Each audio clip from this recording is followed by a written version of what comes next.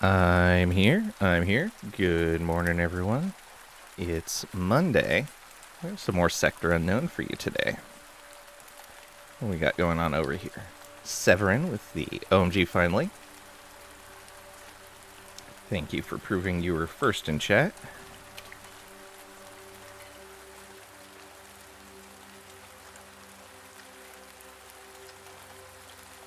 We got Graydon with the Lurker Raid.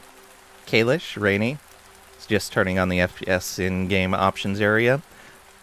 Is there anything I can do to fix any FPS issues if I see them dropping low?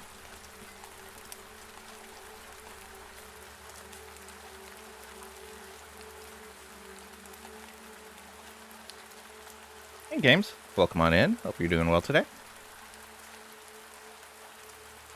I'm doing all right.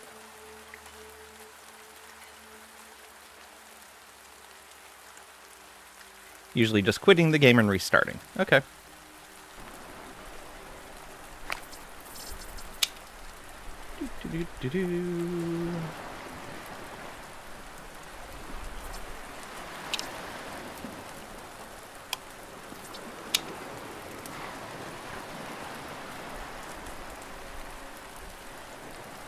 Yeah, like, I just started the game. But to be fair, that's a lot of particle effects going on right now. There's a lot of effects on that screen.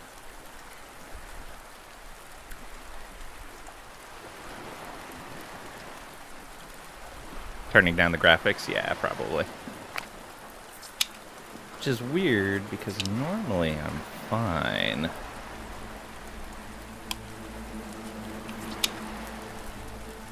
It got worse! It got worse.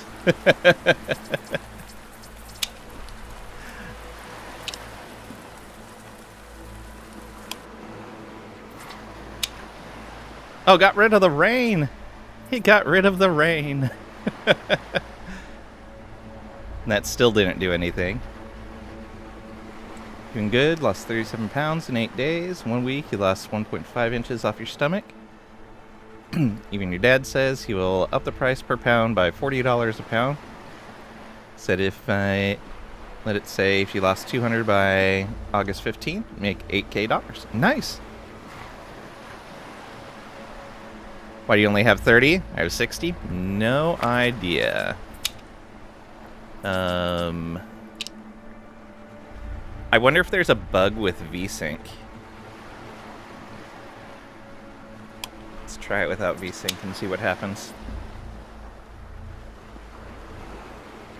Even without VSync, it's only going 38. Yeah, like I normally don't have any performance issues on games.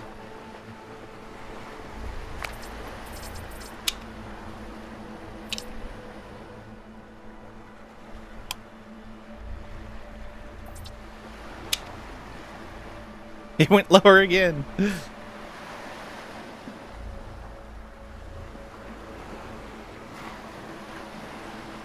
Yeah, it just does not want to go higher than that.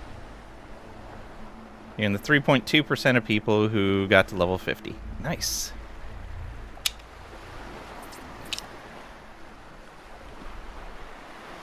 Let's go low.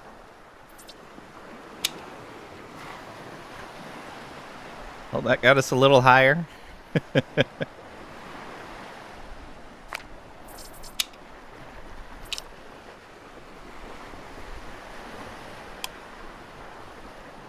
Very low. Almost to 50 with very low.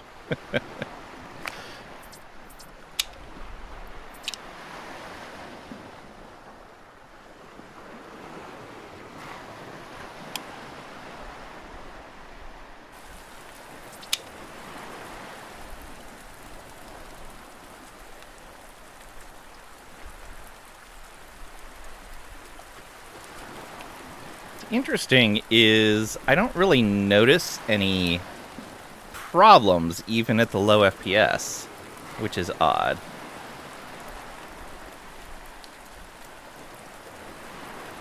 Guessing streaming is taking some of the FPS? Could be, yeah. But like I stream a lot of other games and I don't have any issues with it. Try looting something. I think I've looted everything around here. I'll have to go somewhere else for that.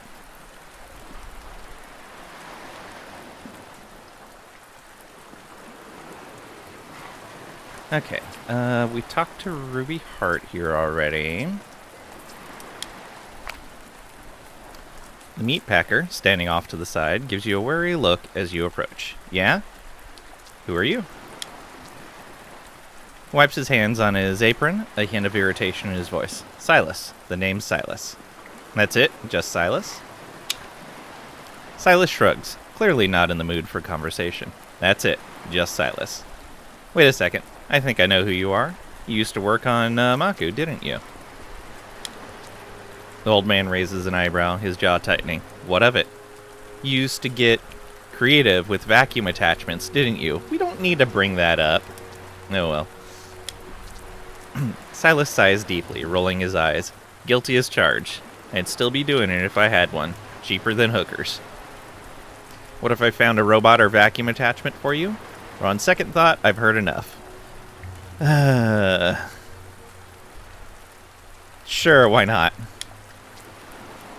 Silas rubs his jaw, thinking it over. Whole robot's too obvious. I'd never get away with that here. But a self-powered vacuum attachment, especially one from the L-1300 model, that'd be perfect. I'd pay handsomely for that. How handsomely? He thinks, tapping his fingers together. 1,000 credits. Easy. You got one? Not right now. Silas shrugs casually. Well, if you come across one, bring it to me. I'll make sure you're paid. I'll consider it. Okay. Obtain an L1300 vacuum attachment. Silas nods and returns to the pigs, muttering, much obliged. Alright. Let's go ahead and put us back where we were at. Just because... Alright. It's interesting that changing it doesn't really change the FPS at all. Alright. Maria halts her chat with Treat Leroy. So this is now a meatpacking operation? Or who kills the pigs? Or never mind. So this is now a meatpacking operation? She nods, gesturing broadly. Exactly. We've got 24 pigs here, with more being bred out back. Smugglers are on a steady schedule, bringing in new shipments each month. Take it.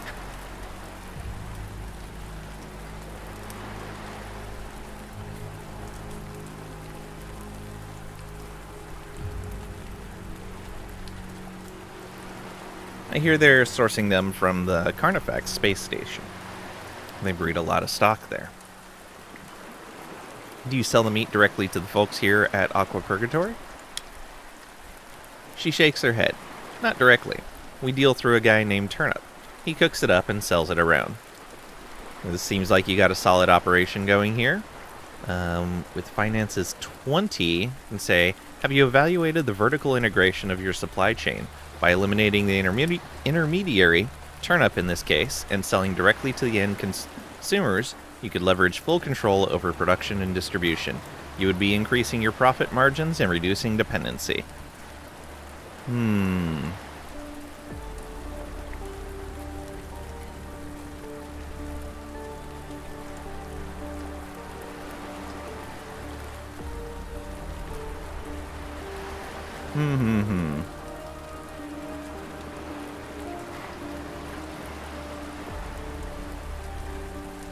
It would be nice if I could come back to this later, once we meet this Turnip person, and know, like, what exactly they're doing, because it sounds like it's fine. It's essentially like a farm selling to a restaurant. It's fine. But from what I've seen previously in the game, if you skip a dialogue option, it's usually gone forever.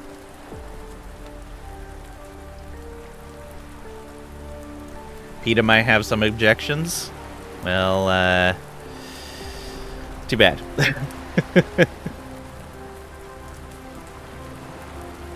There is no PETA here. Alright. Let's see.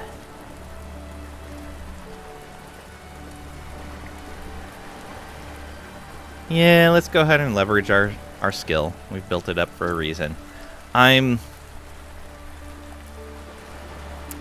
I feel like there's a potential for that to end up being worse for everyone.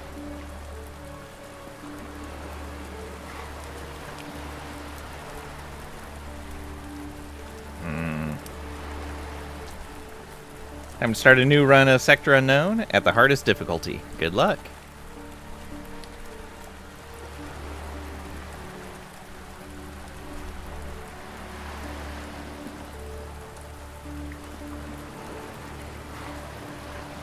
Yeah, I'm really torn there. Can't walk away.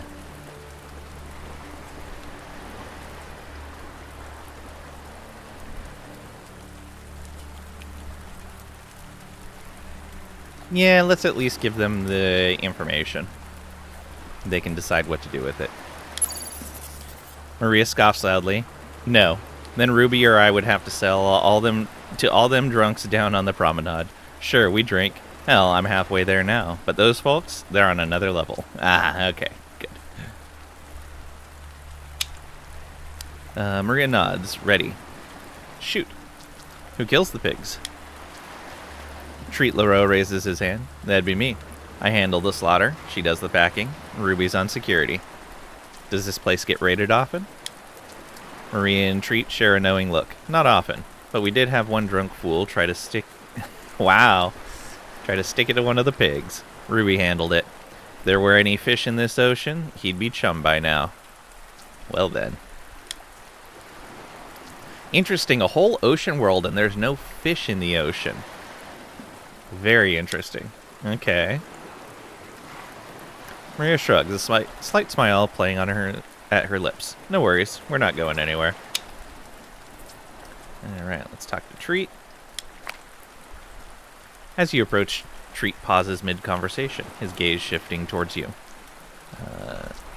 Tell me about your operation here, or need help with anything, or what do you think about Star Frontier abandoning everyone, or I should go? Tell me about your operation here. Treat shrugs. This place used to be the Port Authority and Traffic Control Hub.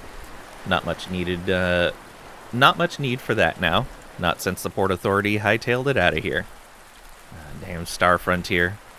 And the pigs? He smirks. Smuggler brought him in. Word got out, we were starving here. We've been surviving on old stocks of frozen burgers and Chinese food. But that supply only goes so far. Now with the pigs, we've got something sustainable. Enough to keep some of us fed for a while. More questions. Treat shifts his weight, crossing his arms. Alright then. Alright, shoot. Need help with anything? Treat squints through the downpour, sizing you up. Actually, yeah. Since you've got a ship and all, we can't keep counting on smugglers, and these pigs aren't breeding fast enough. The Carnifax slaughter station in the ASUN system used to provide meat for the whole sector, but we've lost all comms with them. Yeah, definitely sounds like we need to go visit Carnifax. He shakes his head, frustration evident. If you're ever out that way, maybe you could strike a deal with Cluna Santana there. We'll pay 300 credits for every head of cattle or pig they can send our way. I'll see what I can do. Alright, make a deal with Cluna Santana. More questions. Treat nods, much obliged. What do you think about Star Frontier abandoning everyone? Treat shrugs. Not just Sho, the entire sector. I guess they figured the juice wasn't worth the squeeze anymore. Not much more to it than that. On a side note, using cheat codes doesn't prevent achievements. Okay. I didn't even know there were cheat codes for it.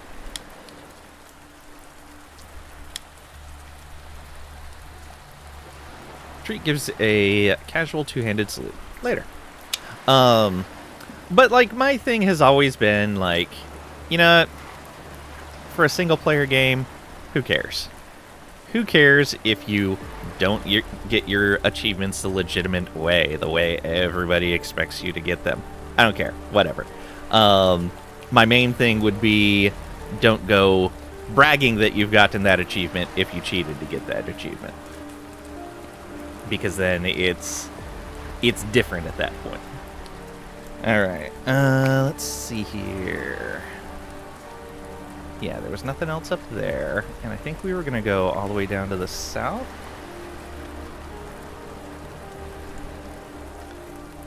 It is morally correct to re-enable achievements in modded Bethesda game. Yeah.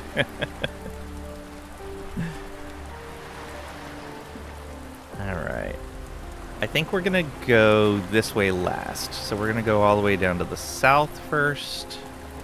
Yeah. So until we see these blue tanks. Going past that. Yeah, okay.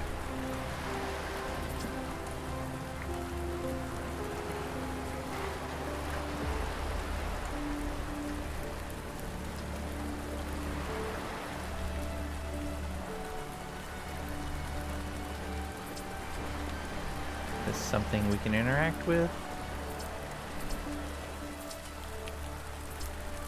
I'm guessing these are things we just haven't spotted, or things that are available later? Yeah, because just moving the pointer doesn't normally make noise. But moving it across things that I think might be lootable makes noise like I'm passing over something that's interactable. But it's not. Very interesting. Alright.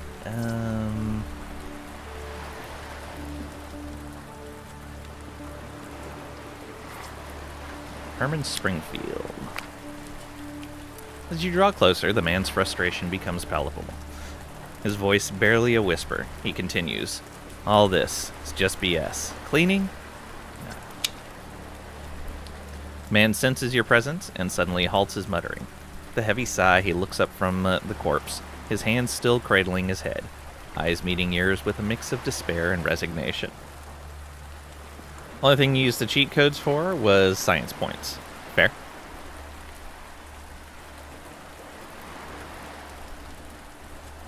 Oh yeah, Kalish, since you've done a full playthrough of the game, are there enough science points available in the game for you to eventually unlock everything?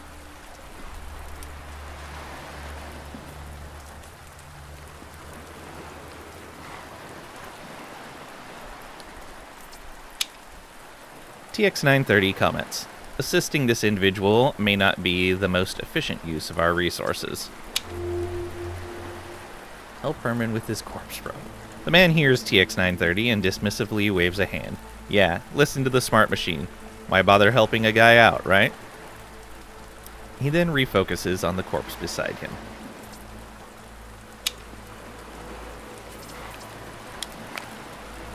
It's got stuff on it. Look at that. Okay, let's go this way. Talk to these people. Rico. As you draw near, you catch a man darting around a cargo crate. He spins, quick and alert. I see you, he blurts out, eyes in the back of my head. Surprise. What are you doing? Rico Banzai, he responds, a rapid fire, practically buzzing with energy. Here, hacking this crate. High security. Brutal locks. Brutal locks. Zero luck.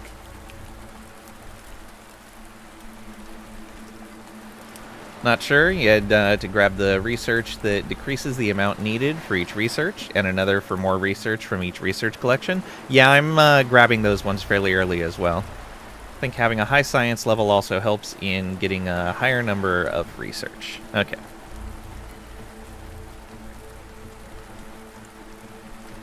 Let's see here.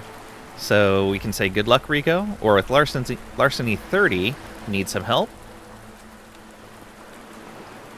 Huh. I'm wondering if these belong to... Like, were these just abandoned and nobody's been able to get into them?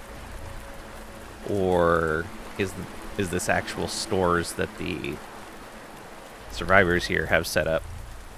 We'll just use our skill. Need some help? Rico frowns, jittery. Help? Head, yes, help now? I could crack that lock for you.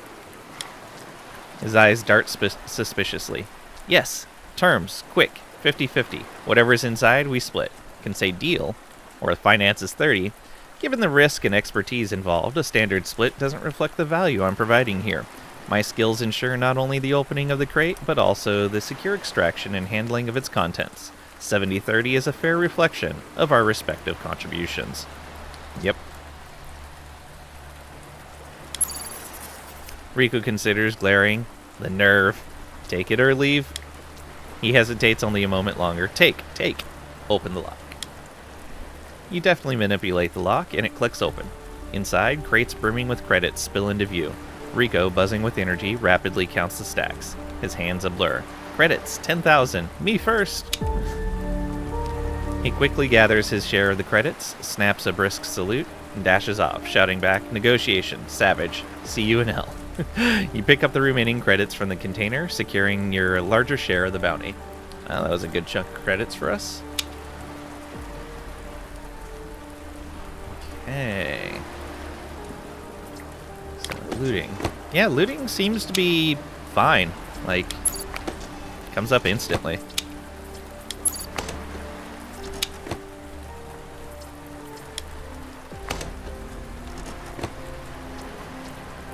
Ooh, boron nitride. Nanostructured material known for its mechanical stability and heat resistance. Whole bunch of it, too.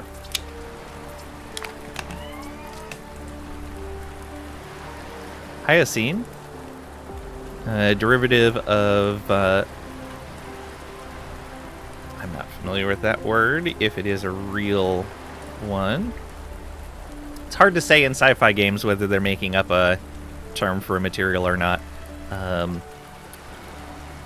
Scopolamine? Scopolamine? Used for sensory modulation and anti-anxiety effects. I think after a while in your game, looting would decrease the FPS to about single digits for a few moments. Oh, crazy. Let's see here. My FPS went up when I looted.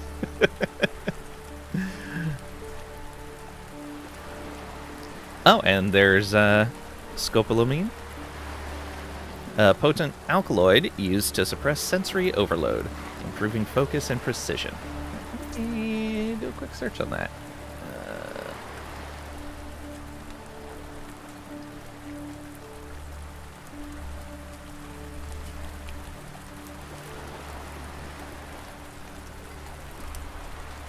Oh, it is a real thing.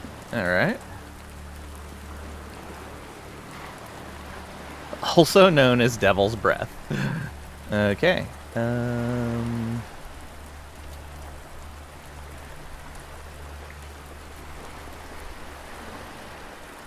Scopolamine. Hey, I got it right. All right.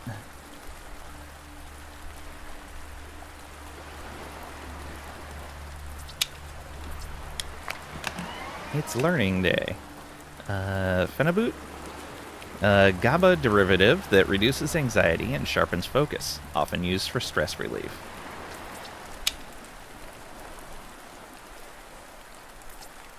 Miles Tanner. You walk up to a heavily intoxicated man, encircled by numerous crates brimming with liquor. He peers at you through red, weary eyes. You here to kill me? Can say, no, why? Or... with larceny 20, we can say sure have, or I'll see you later. No. Why? Miles lets out a dry laugh, nodding towards the crates. Well, I reckon it's 'cause I'm squatting on a heap of liquor. Around these parts, that's as good as gold. Or a ticket to an early grave. How did you come by all this booze? Why are you still parked here on the landing pad instead of sipping it in orbit? Miles shifts. Reckon there's a special place in hell waiting just for me. Traded my ship for 8 crates of this here liquor. When the fellow figured out the tank was dry, he came back hollerin' for justice. I settled his complaint permanent-like. Oh. And now you're just sitting here enjoying your gains? Or maybe I should kill you after all. So, he sold a guy a ship for a bunch of liquor. Doesn't necessarily say that he lied to him and said the tank was full. He may have admitted that there was no fuel, or he may have lied about it. Hard to say. Regardless, though, he knew the guy wasn't going anywhere in it. When the guy came back,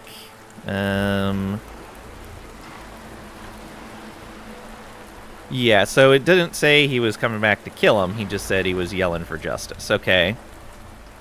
He killed him. Ooh.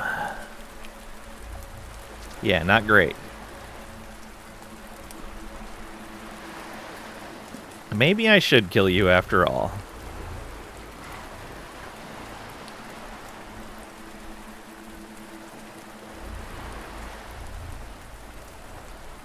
A death for a death isn't necessarily the way to go.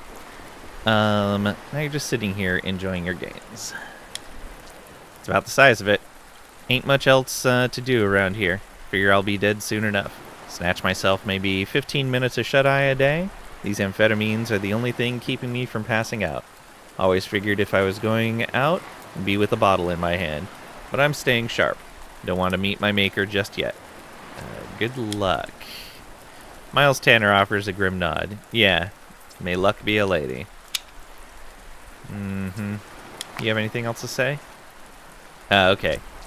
So we can still say we're here to kill you. Not if I see you first. See you later. Not if I see you first. Alright.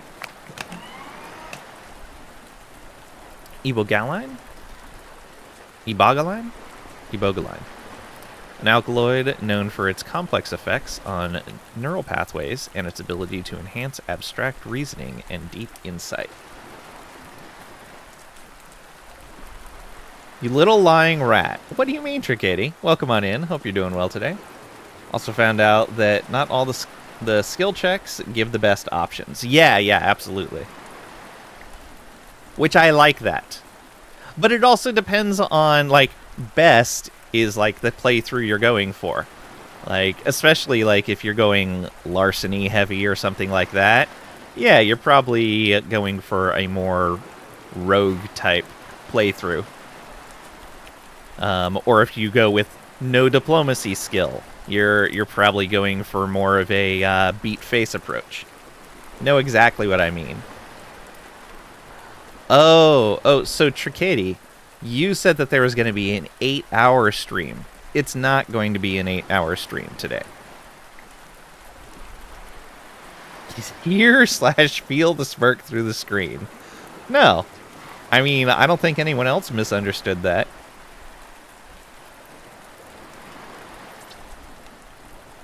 I was just denying an 8-hour stream, that's all.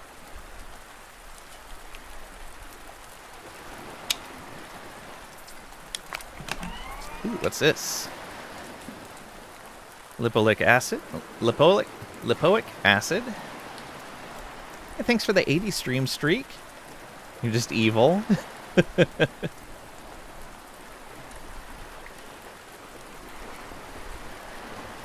Natural antioxidant that aids in cellular repair and enhances energy production. Okay, we've already seen that one.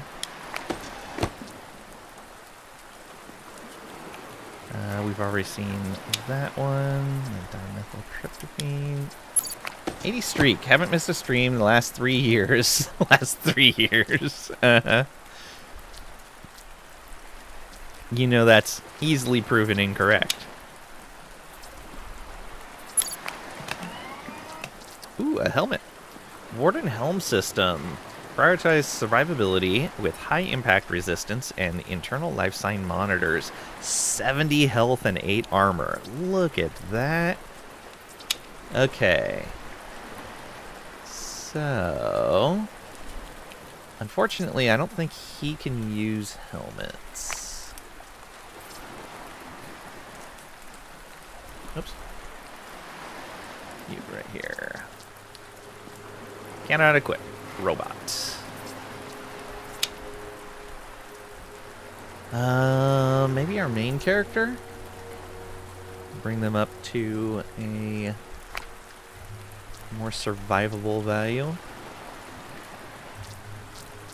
Yeah, there we go. That is a lot of armor. Although, you're our frontline guy and you don't have a helmet. You know, no, we're still gonna go to our main character, because I've seen crits reach this level, and I want to make sure we don't get one shot with our main character. I don't think there's a way to hide helmets.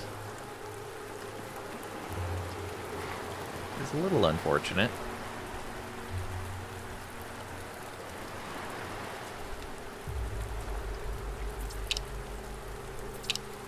Alright, and somebody leveled up. Who was it? Cheetah. Alright, Cheetah's got that IPHS helmet. Sure.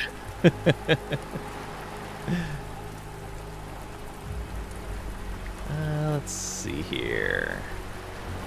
So that's level 7. We get our next attribute point at level 10.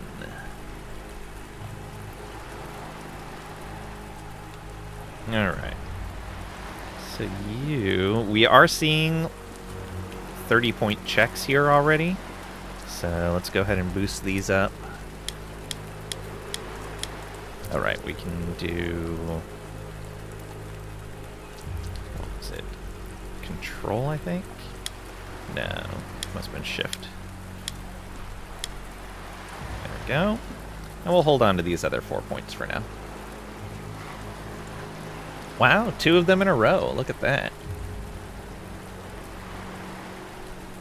Good job, Wisebot.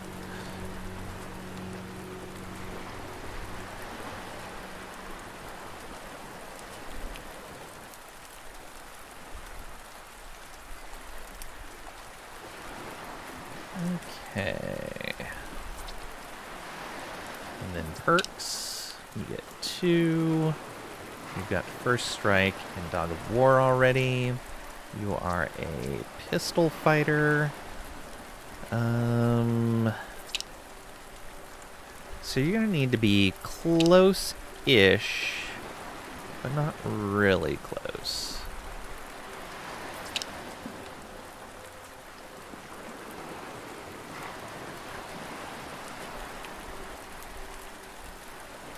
Overflux would be an ability. Damage increase per level. Let's get that evasion for you, since you're going to be up close. Alright, that was a good find. Curcumin, a compound from turmeric with anti-inflammatory and antioxidant properties, used for recovery aids. Alright, anything still over here? Oops. Oh, 3 chests over there still.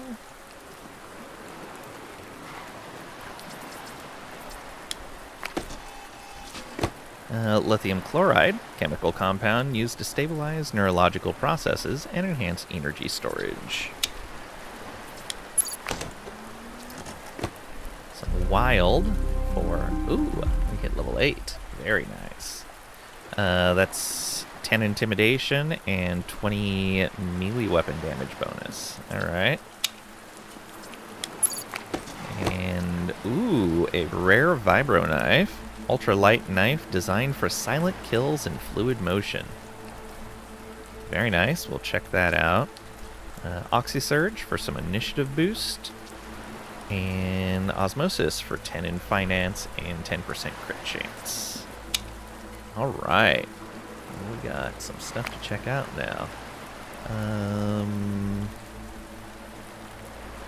Oops. You... is this a better weapon? Less chance to hit, way more damage. It's not that much less chance to hit. Still brings you down further away from 2/3 of a chance. I think this might be good, though. It's a lot of damage. Hey, you should be fine. Let's do it.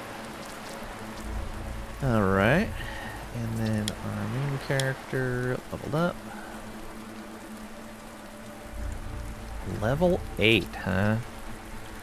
Okay. So we're seeing 30-point checks already. Oh, right. Shift? Shift is it. There we go. Okay, so we up our persuasion or our perception to 35. Whew, I'm really glad I have this plus 14 engineering here. Otherwise, we wouldn't be able to sustain 3 skills. Very nice. Though to be fair, I did waste 5, 10, 15 points right there. Yeah. We should retrain at some point. I guess we did get 10,000 credits. But no, we're fine. I'll leave that little bit in there for now.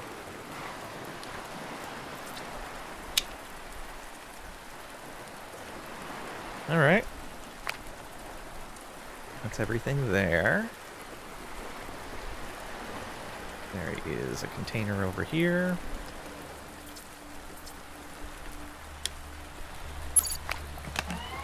Ooh, all kinds of stuff. We got an uncommon pistol. Nova XR22 combines a clean design with dependable output. Got another mine.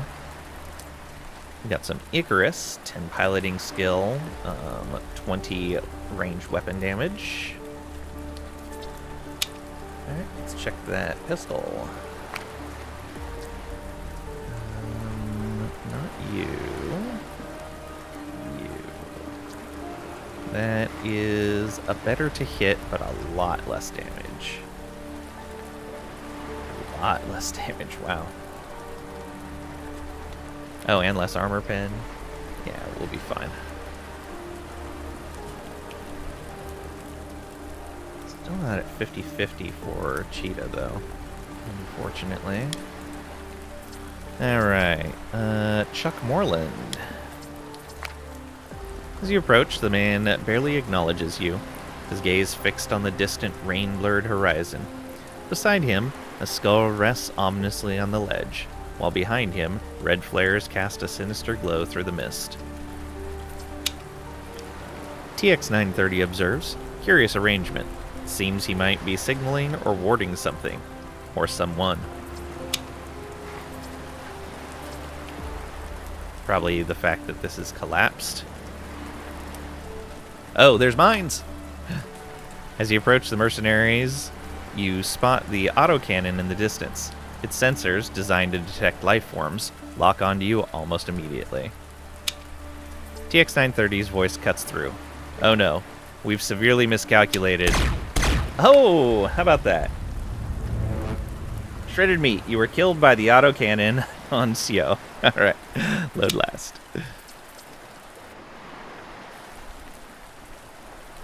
You did that as well? Yeah. I saw the mines at least. Okay. Ah, there weren't any autosaves recently. Oh, does this game not autosave? I thought this game autosaved. There are autosaves.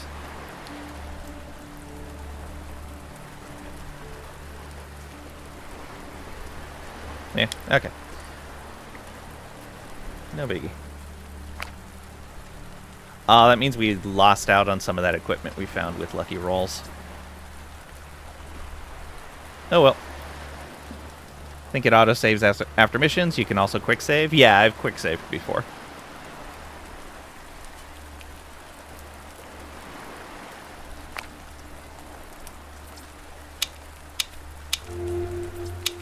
Okay.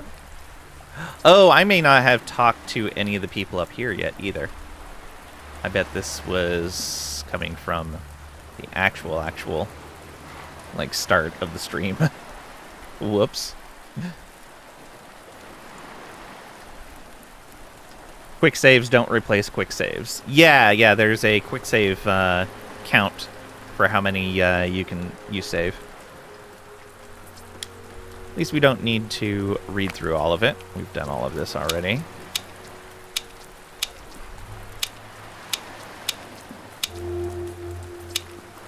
That's what most of this time has been, was reading things out loud.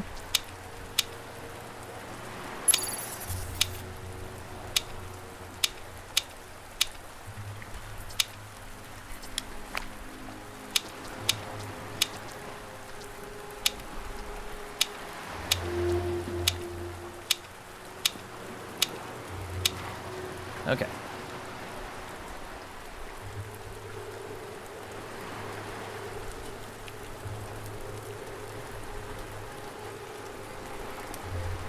Check this body.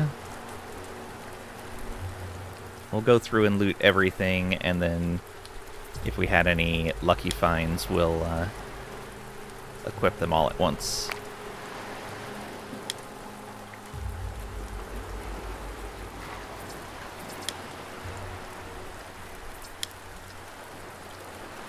Visit Rico here.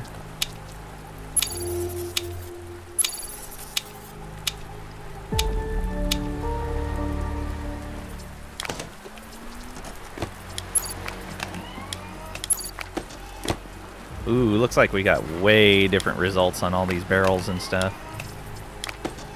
Oh no, okay. These are about the same. Maybe identical. Let's talk to him.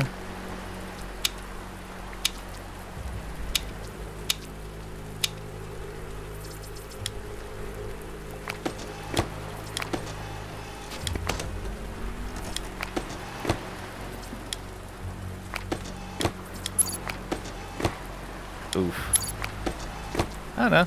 Got a Warden helm. Okay.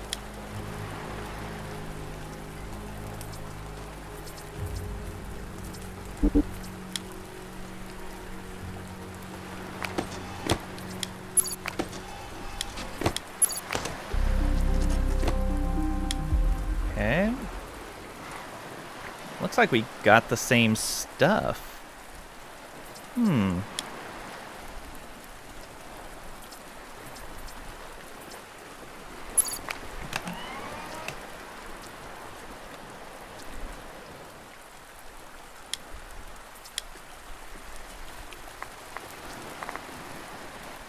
Man looks up, his hair soaked as you approach. With defeated eyes, he manages a weak smile. Come to hear the tale of Toby? Oh, this is different.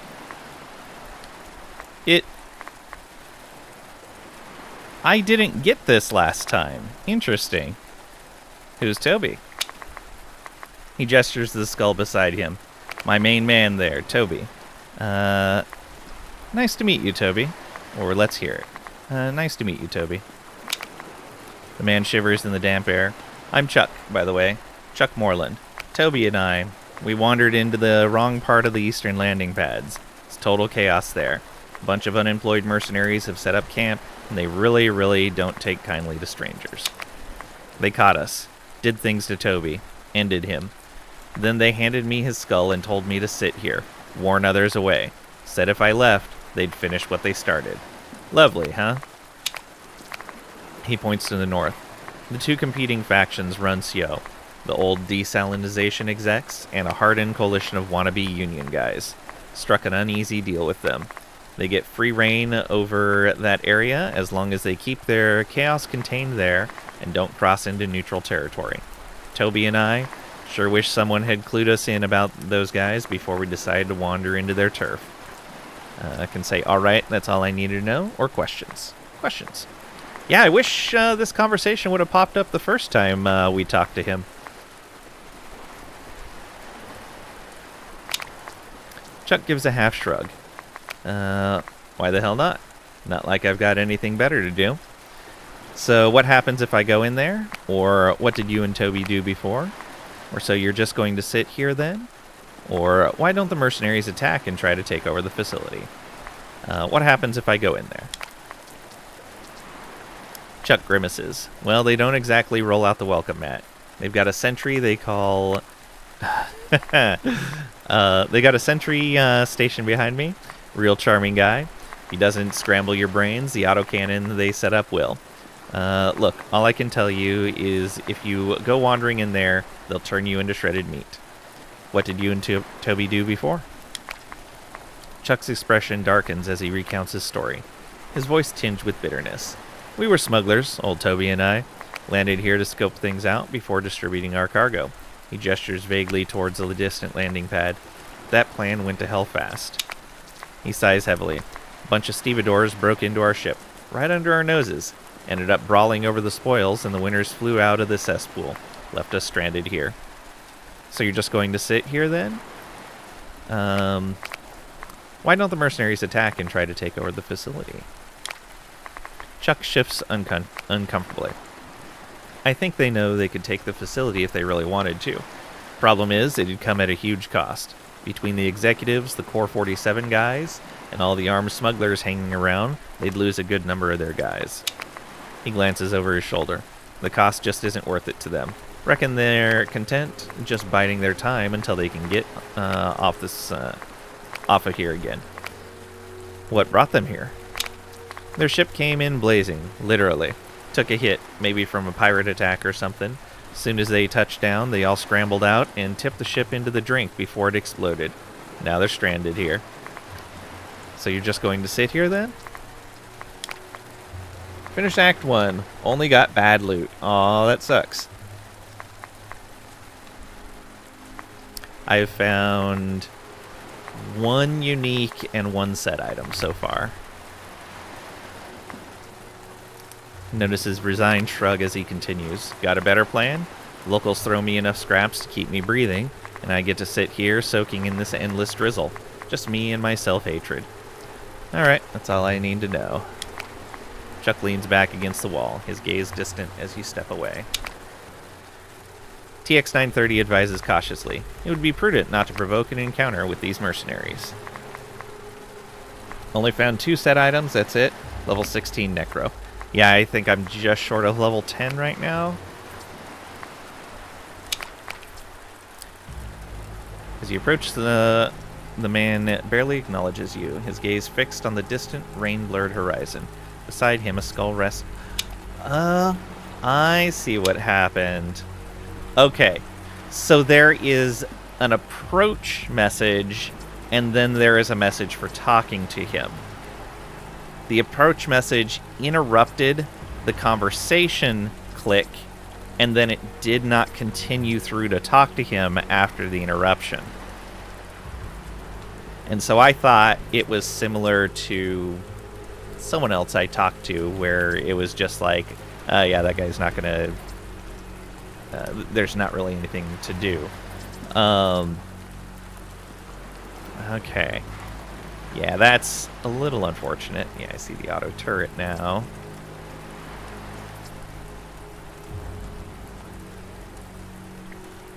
Body bags over here.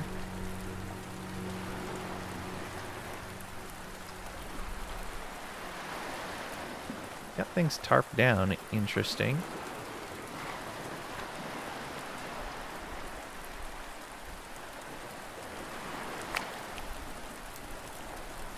There is loot over here. So there's got to eventually be a way to come over here. Both set items are bad. Oh, that sucks. Sorry to hear, man. Alright. Rugged man with the wear of Aqua Purgatory etched into his features sizes you up as you approach. Heard you're the new off-worlder that touched down. Looks like you can handle yourself. That's right.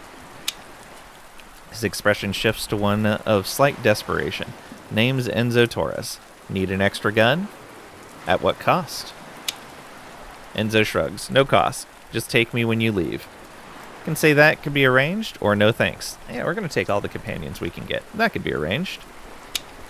Enzo nods, then adds hesitantly. I need you to do something for me, though. Of course. So there is a cost. You just didn't want to say it at first. Cheetah scoffs. Always a price, huh? Figures. Yeah. That's exactly what I was thinking, Cheetah. Enzo looks down, his hands clenching as he wrestles with his words. My ex-wife, she's on the promenade. I need you to ask her to forgive me. For leaving her? Enzo shakes his head, his voice strained. For killing the man she was with. You saw the coffin stuffer coming in, didn't you? I saw two. Enzo looks away, his expression tightening. I only killed one of them. He pauses, gathering his thoughts. He was my best friend. At least, I thought he was. Till I found out he and my wife were seeing each other. He falls silent for a moment, his voice thick when he speaks again. I need her to forgive me. I know I'll never get her back, but I need her to understand why I did it.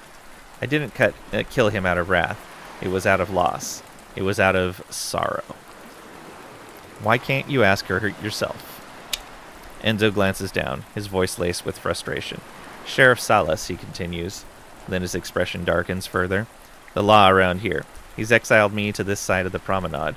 Told me to leave with any smuggler or transport that'll take me. I could challenge him, but I respect the man too much to do that. What's her name? Ida. Means visitor in Arabic. Fitting, right? Enzo lets out a bitter laugh. Find her for me, will you? I just need her forgiveness. Then I'll get out of here. Alright. You have anything else to say? Okay. So, looking at the map. We got stuff here. We got stuff on the next section. And both of those split out different directions. Yeah, there is a lot to this place. That, I'm guessing, is maybe one of the leadership areas. And then that as well. Oh no, these are just quest markers. Okay. Alright, there's no quest marker down to the south. Maybe we'll cut south first.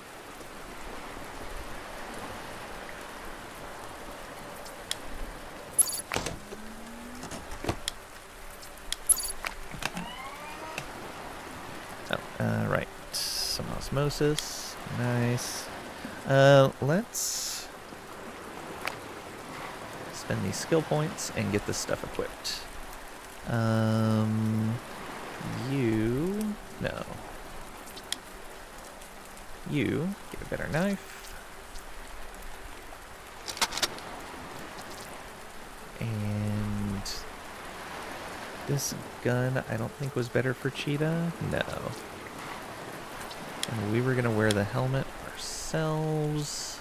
There we go. Yeah, that was 8 armor. 18 armor. Very nice. Yeah, that's going to help a ton.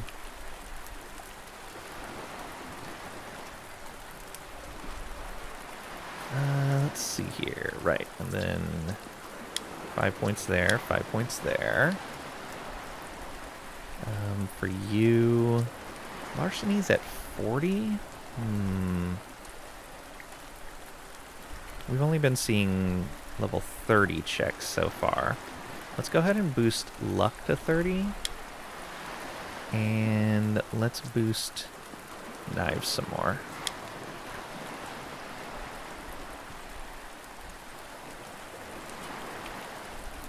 51% to hit. Not too shabby. And 104 at the top end for his damage. 102 at the top end for him with the rifle.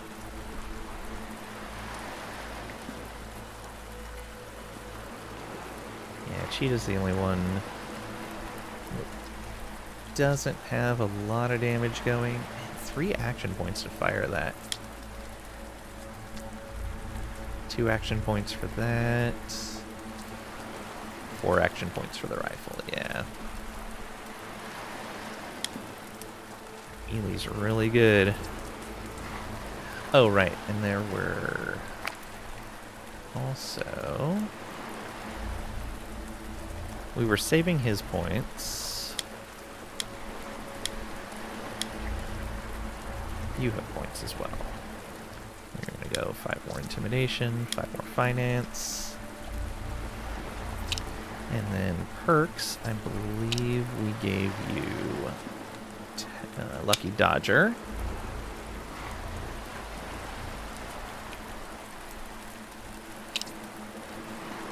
Two points, but I'm going to save some. Yeah, I think we're going to save for more team stuff.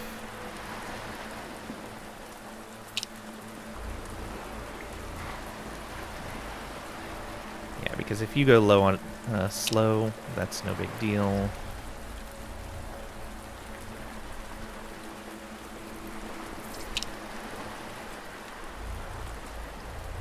You already have Nano Surge.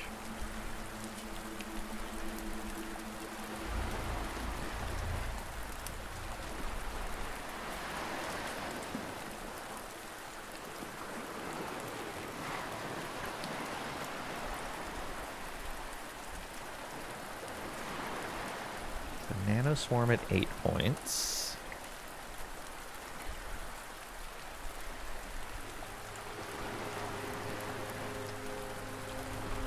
Yeah, so that's the only other real team one on here, I believe.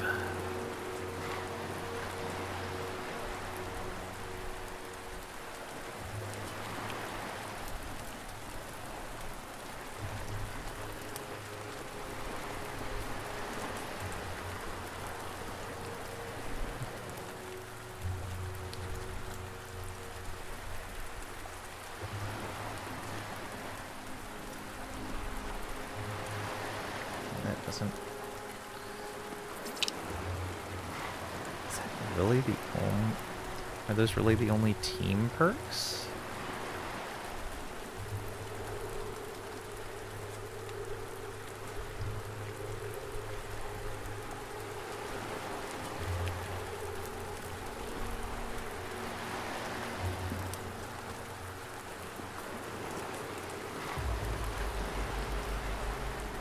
Yeah, looks like it. Outside of like the team kill ones. Yeah, we'll hold on for the 8 points then and pick up Nano Swarm.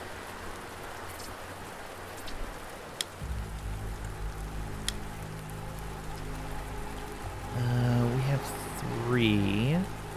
Now I don't remember what we were looking to pick up next for our main character.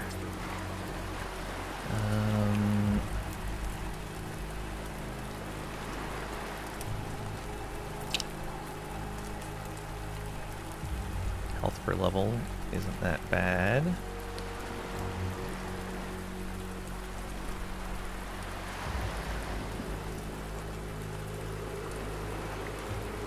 Chance of regaining health each turn would be pretty nice. Save up 6 points for that.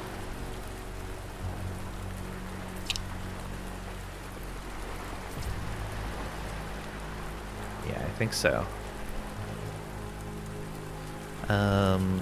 Our main character should probably pick up all of these team ones as well.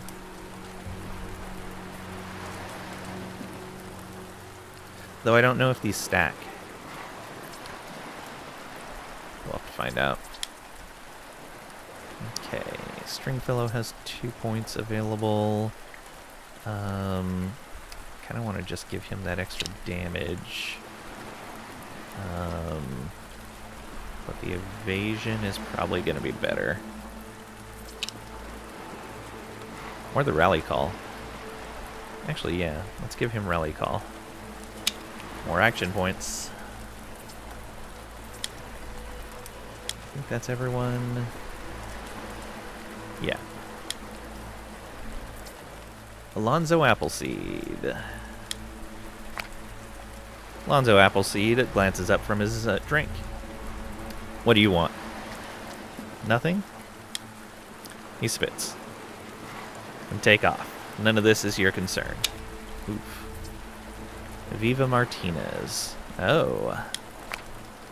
Viva Martinez glances up at you from beneath her blankets, her eyes bloodshot and distant. She sways slightly, staring blankly ahead, saying nothing. I don't like that.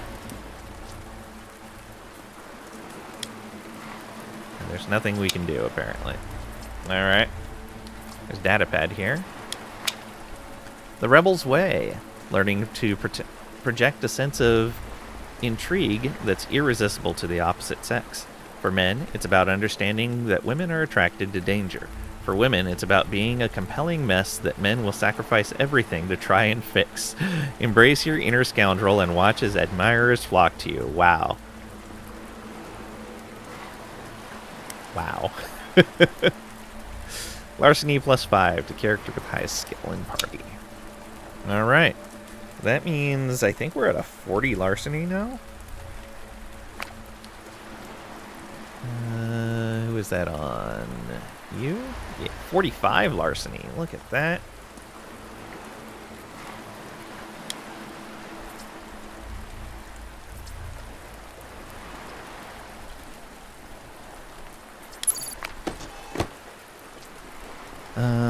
Polyethylene? Known for its high energy output, polyethylene is used in specialized energy systems.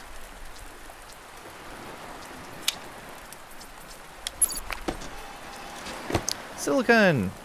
Nice. Flexible and heat-resistant polymer. Silicone is prized for its lightweight durability and adaptability, often used in grips and seals for high-performance equipment. We definitely need some of that. Hey, and there's more of it. Very nice. And some nitrogen. Stable and non-reactive gas. Nitrogen is critical for pressurized systems and providing an inert atmosphere in high-stress environments. And for packaging food. Alright. So we'll check out this square here, and then we will go south.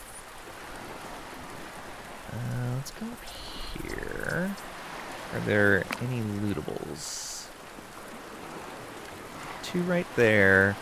This, but it has a box around it. I mean, it's secure.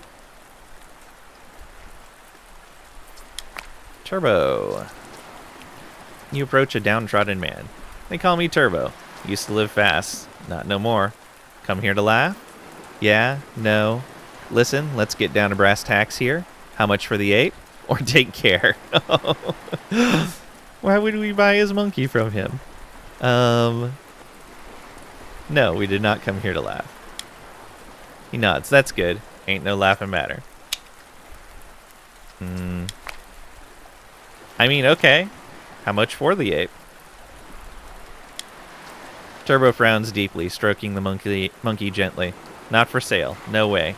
He's the only real friend I got left in this place. You'd have to kill me to take him from me. Finance is 30. I'm going to give you 50 credits for him. Or how about 1,000 credits? Or fine. I'm not going to buy his friend from him. Turbo nods, drawing the monkey closer. You hear that, pal? You're not going anywhere. You're staying right here with me.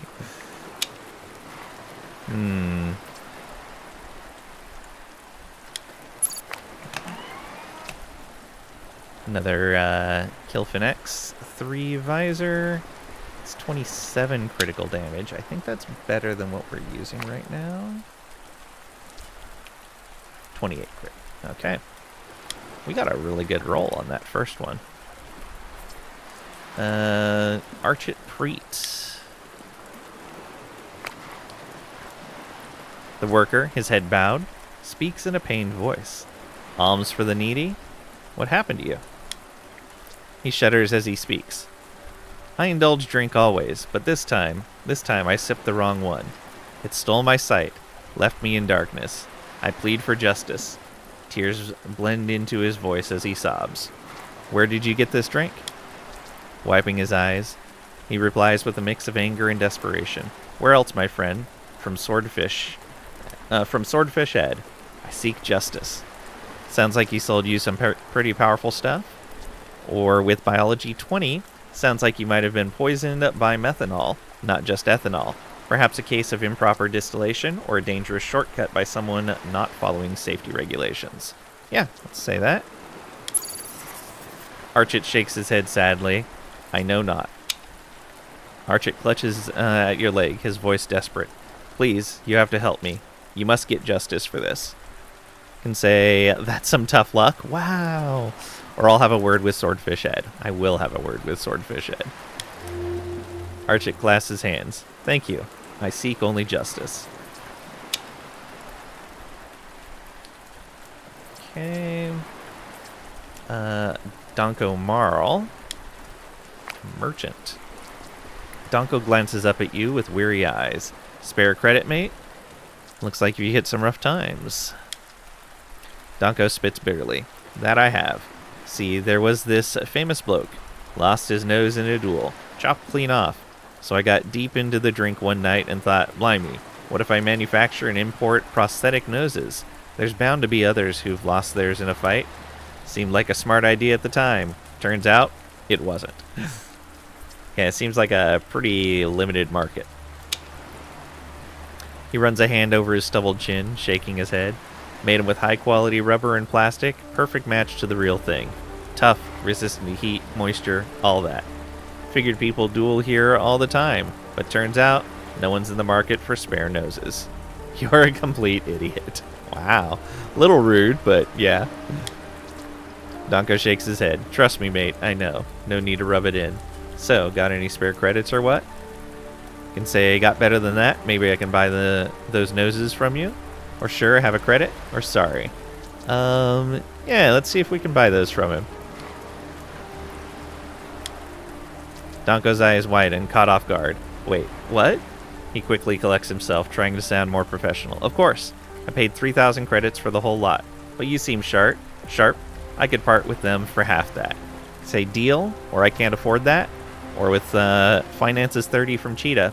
Look, those noses have been sitting there for months. You're not getting 3,000 for them. I'll take them off your hands for 1,000. That's better than nothing. Yeah, let's give him 1,000 for him. Donko sneers. What filth is this? Do you want to offload the noses or not? He glances down at his ragged clothes, considering his options for a long moment before sighing heavily. Fine, the crate's on the landing pad Alpha. Been sitting there for months, but no one cares enough to take them. Credits transferred. Donko hands you a small slip of paper. Here's the crate number. I never thought I'd see the day. Thanks, mate. Alright.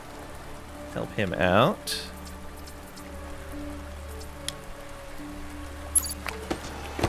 Ooh, what is that? Neon. Noble gas valued for its luminosity and low boiling point. Neon is used in high-efficiency lighting and laser technologies.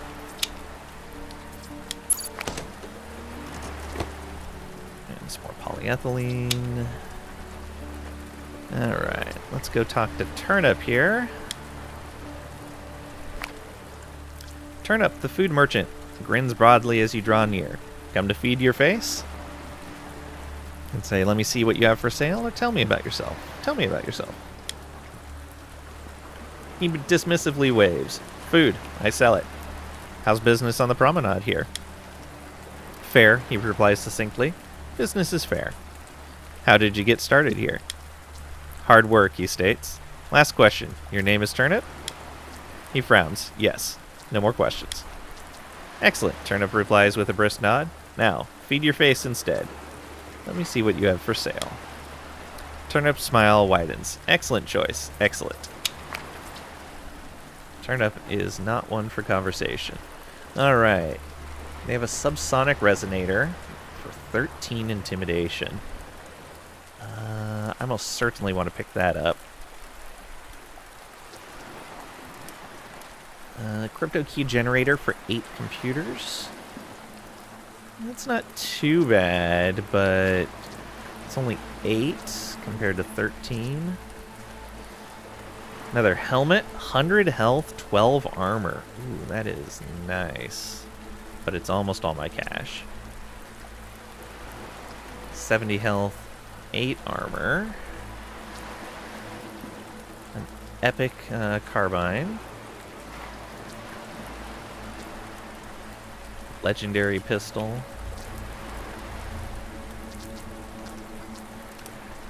Armor plating, 25 health, 20 armor.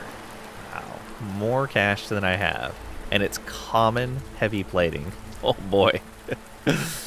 Alright. Plating is apparently very expensive. We definitely want to manufacture that ourselves. Okay, so plating is actually one of the things we probably want to get into very early. There is... Wow, yeah, those prices are good. Yeah, we're definitely picking up the subsonic resonator. 13 intimidation is going to be great. Is this worth... I guess the 8 computers is going to be worth it. Let's go. Okay.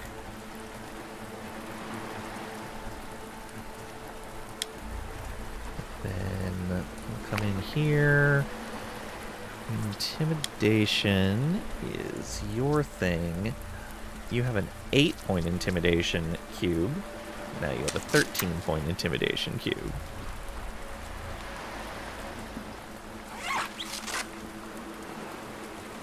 $35.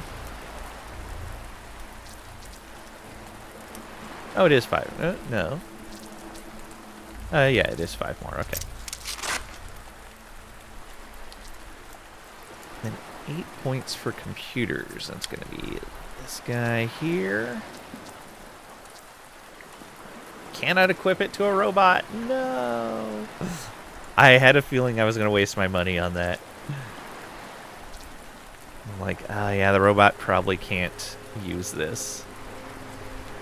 That is very unfortunate. Alright, well, if we get another person that does computers better, then we'll go with that. Okay. A little bit of wasted money. Not that big of a deal. Chip Donsbury. Comedian, huh? Help Chip Donsbury refine his comedy routine. No respect. Aw, that's an old reference. You approach a comedian rehearsing his routine on an empty stage. Spotting you, he breaks into a grin and calls down. Hey, this show ain't free, you know. You owe me 2 laughs or a ticket. Couldn't help but notice you practicing your act. He leans forward, feigning exhaustion. Practicing? I thought this was the show. Tough crowd tonight, folks. He chuckles to himself before nodding. Chip Dansbury. Yeah, just trying to smooth out the rough edges before the real audience shows up. Need some help? Chip chuckles, wiping a mock bead of sweat from his brow. Help? From you? Hey, unless you're hiding a punchline or 2 up your sleeve, I might be better off solo. Seriously, this place looks rough. How about you run some of your jokes by me first? He raises an eyebrow, chuckling. Rough, huh? Well, that's one way to get a free preview. But sure, if you're serious, I could use an extra set of ears. Let's see if my punchlines land, or if they'll get me punched. Or worse. Alright, let's see it.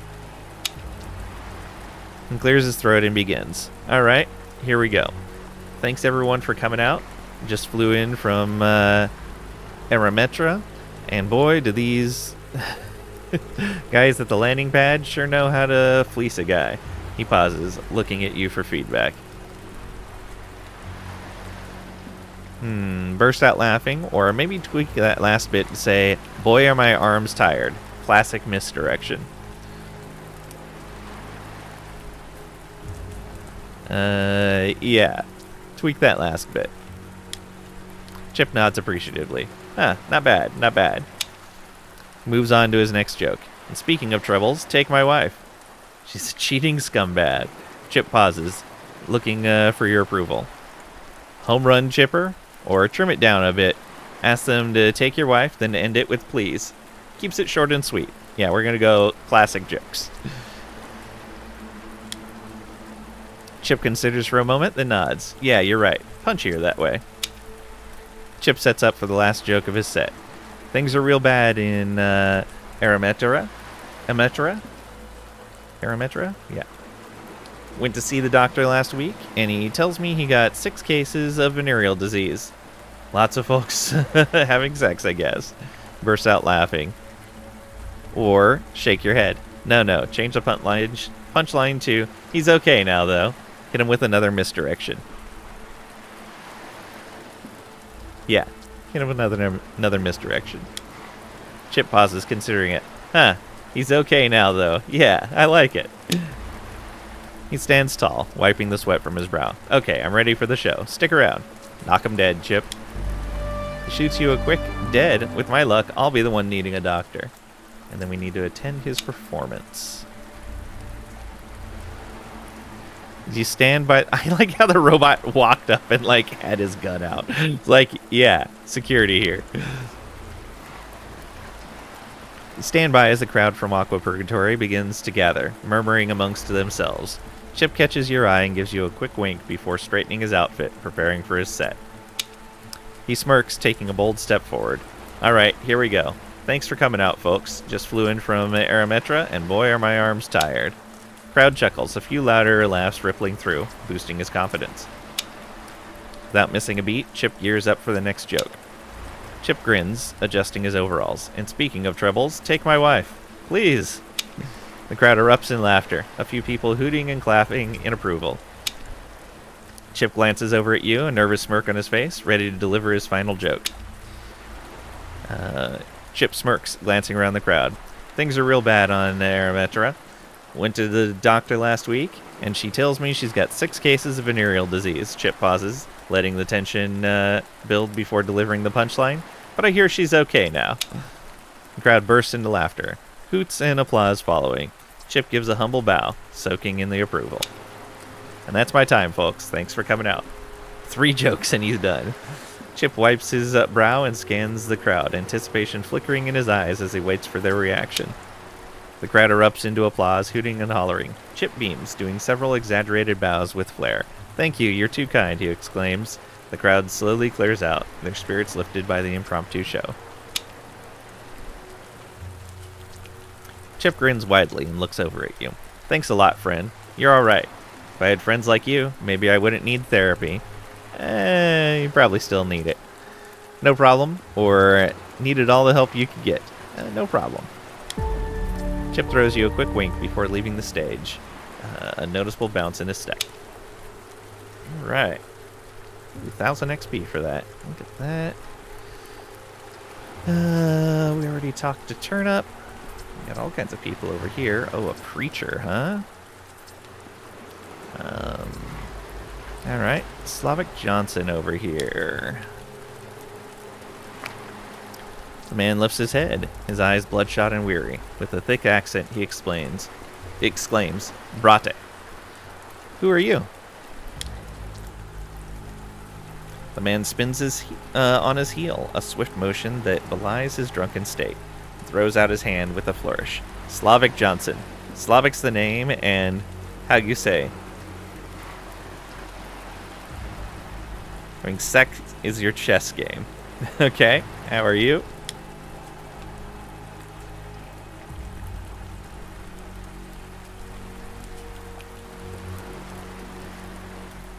Slavic waves a hand dismissively.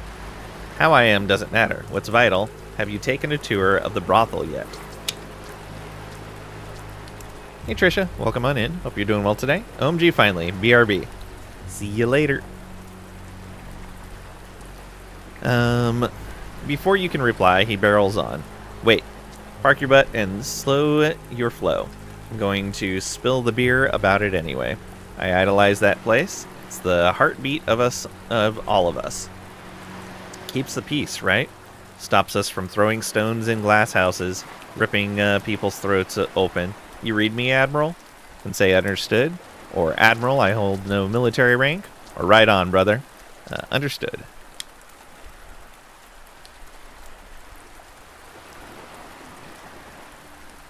Oh, Tricades being brave today. Our favorite high and by sayer.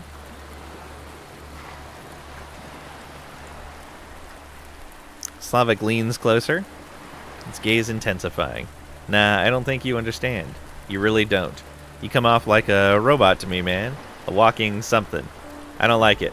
Just give me a wide berth and let me do this in peace, alright? Sure. Nova Real. Nova Real glances up. Reale? Reale. Irritation clear in her voice.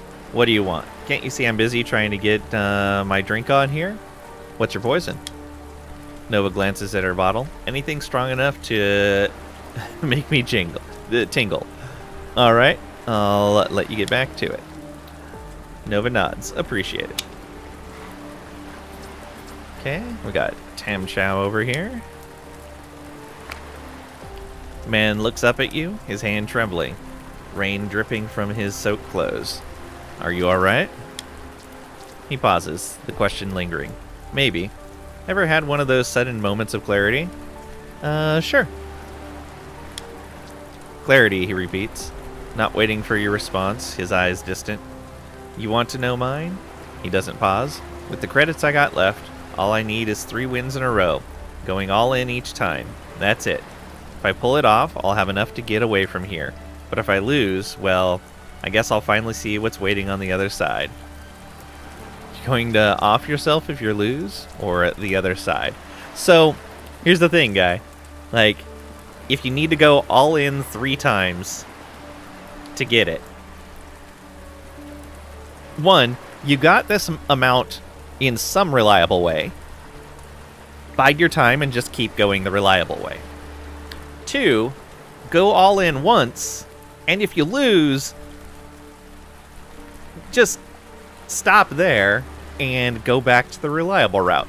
Set you back further, but hey, you're not going to lose everything.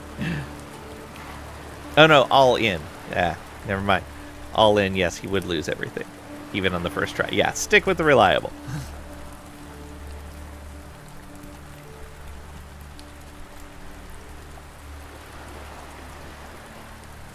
Quick save if you're going to do that quest. Alright. The other side. His lips tremble. That's right. I've had it with this place. If I win, maybe I can scrape together enough to get off this planet. If I lose, well, that's the invisible hand telling me I don't need to pay for a ticket. My gun will do the job for cheap. You know what I mean?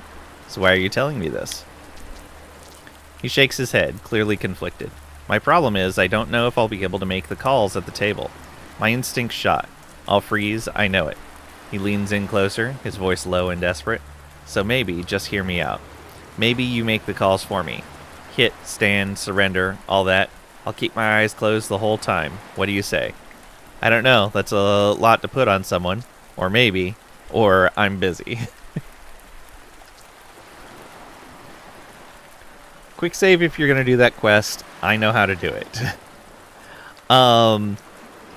Is it something where basically there is a correct way and there's no like skill checks or anything? It's just that, or is it just completely luck based as to whether you hit the right options?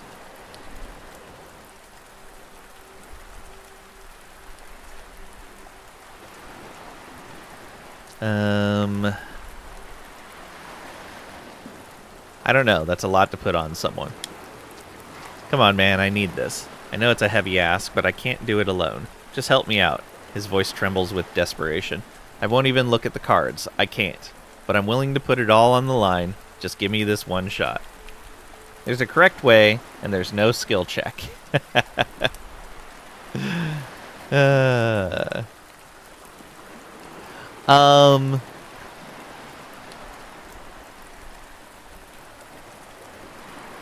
So my question is if you succeed, is this guy recruitable in some fashion?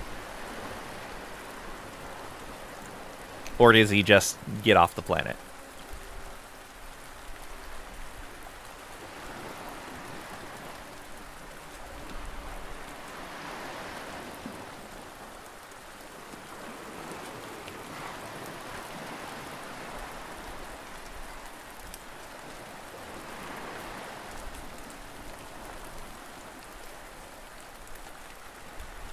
I can tell you which one if you do it, if you remember it.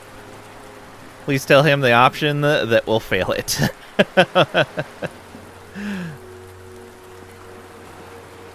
No, he's not recruitable? Okay. I think I'm going to pass on this one then.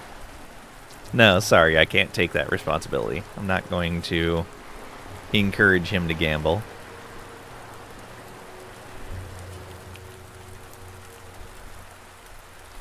And we're not going to put that kind of responsibility on ourselves.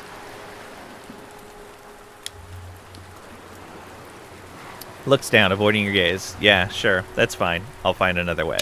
Yeah, sorry, guy. Not gonna help with that. Alright, what's going on over here? Come across a preacher shouting to a captivated audience of 4 individuals. Hear my words, my brethren.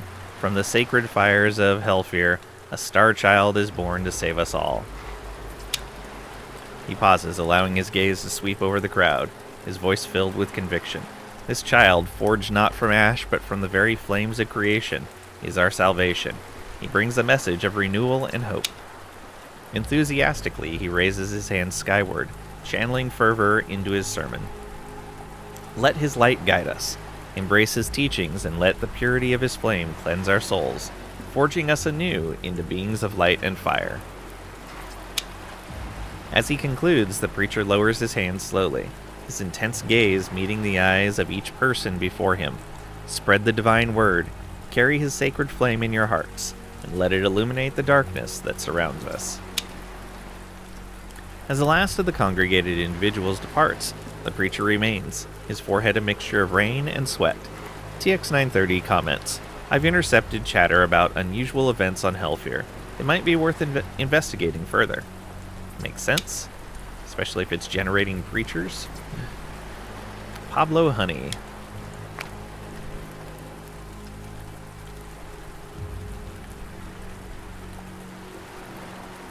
Preacher dabs at his brow with a cloth as you draw near. I heard your sermon, or tell me more about yourself, or I should go. Tell me more about yourself. He sighs, a shadow crossing his features. I am merely a vessel now, but once I was a man of grave sins on Hellfire, place of hardship and moral decay. I inflicted pain upon men, women, even the machines that shared our desolate home. Rude. Yet I have been reborn through faith. The transformative words of this child and the testimony of those who knew only vice have cleansed me. He dismisses the topic with a wave of his hand. But speak not of my past. I am but a humble servant now. My history bears no relevance. I heard your sermon. Extending a hand, he introduces himself. Pablo Honey, tell me, did my words stir something within you? Say I'm not sure yet, or I think you're full of it. I'm not sure yet. He nods sagely, undeterred. Uncertainty can be a doorway to truth. But listen, this child on Hellfire, his birth is a miracle. Not a single child born there in decades, and now, suddenly, one speaks to his followers mind to mind. There's no disputing his influence. Oh boy. Have you been to Hellfire yourself? Not since before Star Frontier sealed off the jump gates, cutting it off. Now only snippets escape through smuggled data pads. Those who left before the gates closed, they speak of miracles and messages that touch the soul. So Hellfire is completely cut off now? Pablo Honey looks away. The entire FIV-6789 system is sealed to all civilian travel. Star Frontier seeks to isolate and weaken us until they can reclaim control. Yet the child's message transcends these barriers, offering us unity and hope. If our end is near, let his teachings be our sanctuary. This child, he's the firstborn on Hellfire? Why is that significant? Space Jesus, yeah. Except he's psychic. Pablo Honey's expression darkens with seriousness. Hellfire is one of the most inhospitable mining colonies, a place of harsh labor primarily populated by men. Moreover, every worker sent there is rendered sterile. Star Frontier's policy to ensure undivided focus on resource extraction. The birth of a child there, under these conditions, is nothing short of a miracle. A fertile woman might have just slipped through their screening. Pablo Honey raises a finger, his tone fervent. Yet this does not diminish the child's profound impact. He communicates through thought, connects directly with the minds of those around him. Many credible witnesses have spoken of this and other miracles surrounding him. He has transformed Hellfire into a new spiritual center, a new Mecca. Do not merely think on my words, feel them in your heart. I implore you. If our doom is inevitable, this child might be our salvation. Say, what is this child saying exactly? Or he's just a kid. What could he possibly know? What's the child saying? Pablo Honey hands you a datapad. Read for yourself. His words are few, but each one carries a weight, a potency that's undeniable. As you accept the datapad, Pablo Honey closes his eyes, lapsing into a deep meditation, signaling the conversation has concluded. I should go. Pablo Honey closes his eyes, lapsing into a deep meditation. Okay, let's take a look here. That was the round pounder to ace.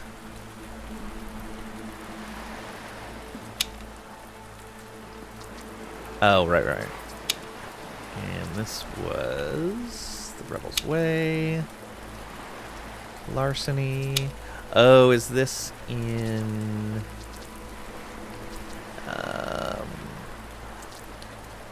what was the thing for quest items? Wasn't there? Where was that?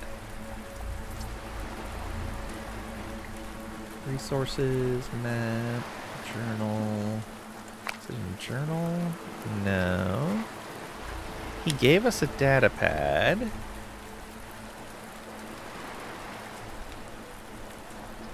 Not in tutorials. There was a thing for quest items. Guess not. Come here, sort by new. No? Okay. He didn't give us anything.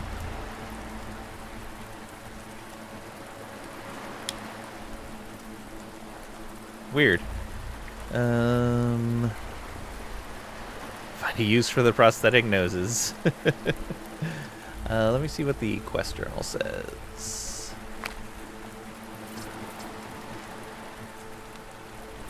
Body shopping.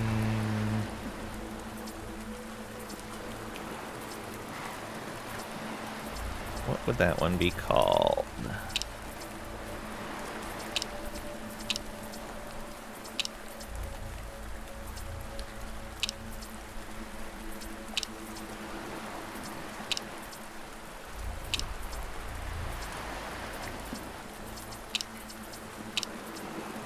I guess nothing.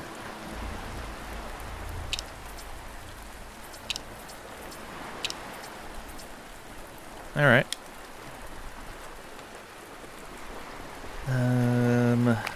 So yeah, we want to come down south, grab all of that stuff, search for people around there. Guy has a different icon than other people around here. It'd be nice if there was a legend that told what these icons meant.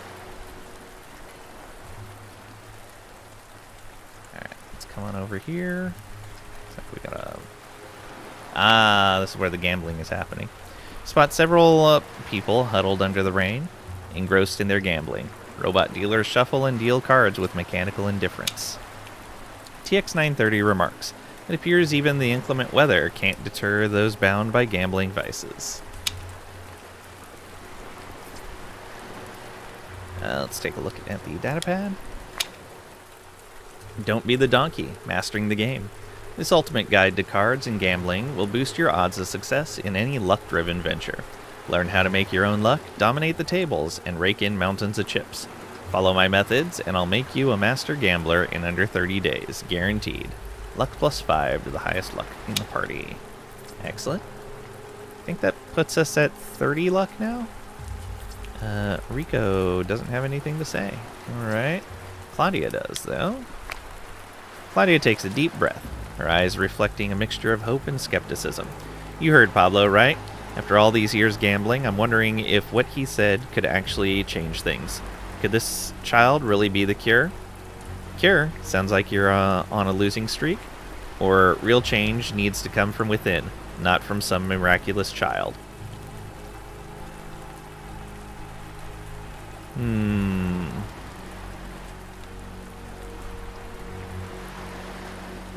Real change needs to come from within. Claudia's expression softens, tinged with resignation. I've been strong for too long in this hell. It's exhausting. In this place, it doesn't let you forget. She gives her cards a despondent flick, her gaze drifting away.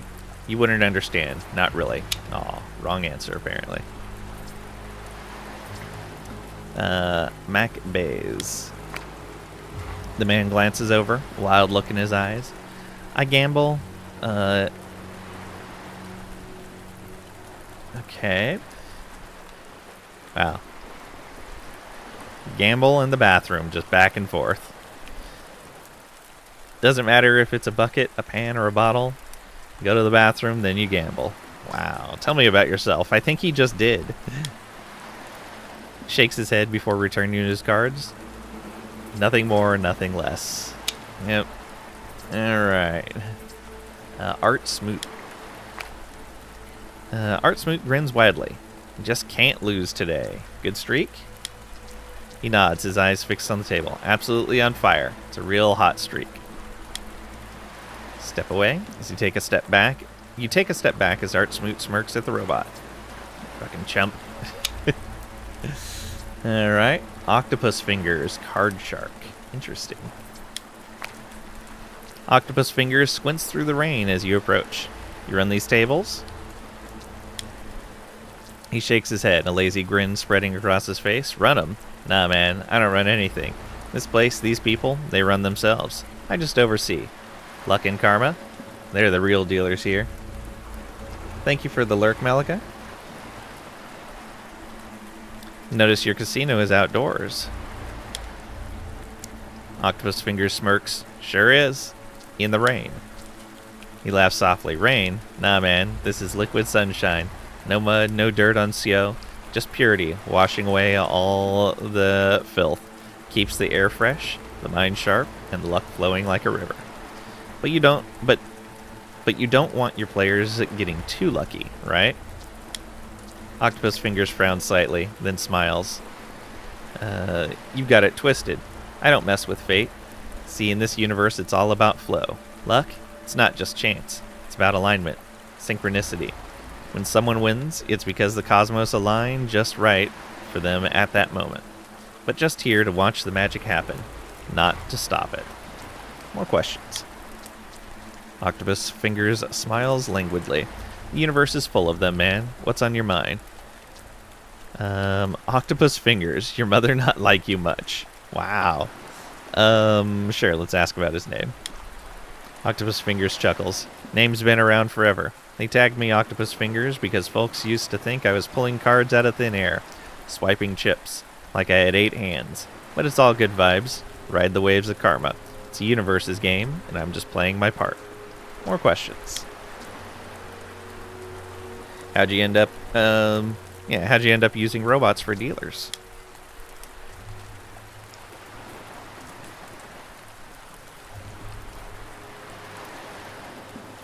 Octopus Fingers gestures casually towards the mechanical dealers. Man, they're just old Star Frontier junk. But turns out they're perfect for slinging cards and tallying chips. Way less drama than human dealers, you know? More questions? I should go. Octopus Fingers offers a casual salute. Find your balance, man. Alright. Mac Bays. Oh yeah, we talked to him already. Okay, and we can't do any gambling here either. All the tables are full. We can't talk to her again. There's a building here.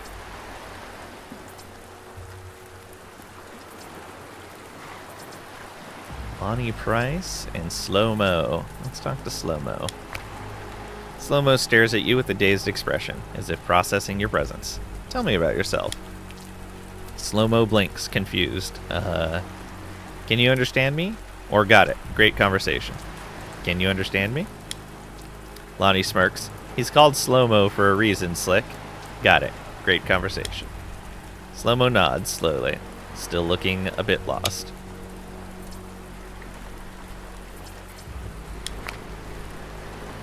The man stops mid-sentence as you approach. How's it going? He gives you a quick wink. Can't chat right now. Sorry, partner. Okay. Doesn't appear to be anything over there. Yeah, stuff over here, though.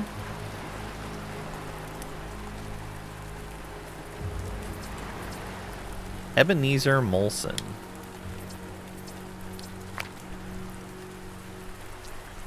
The man pauses mid-drink, his eyes flicking up to you. How goes it? He grunts and looks away, ending the conversation. Well then.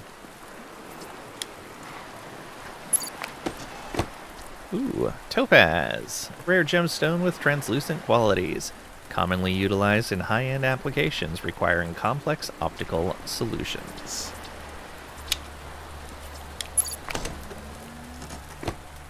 Some more argon. Alright. Inert and stable, argon is commonly used in controlled environments, ideal for shielding sensitive components and systems from reactive elements.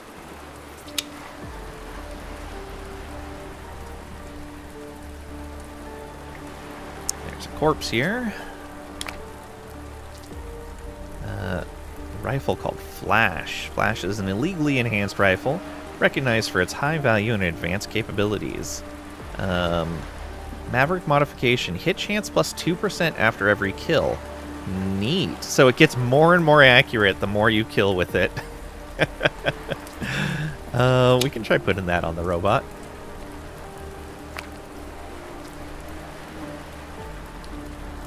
Is it better?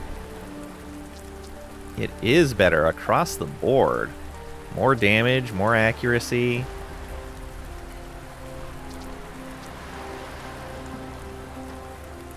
Oh, it's a rifle, not a carbine. We could use it, though. Instead of the Stormbringer. Yeah, that's more accuracy. Yeah, look at that. Boom. Probably has a minimum range. Optimal range, 6 to 7. Yeah, which encourages us to back out of combat even further. 5 action points to fire. We've got 9 action points. Woo, glad we have a lot. Yeah, that should be fine. 9 armor penetration on it, too. Pretty nice. Yeah. I think that's okay.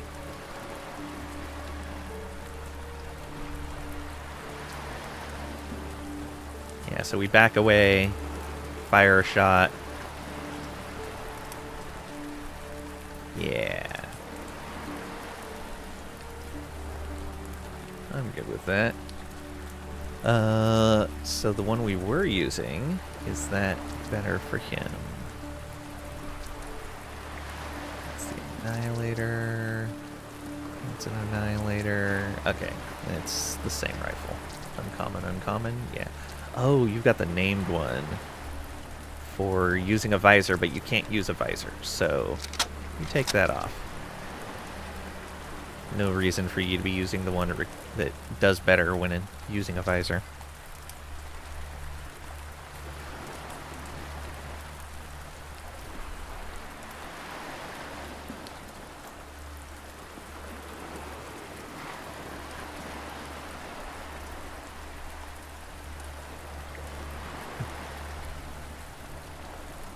I want to spend these points.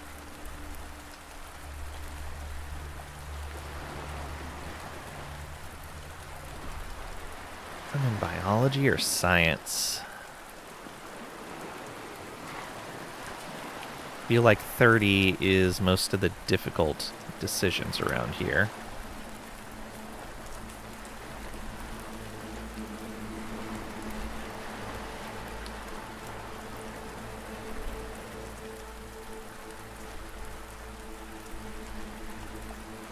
Go biology.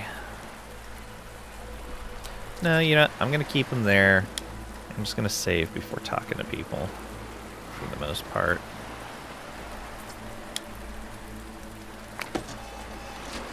Quartz. Multifaceted gemstone with a crystalline structure. Quartz is prized for its use in high-precision optical equipment. Gotta go all the way around. Some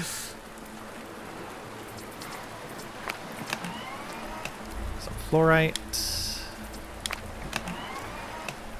spinel.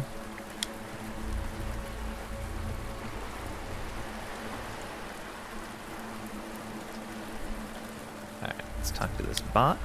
RD9121. RD-9121's lens flickers erratically, the head twitching as it sputters. Re-engaging subroutine. Negative. Loopback error. Recalibrate. Redirect to null state. Execute error protocol. Does not compute. Rerouting. Kamal calls out, shaking his head. He's gone, my friend. Beyond repair. Past the point of no return. Oh, well then, let me have the body.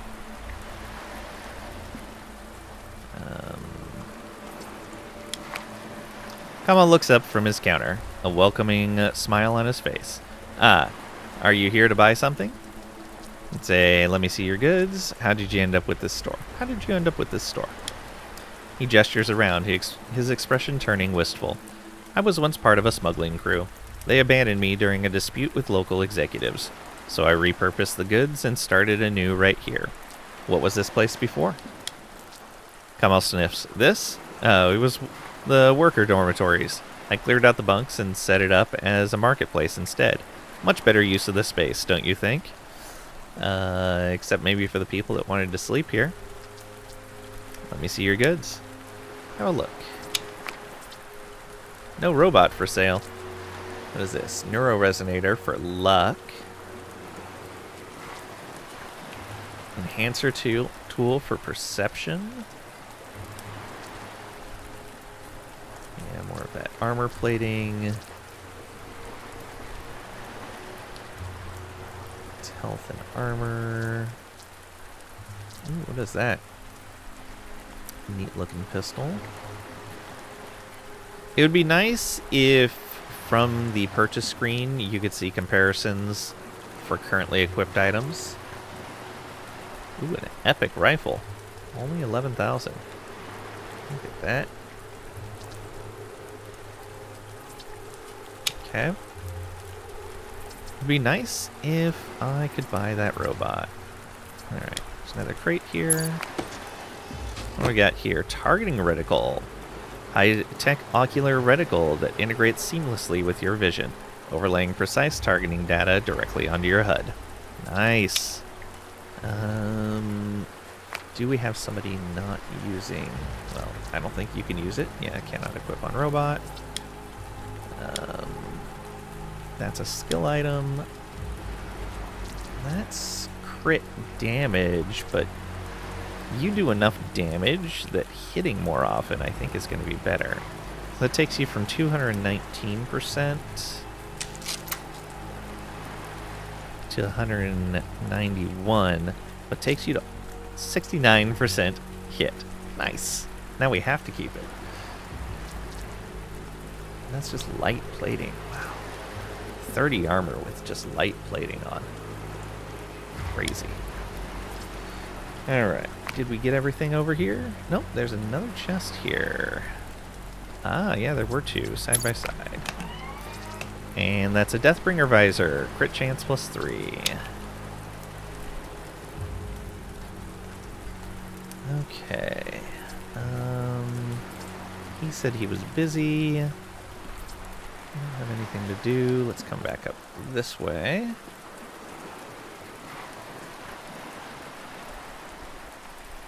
Alright, make sure we didn't miss anything coming through here.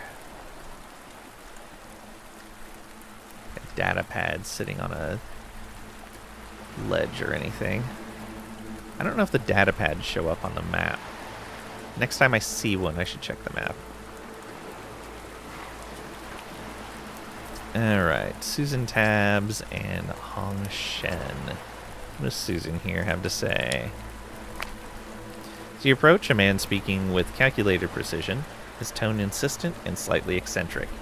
He's so absorbed in his explanation that he doesn't notice you, addressing a disinterested woman in front of him. Susan, you need to understand the gravity of the situation. Look at Sio. It's not just an isolated case. It's the indicative of a broader systemic issue. We're on a trajectory of unsustainable growth and consumption. The data from population studies here mimic the larger trends we see across star systems, he explains, taking a deep breath to steady his pace. Susan absentmindedly pops her gum. Wow. Hong's hands slice through the air as his voice quickens, urgency seeping into each word. The hard science shows we're nearing capacity limits. It's all there in the numbers. Exponential growth against finite resources leads to only one thing: system failure. Our infrastructural resilience is being outpaced by demand. What's our plan for when the breaking point is reached? There isn't one, Susan. That's the problem. She glances over her shoulder, clearly distracted. Gee, uh-huh. He abruptly turns, extending his arm towards the sea. Susan, just look at that platform behind us. It's collapsed into the ocean. A perfect parable for what I'm saying. It couldn't withstand the strain, much like how our systems soon won't be able to handle the pressures we're putting on them. He persists, pointing emphatically towards the ruined structure. Seeing the collapsed platform, she checks her watch, clearly uninterested. Uh-huh. Anyway, I've got to get going. Hong Shen, still focused on his thoughts, calls after her. Always a pleasure, Susan. Very stimulating conversation. Uh-huh. Alright, now we can talk to him. Let's look at this platform. Yeah, so it just collapsed down into the water. So it's either partially floating in the water, which wouldn't seem right, or it's not very deep right here, which also doesn't seem very right. But yeah, like, these legs don't look like they go down very far. So it is a... Okay, so this water is just not very deep. It's everywhere, but not deep. Alright. Hong Shen looks up as you near. Caught a bit of your chat? Or tell me about yourself, or what happened to the platform behind you. Caught a bit of your chat. Hong brightens slightly. Ah, yes. Susan seemed quite engrossed, though she had to leave for her shift. Are you interested in discussing the computational models of population dynamics? Absolutely. Hong's eyes light up with enthusiasm. Excellent. Now consider this. What would you say if I told you we could precisely predict resource depletion based on current consumption rates? He barely pauses for a response. Surprised? I knew it. Well, the answer truly lies in the data. By applying logarithmic regression models to our consumption patterns, we can forecast critical thresholds with alarming precision. So how long do we have?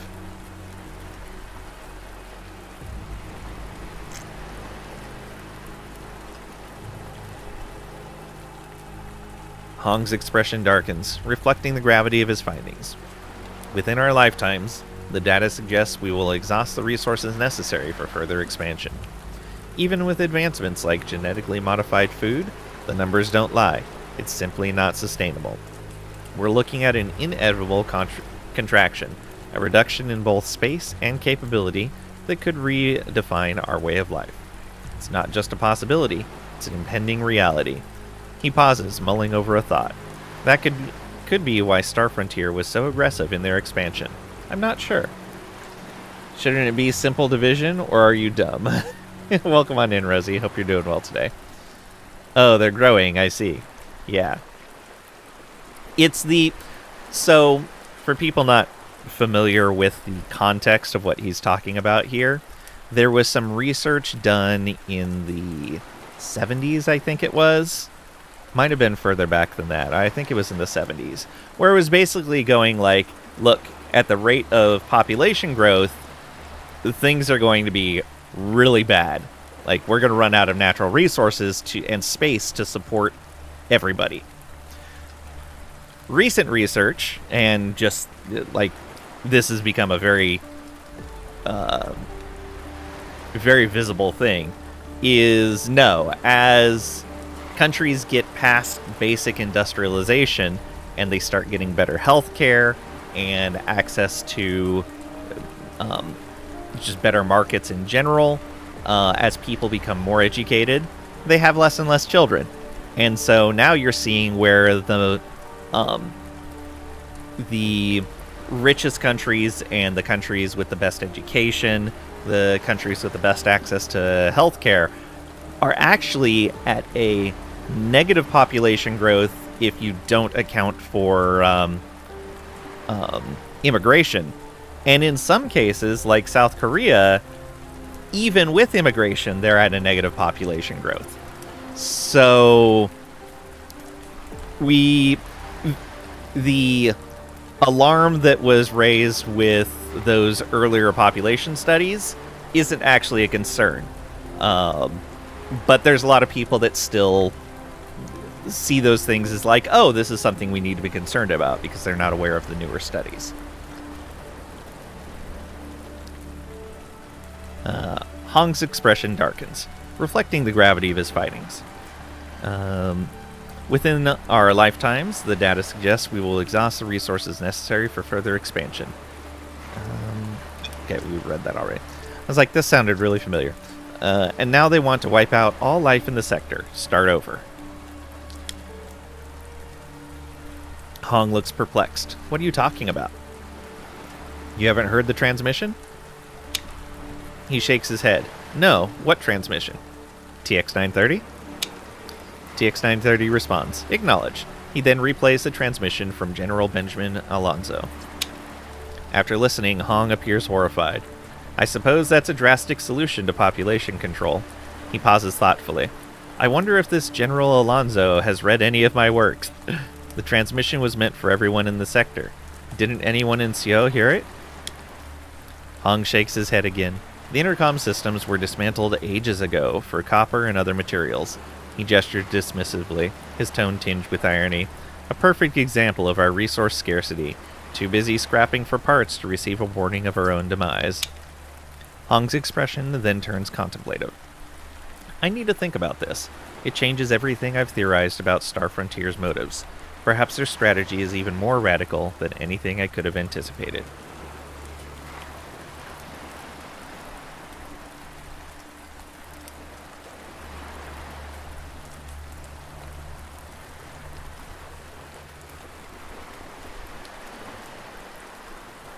Hey Pat, welcome on in. Hope you're doing well today. Hello everybody, especially to pirates. More questions.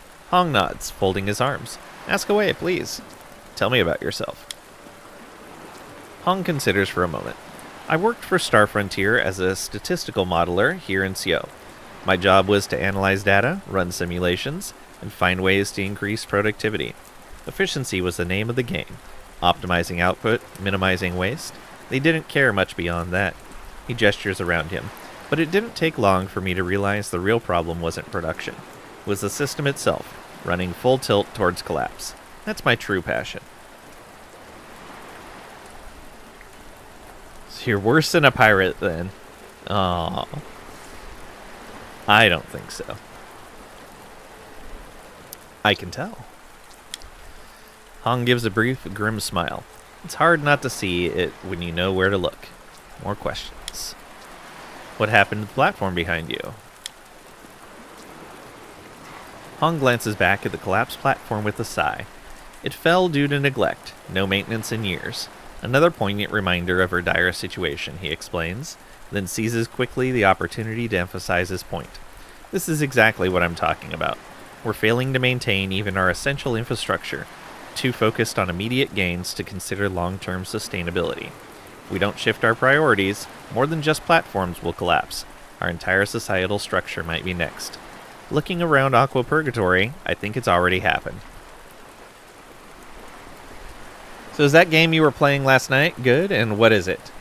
You're honorary pirate, Dragati. Did you... Because I got your message... I think I got your message after I actually went to sleep. Or actually, well, not went to sleep, but went to bed. Did you see me playing Diablo 2 or Idle Champions?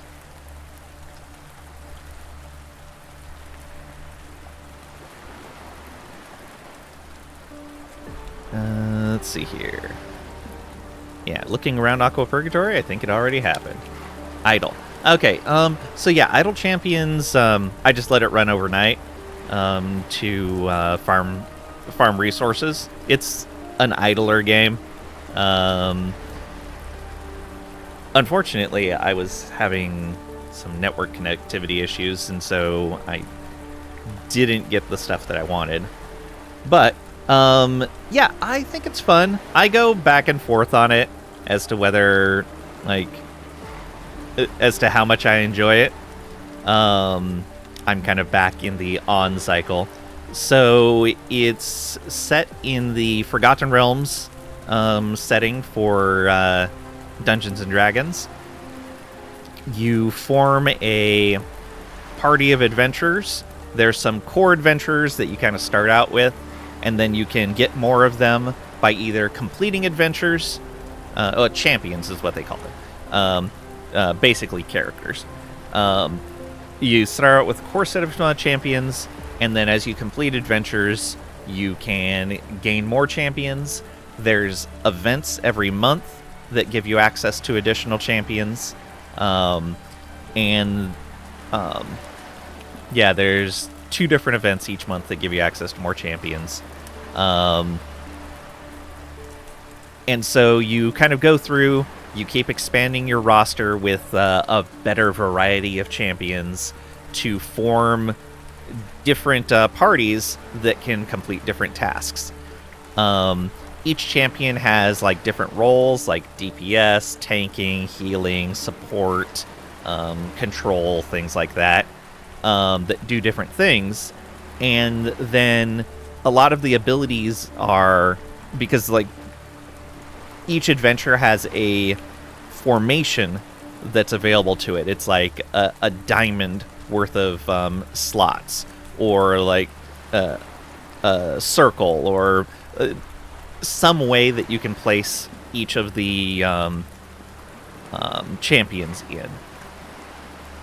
A lot of their abilities are like, this applies to all champions behind the tank, or this applies to all champions adjacent to the healer, or some support characters are applies to everyone not adjacent to them, things like that. Everyone in the first 2 columns, everyone in the center column. And so you have to kind of get creative with the champions that you have available and what their abilities do, put them in the right place in the formation areas that you have access to, and try to complete the goal. The goal could just be get to zone 100 in the adventure, or it could be something more... they're always like get to a particular zone in the adventure, but there could be additional restrictions, like cannot use any champions with a lawful alignment, or must use champions with an intelligence of at least 13 or higher, or whatever. It's really neat. There's a lot of cool strategy to it, but it's definitely a slow pace. Like, it is a game of incremental progress. I have a lot of fun with it, but I like D&D, and I especially like the Forgotten Realms setting. A lot of the champions that they bring in aren't just like your standard Forgotten Realms champions. A lot of them are characters from various D&D shows. They have the Acquisitions Incorporated characters, and some of the C-Team characters as well. They have the characters from the old D&D cartoon. They've got they're getting ready. I think starting next month, they're going to start introducing a set of characters from Dragonlance, from the War of the Lance. I think Racelyn is going to be the first one. No lawful, me. High intelligence, me. There we go. Pat is on our team. So you don't control anything once you send them? Kind of. So as you kill monsters, they drop gold. You use the gold to level up your champions inside the adventure. So every time you start a new adventure, everyone starts at level 1, and then you level them up with the gold that you find during the adventure. As you level them up, they get access to their abilities and everything. And one of the things that they gain access to is an ultimate ability. The ultimate abilities are, for the most part, manually activated. There is a way to make them automated, but that's kind of later in the game. Gold, you also. Gold find is one of the roles. There's champions that increase the amount of gold that you find in various ways. So the ultimates are manually activated. But yeah, a lot of it is once you kind of... there's automation in the game, but again, it's something that you kind of have to work your way into. Basically, you use familiars to automate particular things in the game. Each familiar can do one task. So you can say, okay, level up this character, or attack enemies on the board, or activate this one particular ultimate ability, or every so many seconds activate one available ultimate ability randomly from all of the ones that are available. You'll have to check it out. Yeah, we're just right at the end of an event right now. The next event starts in, I believe, 2 weeks. And that'll be the one with the Dragonlance champion. Like I said, I think Raceland is the first Dragonlance champion. Oh, they have the Absolute Adversaries group, which is a bunch of Baldur's Gate 3 champions. Those are available. Yeah, there's a lot of neat characters in there. But yeah, a lot of it is just kind of letting it run and doing its thing. But yeah, if you check it out and you have any questions, feel free to ask them.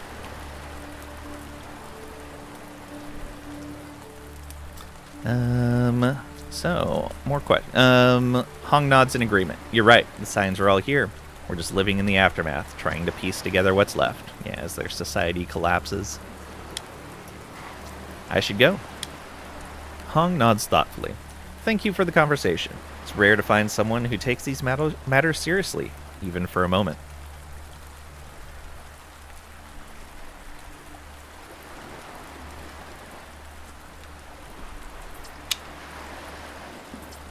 Okay. What direction do we want to go first? Guess over here. Titus Green. Titus Green looks up as you approach. Ain't no beds here, friend. If you're looking for a place to sleep, you'll need to try somewhere else. Not enough beds. He shifts uncomfortably. That's right. Even with all the corpses piling up lately, we still don't have enough space for everyone. Smugglers keep bringing in more folks from Maku, Helfir, Arametria. Place is way worse than this. Sure, this place has oxygen and a livable environment, but we're packed to the brim. And you're the authority that decides who gets to sleep indoors and who doesn't? Titus glares at you, his voice low and firm. Cool it, friend. I don't make the rules. I just guard these barracks. It's first come, first serve. Few workers still alive, those who haven't been killed, off themselves, or found a way off this rock, they get priority. You understand? Sure, I understand. Titus smirks and gives you a wink. That's good, off-worlder. Maybe your turn will come soon enough. Or maybe it won't. Alright. Anything back here? Doesn't look like it. Okay. Up to here.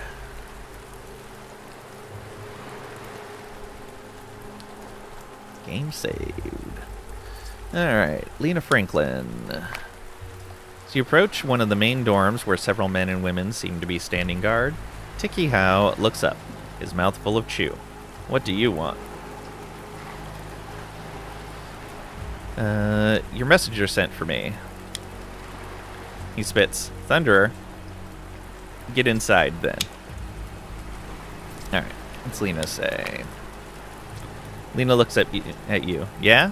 Tell me about yourself. Lena wipes her brow, pausing to gauge your interest before she begins. Name's Lena Franklin. Been on CO longer than I planned. Like most around here, I was part of the core engineering team. Tweaked and fixed anything that piped water. Thought I'd make a career out of it. Retire with a nice package from Star Frontier. But that dream dried up, obviously. Now what do you do? She shakes her head slightly, a hint of resignation in her voice. Nothing much now. Threw my lot in with Torque because I don't trust those exec bastards. Fix things here and there. Help the stevedores when a smuggler drops something worthwhile. It's not much, but it's honest work. Why don't you like the execs? She frowns, her expression darkening. They're selfish jerks, mostly. Wager their idea of cleaning up Aqua Purgatory would be to eliminate not just us, but anyone else they deem undesirable. There's a lot of folks here struggling. A lot of murdering and drinking and whoring, but it's just because folks are lost. These execs, they don't see people. They see problems to be scrubbed away. Torque.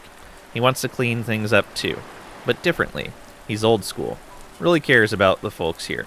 He's all about giving them a future. Chance at making this place functional again, self-sufficient. He believes if people have something to work towards, something that's their own, they'll pull together and make it better. What's stopping him from doing that now? Lena rubs the bridge of her nose, her frustration palpable. It's like a tug of war, a constant struggle for control with the execs. See, Torque and his group, we're trying to rally the workers, trying to make things self-sufficient, but the execs, they play a different game. The execs push for a system where everything flows through them. They manage the resources, the trade, everything. It's about maintaining their grip on power. They argue that our approach, this idea of cooperation among everyone, is just a breeding ground for disorder. Maybe there's a point somewhere in their reasoning, but what we definitely don't need is a dictatorship where one group calls all the shots. She shakes her head, clearly agitated. That's why it feels like we're stuck in mud. Every attempt we make to improve things collectively, they either block it or twist it to their advantage. It's exhausting, and honestly, it's tearing us apart bit by bit. Lena's voice lowers, her tone somber. And now it's escalated to outright war. You saw it yourself earlier, right in front of you. That exec messenger killed Thunder. He was a good man. It's been a cold war for a while, but now it's undeniable. Each side sees the other not just as an obstacle, but as a threat to be eliminated. Say I see. Thunder wasn't entirely innocent either. He and the exec messenger were at each other's throats right from the start. Thank you for checking the backseat command. Yeah, Thunder wasn't entirely innocent either. Lena nods, her face shadowed by the weight of the situation. True, neither side has clean hands in this. It's a mess, and it's dragging us all down. She pauses, looking away. Let's end this here. It's all just too much. Wrench. What's your story? Oh, Wrench spits. What's your story? He shakes his head. I don't have a story. I fix things. That's it. End of it. Alright. Tiki How. Worker gives you a wary look as you draw nearer. Tell me about yourself. He shifts uncomfortably. Not much to tell, really. I miss my family. That's about it. How do you feel about the leadership situation here? Keep forgetting you checked that. No worries. It helps other people, too.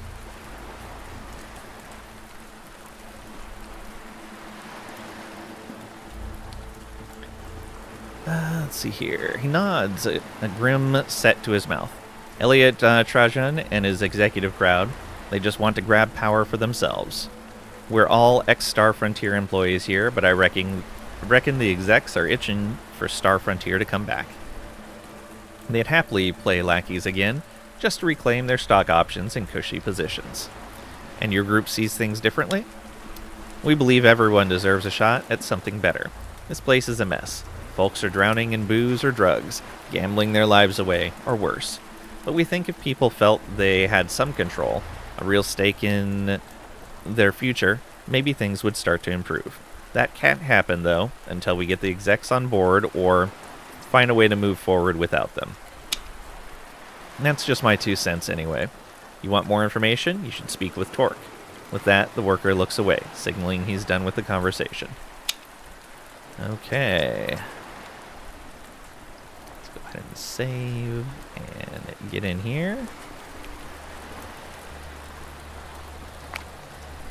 You enter the dorm, taking in the sight of bunk beds and worn-down furniture.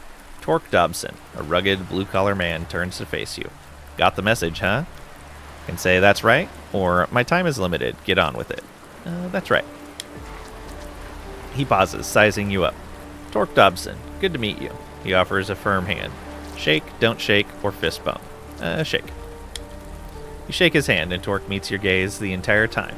Finally releases your hand with a nod. Good grip. Means good character. He steps back, arms crossed. So, gotta ask, what brings you to Aqua Purgatory? This place used to be called Aqua Pura. Torque smirks. Yeah, back before Star Frontier bailed, leaving us to our own devices. The workers, the pilots, everyone. They got a bit cagey after that. It's only getting worse. No one knows what the hell comes next. I'll tell you what's happening next. Star Frontier is gearing up for a return, but not the way you're thinking. They're going to clear the board first, wipe out anyone who stands in their way. Torque's brow furrows. Clear the board? You mean that rumor floating around? No rumor. I heard the transmission myself. They're coming. To kill everyone. He squints, leaning in slightly. If that's true, then we need to lock this place down. Now more than ever. Consolidate our power over Aqua Purgatory. Keep everyone in line. No room for mistakes if Star Frontier's really coming. We're up against the old execs, see? They used to run this place when Star Frontier had a tighter grip. My crew, the Core 47, we were the ones that kept the power cores running, not just here, but all over the sector. Used to be 47 of us, now we're down to 6. Oof. Lost a lot of good folks to accidents, BS layoffs, or worse. We tried organizing, pushing for a union, but the execs, they crushed us every chance they got. He spits to the side, eyes narrowing. Now they're trying to take over the whole facility. A full-on, top-down power grab. My crew, we run things different. We believe in giving people a choice, even if it means a little chaos. We can tax the crime that comes in, with it, all the better. Torque's hand tightens into a fist. Those corporate bastards need to be dealt with before we can get this place straight. You showing up when you did, it's like fate. With your help, we got a real shot at taking them down and putting this facility back in the hands of the people. I'm organizing a resistance against them. If I help you, will you help me? Torque narrows his eyes, sizing you up. A resistance, huh? Now that's interesting. You're full of surprises. We can lock down this place, get rid of the execs, keep control of Aqua Purgatory and the desalinization plant. Then yeah, I'll back you. Let me think on it. Torque's voice drops, a hint of warning in his tone. If you're thinking about throwing in with the executives, you better think twice. Joining those bastards would be a mistake. And if you do, we ain't got nothing to talk about. I don't want to throw in with them, but I kind of like the idea that a couple of people here said of getting everyone to work together for the benefit of the whole place. If we can do that, that would be kind of nice. But I don't know if that's going to be an option. Okay. So now we're down to just here.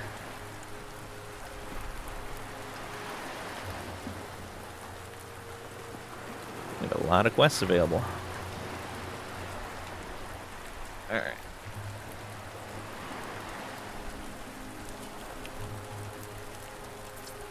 Tugger and Donald Collins. So you approach the two large power generators. Two men step out to block your path. TX-930 chimes in. Caution. Analyzing body language. Both are tense. High probability of hostility. One of the men, his eyes glazed from drink, grins feverishly. Credits, please. What? The man pauses, swaying slightly before repeating. Credits, please. The second man, standing just behind him, nods in agreement. You heard. Credits. Now. Are you going to at least introduce yourselves first? Or who are you two? Are you going to at least introduce yourselves first? The man blinks slowly, as if processing the question takes effort. Donald Collins, he says, pointing to himself. And this is Tugger. Now, credits. please. Tugger nods solemnly. Yeah, hand them over. How many? Donald blinks, tilting his head. All, please. You can say, fine, take them. Ooh, all of our credits. Or start combat. You'll have to pry them for my dead fingers. Or with 30 intimidation, here's what's going to happen. I'll give you all my credits, sure. But right after that, I'm going to kill you both and take them back. Sound fair? Yeah. Let's try to get them to bugger off. Donald visibly pales, swallowing hard. No, thank you. Please proceed. Tugger nods quickly. Yeah, no trouble. We don't want any of that. Not only am I going to proceed, but you're going to vacate this catwalk as well. You're not going to bother anyone else. Understood? Donald blinks, looking around nervously. Of course. Please accept our deepest apologies. They both hurriedly turn and shuffle away, glancing back cautiously. Nice. TX-930's mechanical tone cuts in. It seems desperation is widespread here. Yeah. Okay. What do we got going on here? So this looks like it is the brothel. Interesting. So it's all set up over here. Dead person, data pad. Oh, that gives me a chance to see. Looks like. Oh. As you approach, you see a man shouting outside the brothel, his face red with rage. Can't kick me out like that. Julia, let me back in there. I'll behave, I promise. Julia Swanson, poised with her hands on her hips, speaks in her cool, refined tone. Horsebane McCluskey. You certainly live up to that name of yours, don't you? Crude and vile as ever. You'll never set foot in here again. Horsebane screams, his voice desperate. She enticed me. Shouldn't have brought up my mother. Just lost it, but only for a few seconds. Just a few seconds, you understand? Yeah, that's too much, buddy. What's going on here? He turns towards you, while a white spittle clinging to the corner of his mouth. She kicked me out. Talk some sense into this harlot, will you? Julia Swanson, unfazed, crosses her arms and looks at you with an elegant sigh. Oh dear, don't believe a word of it. He didn't get that nickname for nothing. He's had more than enough chances. Horsebane, that's your nickname? Horsebane's bloodshot eyes struggle to focus on you. Gratuitous, unfair, downright undeserved. I'm a gentleman 80% of the time. BS, or want me to kill this guy for you? Or Horsebane, you know what? You're my kind of scum. We're gonna call BS. You're all a bunch of heartless bastards, you hear me? Not a lick of decency among you. Horsebane's voice cracks with anger as he yells, before turning and staggering off into the night. Rot in hell, the lot of you. Julia Swanson gives you a nod of appreciation. Come inside. First drinks on the house, she says warmly, then turns and heads back inside. Okay. So, this corpse here, nothing special on it. Now if we look... Yeah, so it does look like data pads show up with a symbol. Unfortunately, a lot of these symbols are very similar to each other. Datapad.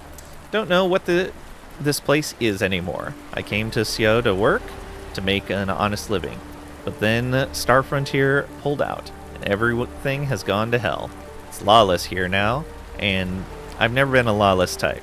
I don't belong. I can't survive. It isn't a world I recognize, or one where I can find a place to fit in anymore. The chaos, the fighting, it's all too much. I'm not cut out for this. I never was. I thought I'd build something here, maybe even find some peace. But there's no peace in this place, not anymore. It's time for me to find my escape. The only way left. I'm sorry to anyone who might care. Just can't endure this any longer. Alright, that sucks. Poor guy. Okay, we got a pistol called Lucky with an Echo 9 modification. Hit chance plus 10% if you have a Killfin X3 visor. Okay.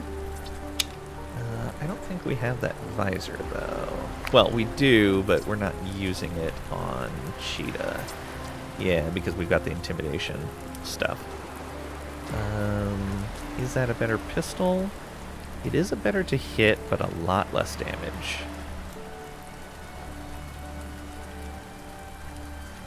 If we could also get the kill fin on, I would consider it.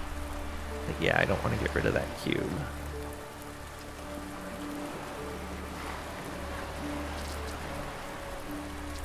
What's this one? Deathbringer for crit chance.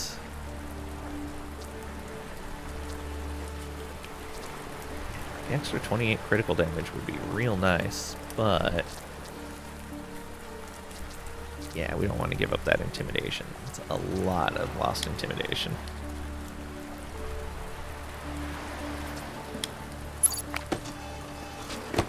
Got some sapphire, very nice. Calcite.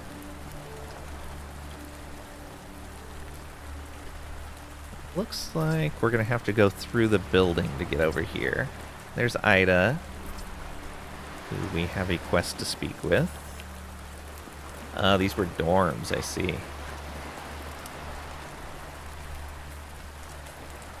That makes sense.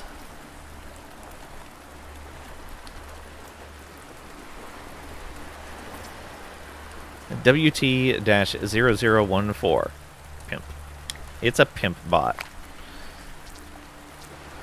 WT-0014's servos emit a soft hum as you approach. Welcome to Julia's. All boom, no burn, it declares. The phrase delivered with a crisp mechanical precision that suggests it's part of its program greeting. Would you like to select a companion for the evening? I'd say, let's talk companions, how much? Or so you work for Julia Swanson? What did you do before? So you work for Julia? WT-0014 corrects with a precise tone. Correction. Madam Julia Swanson operates under the administrative guidance of this unit. Ah, okay. From across the room, Julia calls out with a refined edge to her voice. Ignore that mechanical miscreant. I'm the architect of his new programming. He's in my employ. WT-0014 responds, negative. This unit operates independently within its designated parameters. Ownership status disputed. Julia gives a sharp warning. WT-0014, need I remind you of your last system reboot? I can initiate another, should you require a refresher. WT-0014 pauses, processing the threat before its servos whir once more. Affirmative. This unit currently operates under the direction of Madam Julia Swanson. Currently. Julia, sounds like you have an ambitious robot on your hands. She laughs, a light, refined chuckle. Oh, those models always had a streak of arrogance. I'll wipe his memory again if he pushes his luck. More questions. What did you do before? Oh, WT-0014 responds efficiently. Proceed. What did you do before? Responds, error. Previous operational history not fully accessible. Julia Swanson interjects with a smooth tone. He was just a standard maintenance robot. I gave him a little upgrade, tweaked his programming a bit, and voila. Now he manages the companions. More questions. Sure, let's find the prices that they're charging. We're not going to go with any of them, but let's find out. WT-0014 processes your inquiry. Lights flickering briefly. Apologies, current companion units are either fully allocated or undergoing maintenance cycles for the next operational period of 24 hours. Say, BS, I got the credits right here, or understood? Understood. WT-0014 processes your acceptance. Acknowledged. If you wish to reserve a companion for a future operational period, please visit us another time. TX-930 interjects with a dry, analytical tone. Intriguing. A maintenance automaton repurposed into a pimp. A peculiar, yet efficient recalibration of its initial programming parameters. I should go. WT-0014 responds formally. Acknowledged. Please consider visiting us again. Alright. There's Julia. Can we see the... Yeah. Okay, so data pads do have that thing. And yeah, it did disappear after we looted. Oh, I missed something to loot over there. Or did I?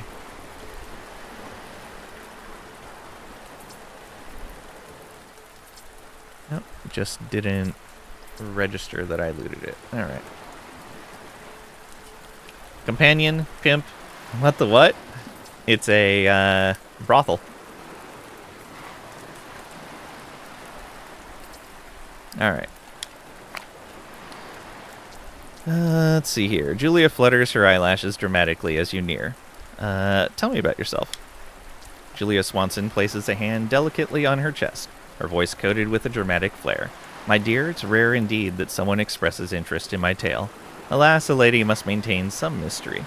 Suffice to say, I've brought a dash of elegance to this little corner of Aquapura. By running a brothel? She steps closer, her usual refined tone briefly faltering.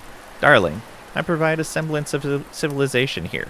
Can you imagine this outpost devoid of such? Her voice suddenly cracks, unable to continue for a moment, the polished facade slipping momentarily. Julia swallows hard, her gaze drifting away. I witnessed the descent firsthand, orderly at first after Star Frontier abandoned us here, but swiftly devolving into chaos, savagery. I saw it, experienced it. She closes her eyes, the rawness of her memories piercing through her usual composure. After a brief pause, she collects herself, her demeanor snapping back. This establishment, my dear, is the tether that binds these wayward souls to a semblance of decency. I will say nothing more about it. And say understood? Or, this dame facade. It's more than just a part of the job, isn't it? It's a shield, a way to cope with what's happened before, when everything fell apart here. Yep. Julia's expression stiffens, her eyes momentarily betraying a flicker of raw emotion before she smooths it over with a practiced ease. Oh, darling, we all have our methods of surviving, don't we? Crafting a bit of elegance and poise is my sin, then I will wear it proudly. She straightens her back, her smile firmly back in place. Now, let's not dwell on the unpleasant past, shall we? Understood. Do they sell broth there? Yes, they do. Grumpy Tiger, welcome on in. Hope you're doing well today. How goes it? We get any more robots to take care of? Not yet. We did find one that was broken beyond repair in a shop, but there was no option to purchase them.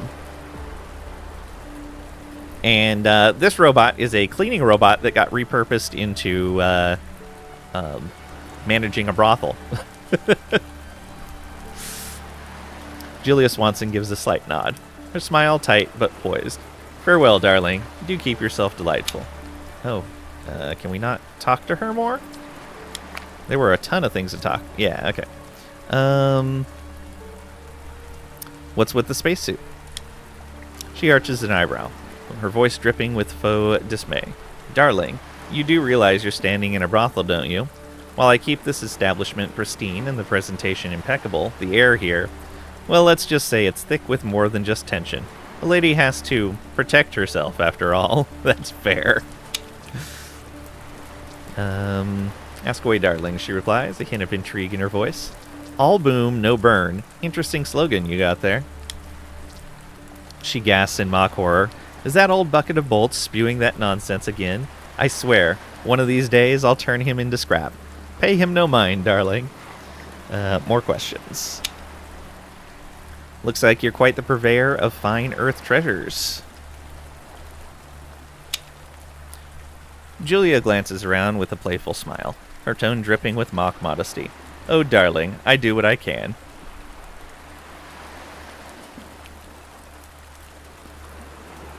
I recently stumbled upon a collection of old Earth items, rugs, busts, paintings, similar to what you have here.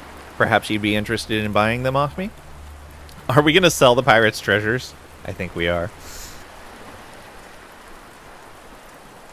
I despise the darn maggot lairs. Oh, yeah. They are a mess. So what kind of build are you using on your character, Triggetti?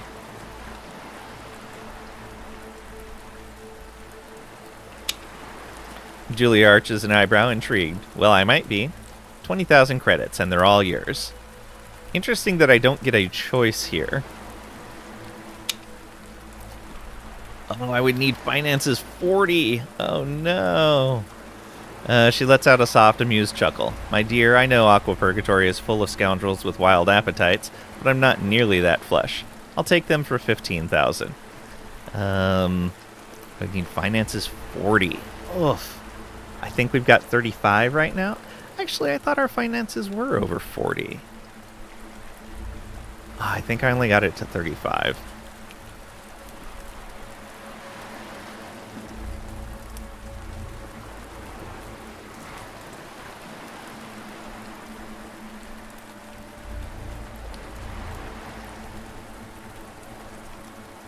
The question is, what's going to happen to that pirate when we tell him we're selling all his stuff?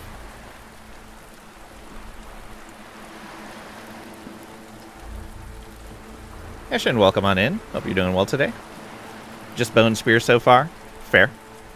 Bone Spear is pretty good.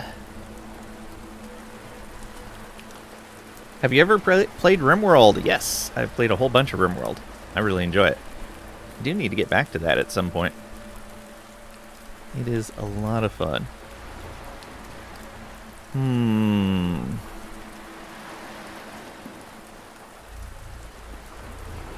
I don't need... So far, I'm not seeing a whole lot I want to spend my credits on. So we're going to say no for right now. Maybe we can come back around to it later. But I also don't want to necessarily sell that guy's stuff. It would probably cause more problems than the credits are worth. No deal. Julia Swanson shakes her head, offering a calm smile. As you wish, darling. Alright. I think there's one more thing with her. I see you're using... Okay, we can come back and address that again. So once we get higher points, if we want to try that out. See, you're using that mech to dry your carpets. Is it easy to learn for a player who never played that game? I think the closest game to that you played is Prison Architect. It depends on your approach to games. If you're okay with learning the game a little bit, losing, and then starting again, and learning a little bit more about the game, and losing and starting again, because there's not really a... Well, there are some end conditions for the game, escaping the planet in various ways, but most people don't play for the end conditions. They play up until they feel like they're done with the run. Does it have a tutorial? It doesn't have like a structured tutorial, but there are tutorial hints that will pop up in the upper right corner if you have them enabled. That when you go to do something for the first time, it'll give you some information on how to do it. That being said, you can also customize the difficulty of the game so you don't have to deal with a lot of the mechanics in the game early in. I would suggest, if you play it, use Phoebe as your initial storyteller, and you can go all the way down to Peaceful, I believe, as the difficulty. And that makes it so that you don't have to deal with combat for the most part. There's like a couple places where you'd have to deal with combat, but it would be very rare at that point. And that way you can just learn the colony management aspect of it. Building your colony, managing needs, keeping people happy, things like that. And I think once you're past that point, then you can kind of bump the and you can change the difficulty and even which storyteller you're using while you're playing. So at any point in time you feel like you want a little bit more challenge, you can bump it up. There's also a custom difficulty with each storyteller where you can adjust with sliders how tough any particular challenges are. So if on Peaceful you're finding that you're really struggling with dealing with diseases, you can actually go into custom and reduce the frequency of the diseases down.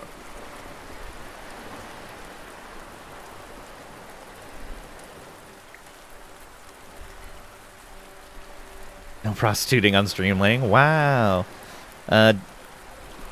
You have over 1K hours in RimWorld, and you're still learning, but it's fun learning. You just have to be okay with failing. Yeah, it's one of those games where every time I play it, I feel like I've gone, oh, I didn't know that thing. I didn't know about that interaction. And if you like modding games, it does have a very vibrant mod community, and there's a lot of available mods, anywhere from just quality of life changes all the way up to like full conversion mods. Like one of my moderators here plays with a mod that makes it a 40K themed game.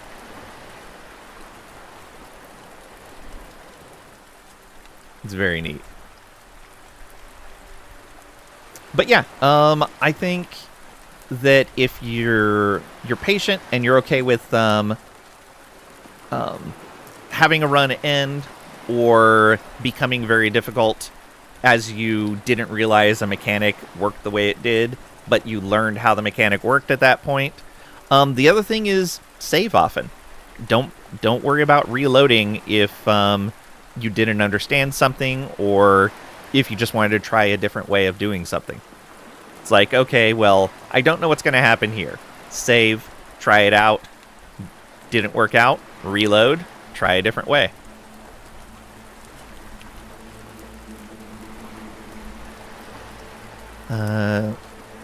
Julia Swanson lets out a smoky laugh. Darling, what else would I do with that rusting hulk? It's certainly not good for much else, though I must admit, I didn't quite predict the rain. More questions. Yeah, use the save option at first? Yeah, for sure.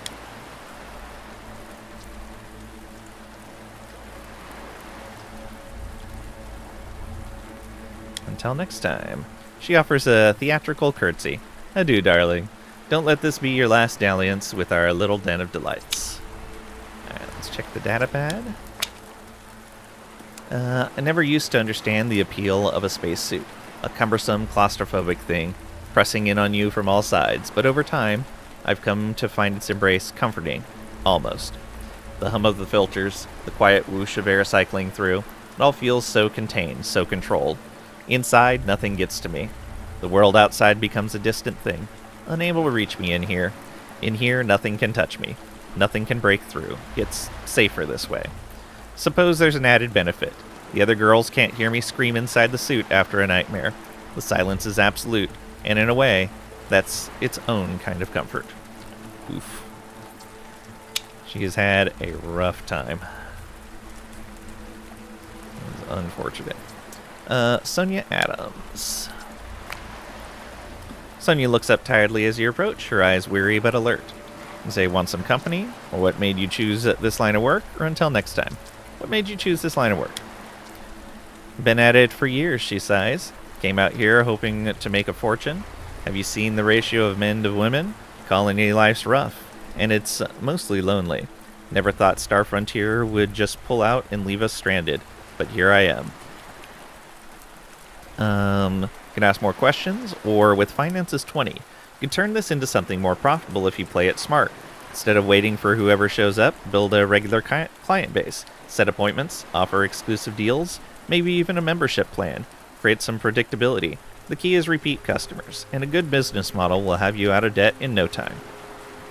Yeah, let's give her some advice.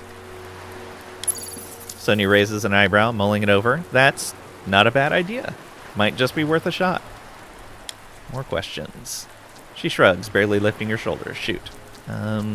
We were already told they were all busy, and we don't need to go through that. Until next time. Sonia nods, her expression calm but distant. Sure thing. Layla. Layla gives you a tired wink. How long have you been at this? Layla offers a resigned smile. Not long, really. Lost everything to a couple of bad bets, so here I am, earning enough to hopefully return to the tables one day and win it all back, and then some. More questions? Oh, you know what? In case our medical's not high enough, let's back out of the conversation.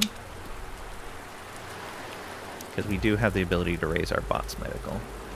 Also, I wanted to check, what is our finances skill at? 35. Yeah, we were 1 point short of taking it to 40.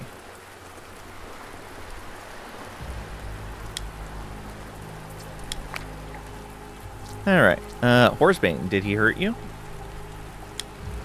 Layla crosses her arms, her jaw tightening. He got a little handsy, but nothing I can't handle. Julia will probably sick her robot on him if he tries that again. Layla nods, her expression firm. Good. He deserves it. More questions? I should go now. Layla gives a small nod, her tired smile returning. See you around. Okay. Let's... we gotta go all the way around that way to get to these people.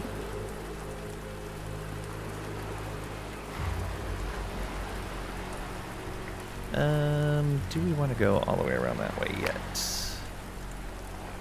That's a quest. This is its own self-contained area. Let's go here first.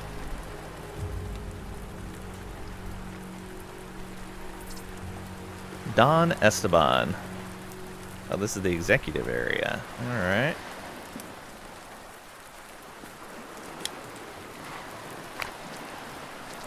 Don Esteban looks up as you approach, his clothes threadbare. And say, you seem down on your luck? Or what kind of technician were you? Or I should go. You seem down on your luck. Don Esteban lets out a deep sigh, each breath seeming to carry a lifetime of regrets. What is there to tell that isn't already woven into the fabric of my current state? Once I was the master of these streets, envied by all who traverse show. Now I am but a cautionary tale, a specter haunting the corners where I once reigned. With a rueful smile, he continues. I squandered a fortune. On what? A caprice. A single frozen fish. If you can believe that, the madness. 5,000 credits that vanished into the cold air as quickly as they came. Such was the folly of my extravagance. Don Esteban's expression darkens. And it wasn't just the credits, you see. I was a technician once, prized for my skills. Star Frontier relied on me for maintaining the very systems that kept the sector running. But when they pulled out, they took more than just their operations. They took my purpose with them. Don Esteban's eyes dim as he delves deeper into his recollections, his hands gesturing faintly as if trying to grasp the remnants of his former life. Now, when I think about 5,000 credits, it pains me.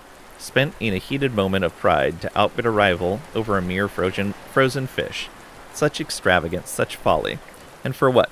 A fleeting victory that left me destitute. So you spent 5,000 credits in a bidding war over a single frozen fish? Don Esteban's face falls further, shadowed by the ghosts of past decisions. Indeed, 5,000 credits squandered in a moment of reckless pride. My adversary, Jackie Smalls, was another technician, a rival. The thought of him winning was unbearable, so I pushed higher and higher, fueled by nothing but ego. He pauses, his voice softened with a sorrow. But now, look where that pride has led me. Jackie, poor soul, ended his own life, overwhelmed by debts, no doubt, as steep as my own. And here I am, destitute, left to ponder the cost of a single frivolous victory. It was not just money I lost that day, but a part of my soul, perhaps. Who did you buy the frozen fish from? Don Esteban grimaces as he recalls the transaction. It was Turnip, that merchant on the promenade. I had hoped for some leniency, given our mutual standings and the spectacle of the bidding. He always justifies the high prices with tales of vast distances these goods travel, hundreds of millions of miles from Earth. He shakes his head, his frustration evident. But I've seen him sell other frozen fish, entire packs of them, for merely 10 credits each. It was a setup, a show to draw out our pride and wallets, and I fell for it, hook, line, and sinker. And perhaps I could have a word with Turnip about refunding those credits, or a tough break. Yeah, let's see if we can talk to Turnip. Unlikely based on what we've seen with Turnip so far, but we could try. Speak with the merchant Turnip at the promenade. Buyer's remorse. Don Esteban's eyes light up with a spark of hope. Would you? That would be most gracious of you. I would be eternally grateful. More questions. Don Esteban nods, his posture easing slightly. Of course, ask away. I'm at your disposal. What kind of technician were you? I specialize in maintaining the colossal desalination pumps that service this sector. These aren't just any pumps, they're titans capable of converting vast quantities of seawater into potable water, sustaining life across multiple planets. Each day was a battle against corrosion, pressure imbalances, and the relentless salt, the true giants of our age. Yeah, so if he was one of the techs that maintain these things and we want them up and running for the Resistance, it would be important to get him on board and not destitute. You don't seem like a technician. Don Esteban offers a wry smile, his tone laced with a hint of pride. I understand your skepticism. Believe me, I was among the finest, perhaps even the finest. My hands once shaped the very lifeline of this sector. More questions? I should go. Don Esteban bows. Go then, but carry with you the tale of Don Esteban's rise and fall. May it serve as a cautionary whisper in your ear against the lures of pride and rivalry. Okay. Nice. Some more magnesium.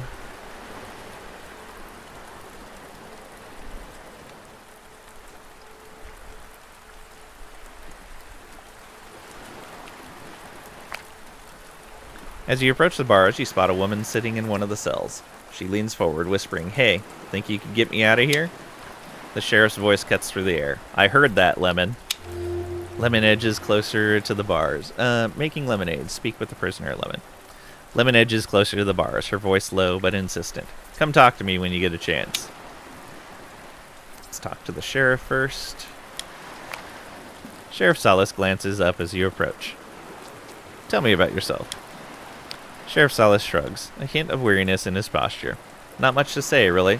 Used to be part of security for Star Frontier here. When they pulled out, I was supposed to go too, but I stayed." "Interesting. Why stay when you could have left?" He rubs the back of his neck, looking out over the settlement. "Had the option. My team left, but most of the folks here, they didn't have that luxury during the evacuations. Didn't sit right with me, leaving them behind. You're independent of the executives and workers?" "Get that pirate out of there." "How do you know she's a pirate?" "Yeah, you could say that," he answers, his gaze steady. "I'm caught in the middle, really. Both sides, the executives and the workers, they're acting more like gangs than anything structured. I try to keep the peace best I can, without playing favorites." "So you're not actually deputized?" Sheriff Salas gives a half smile, tinged with irony. "Officially, no. There's no badge on my chest. Well, let's just say my authority lasts as long as people believe I can handle trouble. It's a delicate balance of respect and fear." "Salas, you got a first name?" He eyes you for a moment, then gives you a curt nod. "Sheriff." He offers no further explanation. More questions? What else do you need to know? Sheriff Salas responds. "I should go." Sheriff Salas nods. "Keep your nose clean." Alright, we'll talk to her, see what Lemon has to say. As you approach the bars, Lemon perks up. "You wanted to speak with me?" She flashes you a cute smile. "Sure did. As you can see, I'm in jail. I don't like being in jail." "Understandable." Or so. Yeah, understandable. She shrugs. "So, maybe you could have a little chat with the sheriff, put in a good word about letting me out?" "Depends. What did you do?" Lemon blinks a few times, her voice innocent. "Well, I make narcotics. The best narcotics. I love narcotics. I really love using them. But do you know what I love even more than using them? Making them. Turns out the sheriff isn't a fan either. Why should he let you out? I mean, we could always hire her on at the base." She blinks innocently. "Well, I could come work for you. I'll think about it." Her eyes widen a bit, desperation creeping into her voice. "Please, just talk to the sheriff. I'm harmless. Mostly."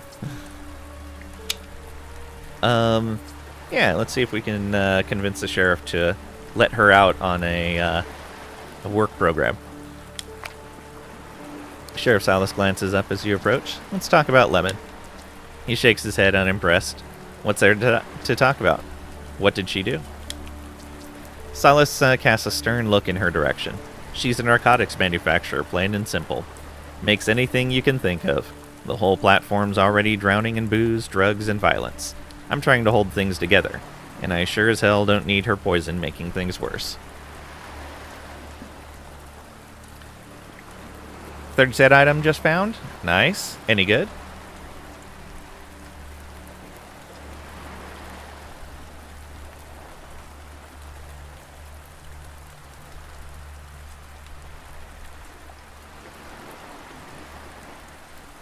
Oh, Tricady. If you haven't done so, I do recommend putting like a point or two into Golem on your Necromancer.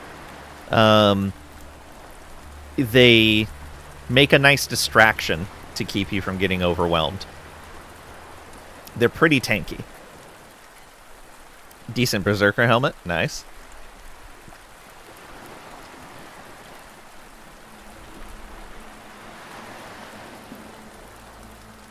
Bought a staff, level 2 golem. Nice.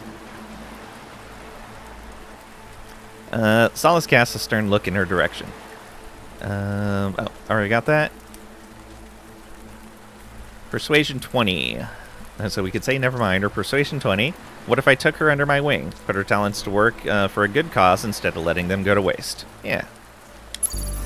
Silas looks at you with clear skepticism. What kind of good cause? We're fighting Star Frontier. We need every edge we can get. I'll take her to Maku and guarantee her drugs will never be found in Sio again. Silas takes a long, hard look at you before nodding slowly. Could free up this cell for someone worse. You swear she's off-world for good and doesn't come back? You have my word. Silas glances over at Lemon. You hear that, Songbird? You're free. As Lemon practically leaps with excitement, Silas looks back at you, his eyes narrowing. Go on, talk to her. I'll cut her loose when you're ready. More questions. I should go. Alright. Let's talk to her. You heard the sheriff? Lemon squeals with excitement. Of course I did. Can we go now? You need to promise me something first. She steps closer, her eyes gleaming. Anything. What is it? Well, depends.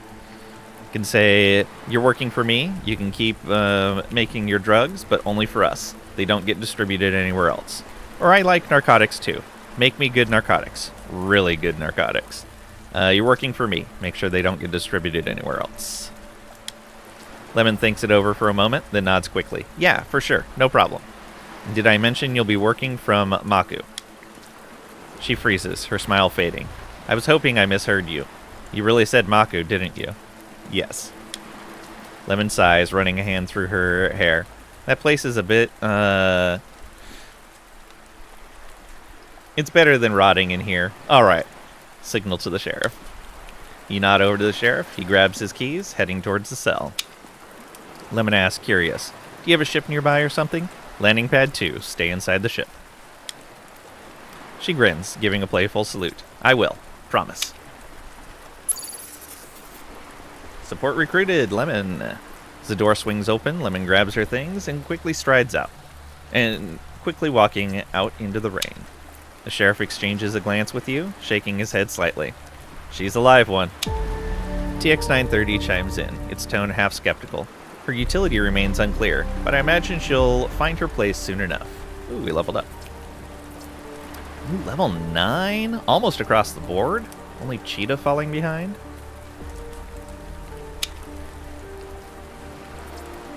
Alright. We're getting good XP here. Let's start with our character. So, we will get these up to 40. Yeah. Get persuasion or perception up to 40. As these numbers start getting higher and higher. Perks, we wanted 8 points to pick up. No. What were we going to pick up with our character? The nanosite healing was probably going to be pretty good.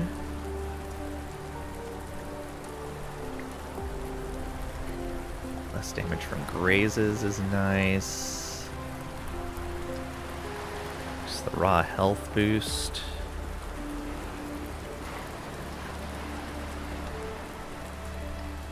guess we have a helmet now. We could pick up the extra health from it. Could go with more ranged weapon damage. Oh, is there any more accuracy stuff? Ooh, we could get some additional armor pen. That way we can ignore even more on this weapon. That might be a really good idea. Yeah, having armor pen might be just what we need. There we go. Next. Let's take... Do we need a boost? Let's keep boosting Larceny. Why not? And then we're going to bring luck to 40 as well. Just so we have it. And perks. He's our melee guy. So I think...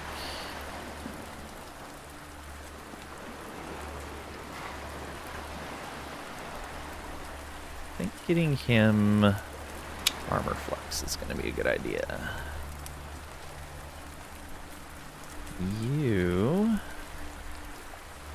Let's bring finances up to 40. And actually, we've already seen a 40 finances. Let's bring that up to 45, actually. Yeah. Though I have a feeling the intimidation might be needed also. We'll see. Perks-wise, you've got 2 points now.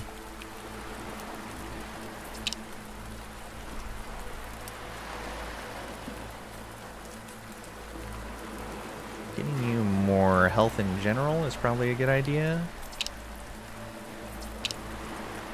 Yeah, let's do that. There we go. Got you to 180. Almost 200. Get in there. Okay, he's got 20 points. Again, I'm going to hold on to these to see where we need them. Does not have the 8 points that we need for... Oh, no, it's not 8 points. Is it 8? Yeah, for Nanoswarm. So not yet.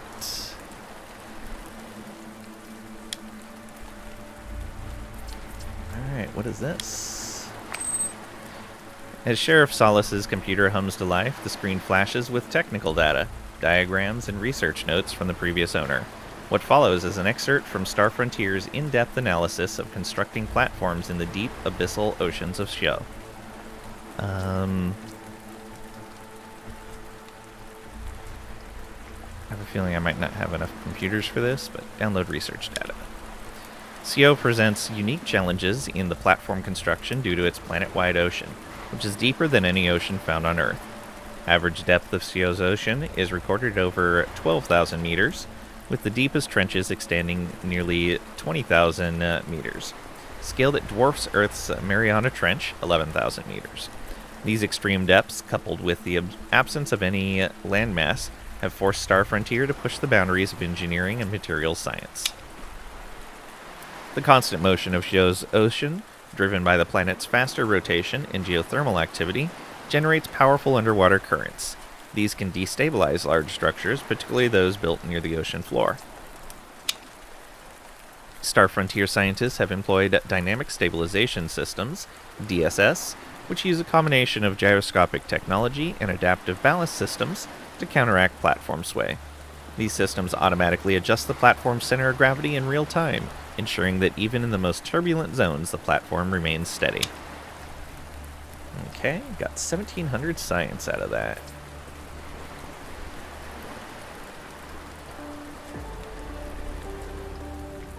This is a bar. Let's talk to the people outside first.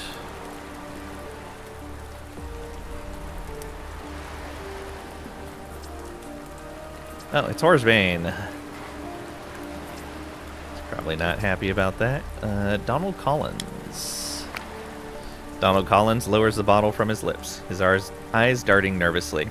We left the catwalk, all right? Please, just leave us be. Fine, but you better watch yourselves. Donald nods quickly, his movements jittery. Glances over at Tugger. Tugger, please do watch ourselves, yeah? Tugger gives a hasty nod. Will do, boss. Alright, another data pad here. Ooh. Diamond Hands. Star Frontier ain't the only player in town. Learn to navigate and conquer the galactic financial markets with this comprehensive guide. From basic trading strategies to advanced speculative tactics, this book equips you with the knowledge to turn modest savings into vast fortunes. +5 finance for the highest skilled character. Well, that just boosted us even further on our finance. Yeah, we're at 50 now. Dang, now I wish I would have put the extra 5 into intimidation. Oh well. Archie Heron.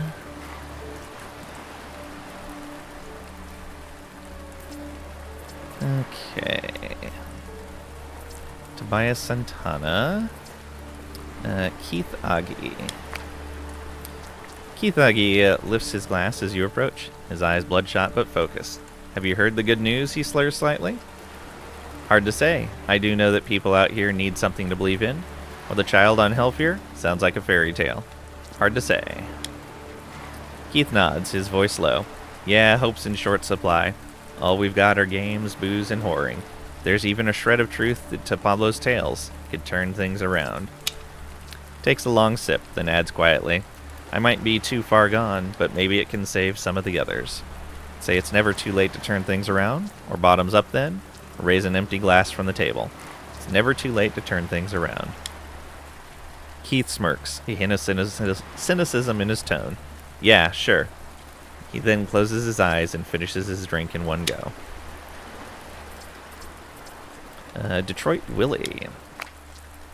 The worker pauses, eyeing you with a mix of curiosity and irritation. What you hassling Detroit Willie for? Detroit Willie, is that you? He shakes his head. Who the hell else? Got it. You're talking in third person. Detroit Willie nods, unbothered. First, second, third. Detroit Willie don't know what you're jabbering about, and Detroit Willie sure don't care. Now, do you got a question or what? More questions. Detroit smirks, a spark of enthusiasm in his eyes. And Detroit Willie's got more answers, especially if it's about desalinization. What was Detroit Willie up to before Star Frontier pulled out?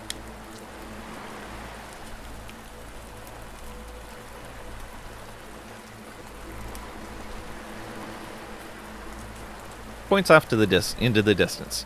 Worked the desalinization facility. Detroit Willie did. Anyone around here? They either worked for or with the desalinization plant. You dig? Makes sense. Detroit Willie chuckles, his voice tinged with amusement. Of course it makes sense, because Detroit Willie said it. I know everything there is about desalinization. Detroit Willie don't know something about desalinization, then who do? Know what I mean? Talk to me about desalinization. Detroit Willie leans in, his eyes lighting up with passion. All right, sit tight, because you're about to get schooled in desalinization by none other than Detroit Willie himself. Now, this whole operation, it's what kept this sector humming. We're talking about turning the drink all around us into potable water. See, we had these massive plants, like really massive, stretching out into the sea, and these Class 3 transports, big as small cities. They used to come hovering right over us. They'd hook up to these gigantic pipes, sucking up water like a kid with a soda pop. This wasn't just a little operation. It was a lifeline for this whole corner of the galaxy. Without it, places would have dried up quicker than a puddle on a hot day. You feel me? This was high stakes, high-tech stuff. Detroit Willie knew it inside out. How are the planets getting water now? Detroit Willie shakes his head, his expression somber. Smugglers mostly. They sneak up to the water pipes, fill up, and jet off. Plant's mostly automated now, so the robots keep everything chugging along. But here's the hitch. They'll shoot anyone who tries to take back control of the facility. Those robots have gone wild. They can't reach the ships at the transfer station up above, but they'll kill anybody trying to get into the plant. Lovely. More questions. Detroit smirks, a spark of enthusiasm in his eyes. So desalinization converts ocean water into potable water? His eyes light up. It does. An entire planet of water here, while the rest of the sector is stuck with dead or arid planets. Except for Etremea. But that place is a snowball. So we supplied, well, used to supply, good water for everybody. Science 10. We can master spaceflight, but can't be trusted with nanotech. Imagine if it wasn't outlawed. We could have nano devices synthesize water molecules directly within our bodies. Interesting. He frowns, confusion clear on his face. Detroit Willie don't know what you're talking about there, and you don't care. He knows desalinization, not that other fancy tech stuff. More questions. I should go. Detroit Willie smirks. Come back anytime you want to talk more about desalinization. Alright. How many mercenaries can you hire? I don't remember. That's a great question.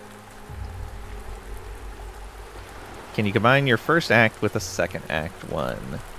Yeah, I don't know.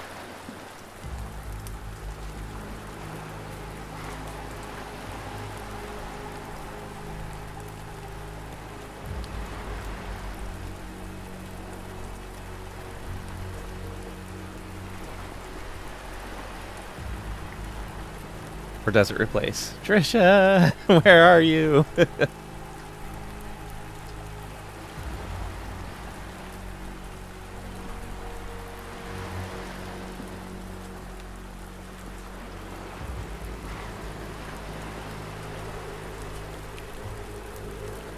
Let's see here.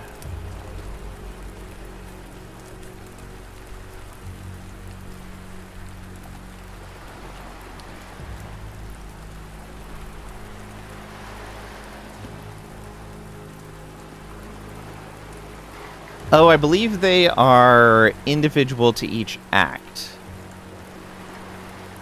It's been naughty. There's a chance you have to mute me again. That'll get her attention. Yeah, so I think what it is like if you go back to Act 1, that mercenary is there, but in Act 2, you hire a new one. I think that's right.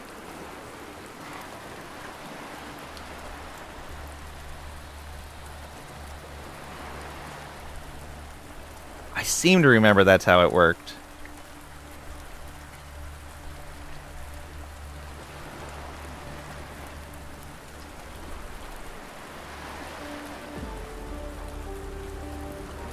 You have your Act 1 mercenary in Act 2. Oh, I wonder if they changed that at some point then. Maybe that's something they changed with Remastered.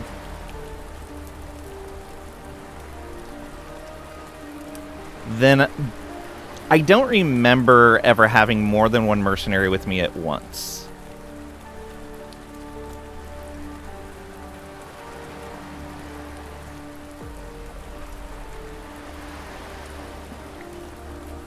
Let's see here. Susan Tabbs. Susan Tabbs glances up as you approach. That was quite the conversation you were having. She shrugs, amusement flickering across her face. Hong Shen. The guy's brilliant, but a little off his rocker. Huh? What can you do? And say, do you think there's any truth to what he's saying? Or with Science 10, actually he's basing his theories on an old Malthusian models. They predict that population growth will eventually outpace available resources like food and water, leading to a collapse unless something changes. Hong's not the first to make that argument, but he's definitely taking it to the extreme. Yep. She rolls her eyes lightly. Geez, that sounds intense. But really, that's all above my pay grade. I just clock in, do my thing, and try not to think too much, you know? What do? I'm a meatpacker, and no, it's not some clever name for what Julia's girls are up to. I work with Treat Leroux, handling the real deal. Actual meat. Thanks. Good luck. She nods slightly. Back at you. Okay, Spiro Alexopoulos. That is a very Roman name. The man whirls around as you near. How you doing? He studies you through bleary eyes before extending an unsteady hand. Spiro Alexopoulos. Drunk. You drunk? Spiro nods emphatically, almost in awe. How long have you been at it here? Spiro leans in, his voice rising slightly in intensity. And just more drunk. Thank you for the hydrate, Severin. Never used mercenaries in the past? Yeah.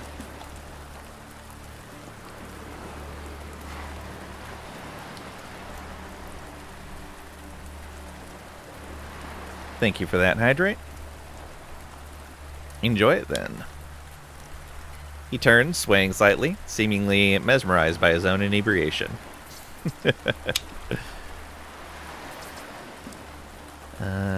Chef Gustav. Nothing to talk to. Hey, there's Swordfish Ed. Alright. What's going on with this alcohol you sold to that guy?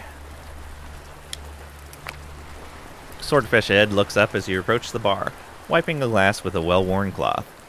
Say, tell me about yourself. He shrugs nonchalantly.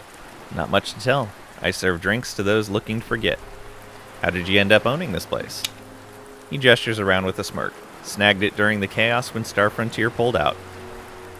Used to be the canteen, Aquapura's kitchen. But booze turns a better profit than bread. Turnip over there handles the grub. I took some inspiration from those old British pubs back on Earth. Not quite the same, but it keeps the credits flowing. What's the hardest part of running a place like this?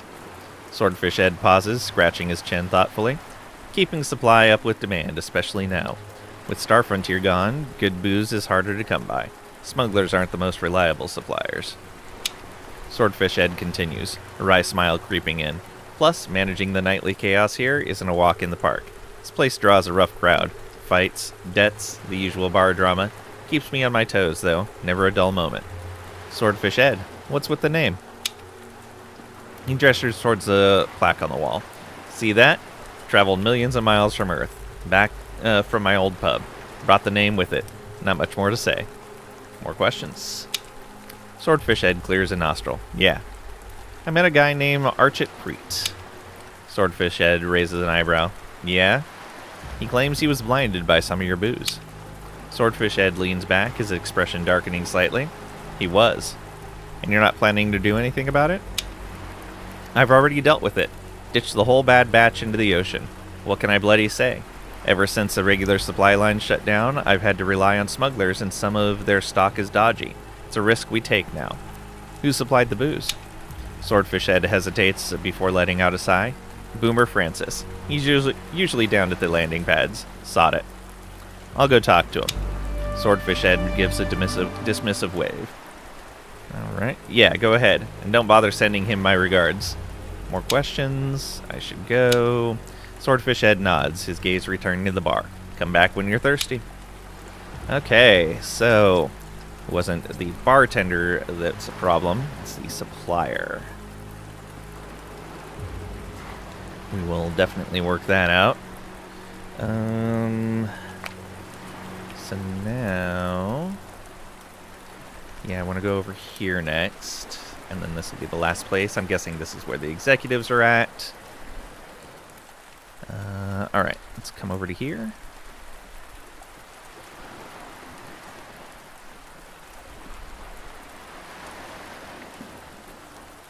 There's a person there.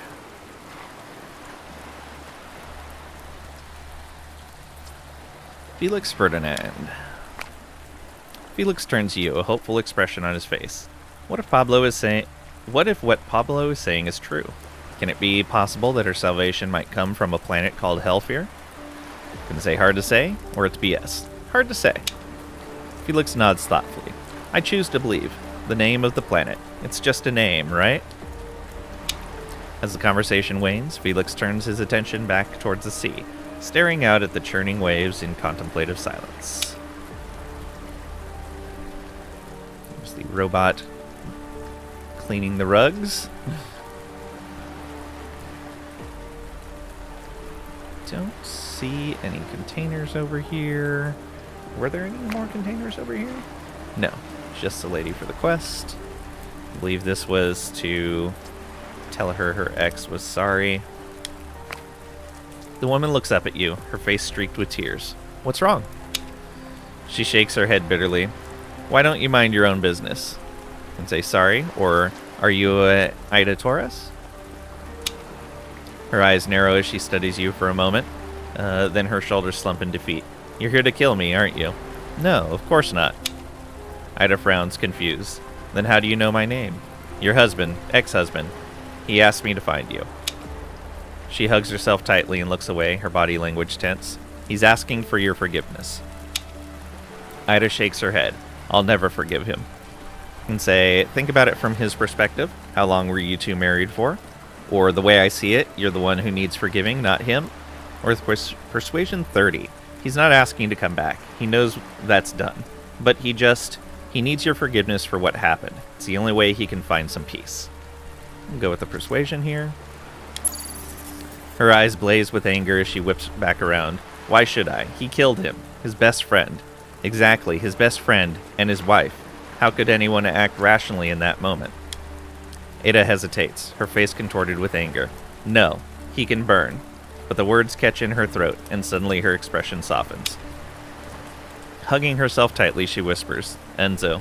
She falters, the name catching in her throat before she finally looks up, her eyes brimming with emotion. I forgive him.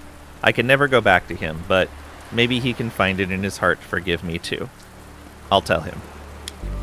Ida gazes out at the ocean, her voice soft. Thank you for helping with this. All right. I think before I go talk to the executives, I'm going to try to clean up some of these other quests. So that guy, I think, was right over here. I think that's him. Oh, that's Cheetah.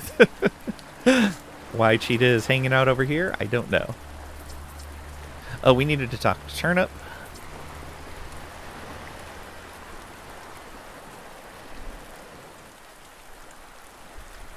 Did we talk to these two? Oh, yeah. Okay. Let's see here. Let's talk about Don Esteban. Turnip's expression tightens. What about him? He regrets that bidding war over a single frozen fish. It was a momentary lapse in judgment. Could you consider refunding his credits? Turnip holds his hands up in front of his face and clenches it into a fist. An expression of defiance etched across his features. Never. With Intimidation 30, we could say, listen, I could make this very unpleasant for you. Maybe plow your face through the counter. So, how about we make this easy for both of us? Or, I'd rather not do that route. Or with Finances 30, charging 5,000 credits for a frozen fish is not only extortionate, could very well be illegal under several trade regulations. It might be in your best interest to consider refunding him to avoid any unwanted scrutiny. Yeah, let's go the finance route. Turnip pauses, the weight of your words sinking in. Fine. I'll return his credits next week. Let's avoid any further complications. Turnip turns back to his cooking, muttering under his breath. TX 930 remarks dryly. Curious, the lengths humans will go for pride and greed. An expensive fish indeed. Alright. So there's that. Let's go talk to him again.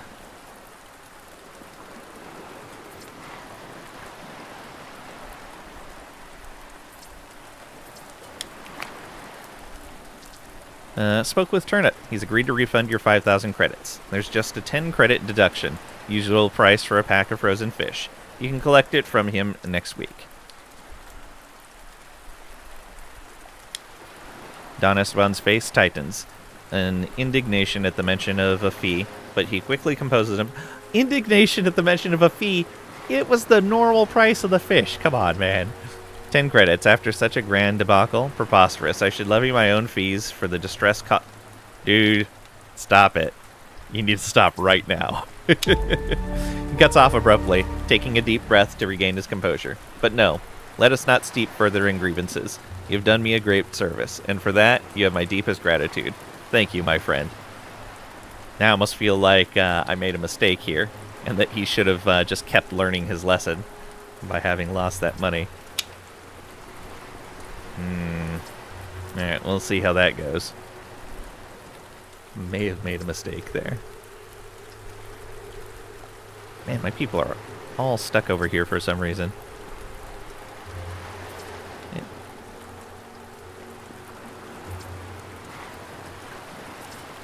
Hanzo.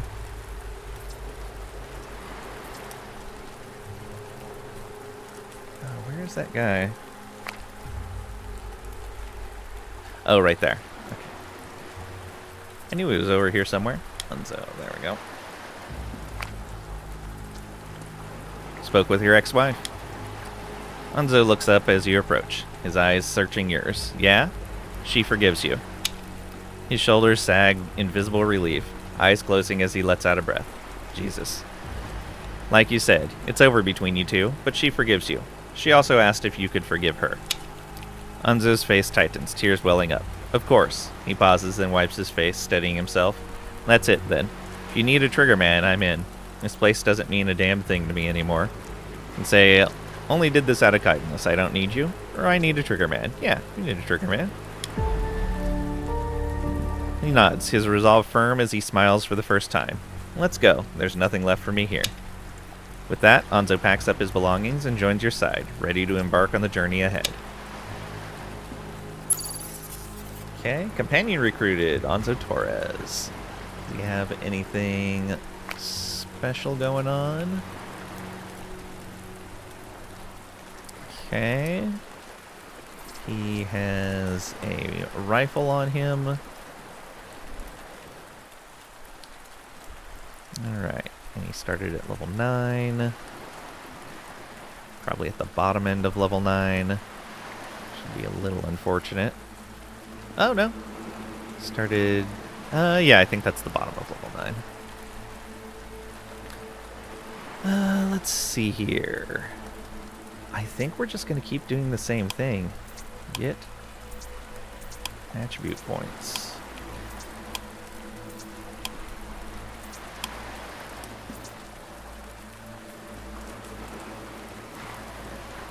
So this is going to cost 4, which should bring us down to 15, but we should gain some too. No. Okay. So these aren't retroactive? Interesting. It's a little unfortunate that those points are not retroactive.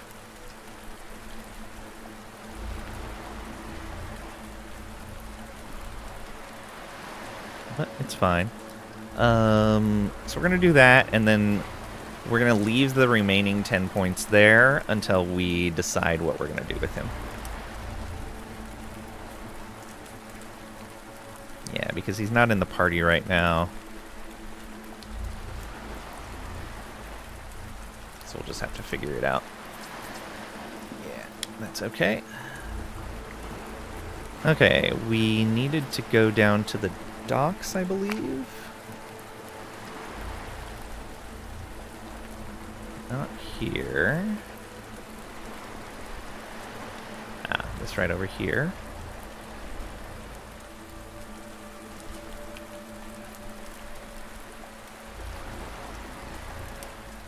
Past this guy. This was the one that sold the bad booze. I seem to remember they didn't have anything nice to say.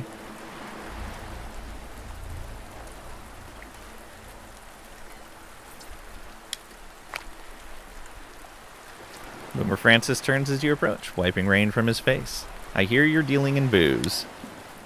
Boomer squints. I just buy from smugglers and pass it along to Swordfish Ed. Why? Did you know that some of your booze blinded a man named Archit Preet? Swordfish Ed had to dump the rest before more people got hurt. Boomer snorts. That's the first decent thing that bastard's ever done. Look, I can't verify every batch myself. I take the smuggler's word for it. Who supplied the latest shipment? Boomer pauses, then reluctantly divulges. Smuggler's name is Sauce. That's as far as my knowledge goes about him. It's cleaner that way. You don't know anything more? Boomer scratches his chin, his eyes darting around cautiously before he answers. Ooh, we hit level 10. He's a runner from Arametra. Drops anchor here every couple of cycles, peddling whatever he can scrounge up from outer rims. That's all I know. Okay, so Arametra. Yep. Aremterra. Aremterra? Aremterra. There we go. Okay, it's just our main character hit that level up. So we have 5 more attribute points. Ooh. We probably want more accuracy with our weapon. So that's going to be coordination. Ooh, only 1 point to take that? Yes, please. 2 points for that. Yeah. 2 more would put us up over 50% to hit. That's initiative and damage. Crit chance. Action points are at 7. Yeah, we already have too much speed. Strength is health and melee damage. We're okay on our health right now because of the gear that we have. Yeah, let's go with more coordination. That's going to give us another point of armor pen as well. Very nice. Yeah. High coordination. Boom. 5 points of coordination, 5 points of speed. I think we will push speed again next time to try to get to 7. Especially since we're using a rifle now. But that's not going to be until level 15. Very nice. We're finally over a 50% chance to hit. Oof. Oh, what is this? Biorhythm XR. Compact device that constantly monitors and adjusts your metabolic rates for optimal health.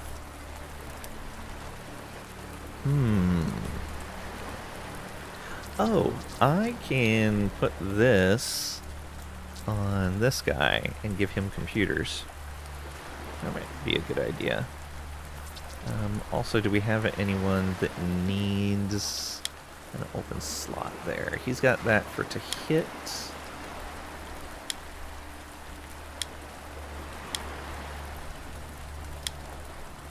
Okay, no, nobody else.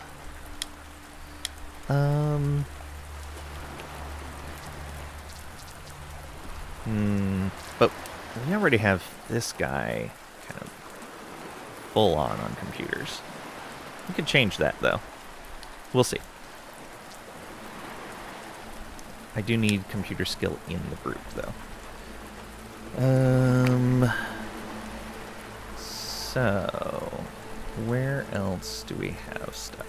No quests there. Nothing here. Oh, I need to check my perks as well. Nothing down here. Oh, I missed a chest over here. Let's go back over behind the bar. And I missed a chest here still, apparently. These guys have more to say.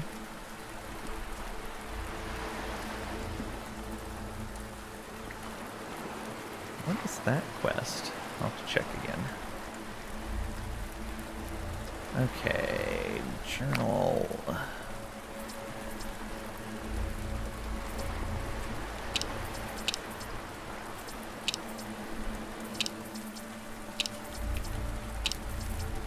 Don't take any wooden noses is for the prosthetic nose thing. Nice.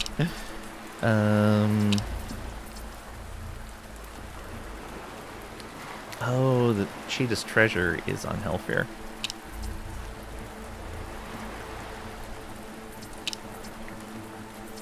Speak with both the bosses.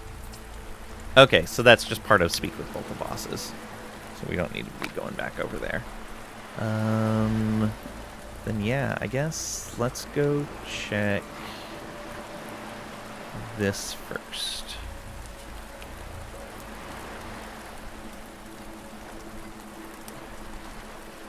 I wonder if it's just a bug on the map that's showing that there's a crate there still. Because I thought I saw that and went and checked on it. And there wasn't anything there.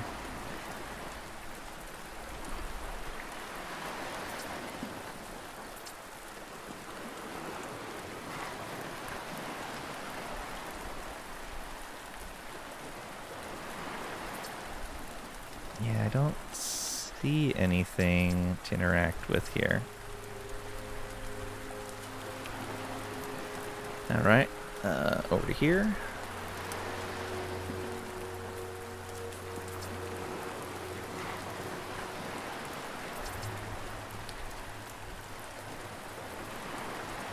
all this running around.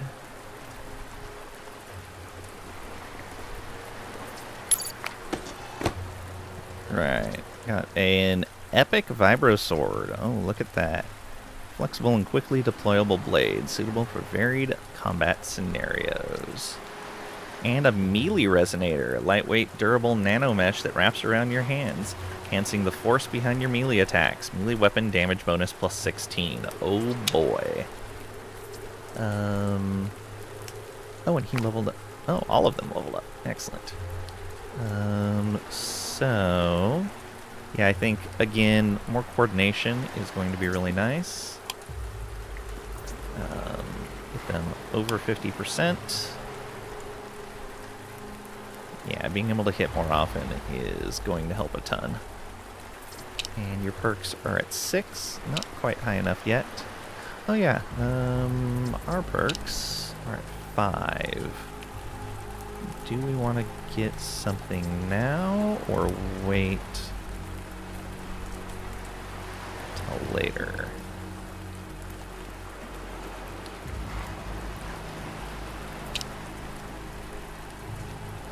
Right, we're going to wait for 6 points for the nanocyte healing. Okay, your turn. Larceny is at 50, which should be okay. Let's check the... So that's more damage, but less to hit. Way less crit. Yeah, you're definitely better off with that knife. However, hit chance of 8. Oh. So we can get more than the damage. So we could take a hit chance of 8 loss, but get 16 more melee damage. Oh, that's disgusting. I think we'll take that. Boom. Yeah. So, wait, 120. Was that the top end? 104 was the top end. Okay. 50 to 104.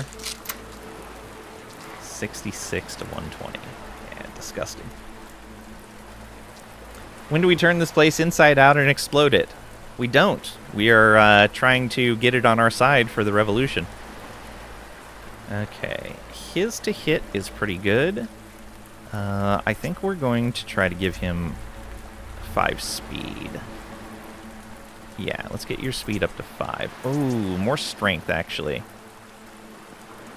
Yeah, let's give him more strength, because we're probably going to need it. Alright, 6 points of strength. That way we can brute force our way on some stuff if we need to. Lang is boring? No. We have a task to complete. Alright. Let's give you some evasion. There we go. Yeah, get him all these basic combat things, since he's right up in people's faces. I think that was everyone. Skill and perk, that makes sense.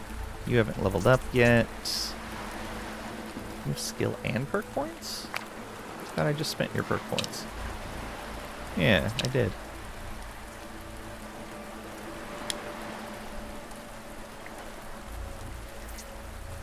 There we go. I spent skill points, skill and perk, and we're saving. Yeah. Yeah, so it's 5,000 for each level up. Not bad at all. Okay. So we grabbed that crate, I'm pretty sure. Did we? We did. Alright. Alright, time to come talk to the executives. See what we can pull off. Oh, the robot's hit points are so low. You approach one of the buildings at the far end of the platforms, noticeably better maintained than the others. TX-930 chimes in. This appears to be where the ex-Star Frontier executives have set up their base. The guard at the door notices you approach and steps forward. Something I can help you with? A messenger sent me. Your boss requests to see me. The guard nods. That'd be Elliot Trajan. Please proceed. Okay.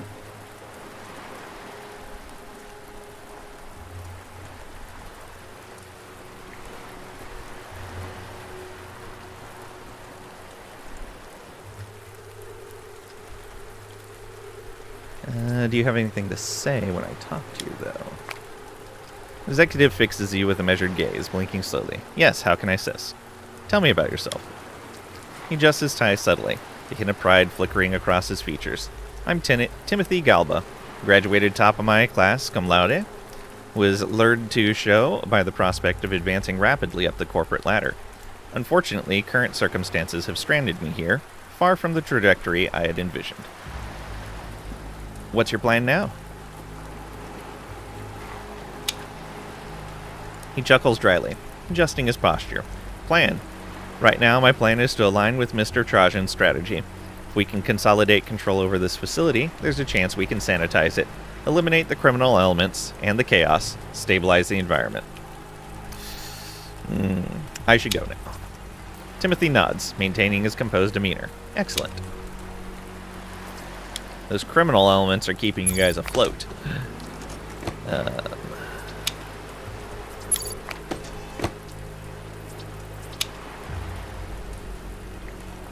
Are there certain things that need to be stopped? Yes, but not everything.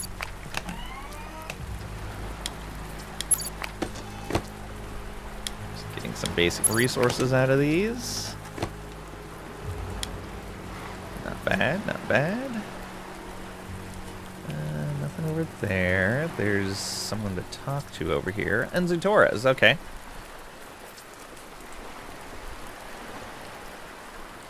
Why did you go inside there? Ooh, a Subsonics Resonator. Ah, we got a free module with plus 13 Intimidation. Dang, we totally wasted our money at the merchant. Well, lesson learned. Small device that clips to your clothing, emitting low frequency vibrations that induce a sense of unease in those around you.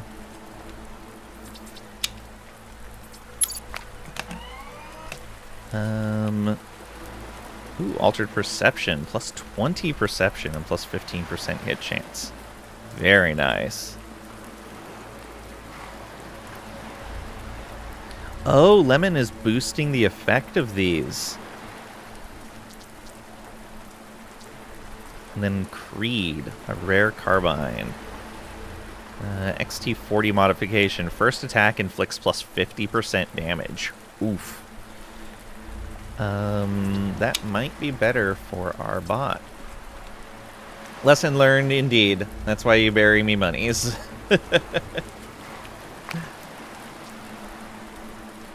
Alright, is this a better weapon? A little less to hit. More damage and penetration across the board. I'll take a little bit of a hit penalty for that. There we go.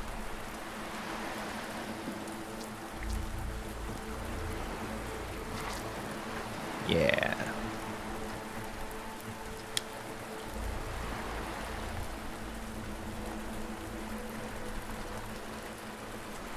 Let's see what Enzo has to say.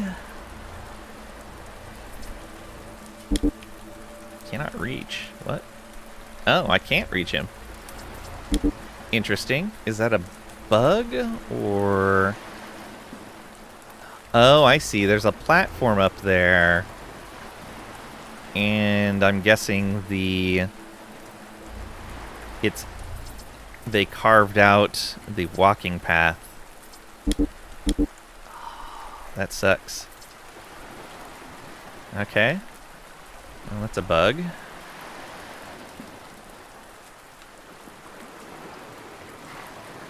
I should get Barry Lang because he's a treasure too. Aw, thank you. But please don't bury. Okay, that's Cheetah. There's Penny Smith, Davis Drinkwater, Elliot Trajan.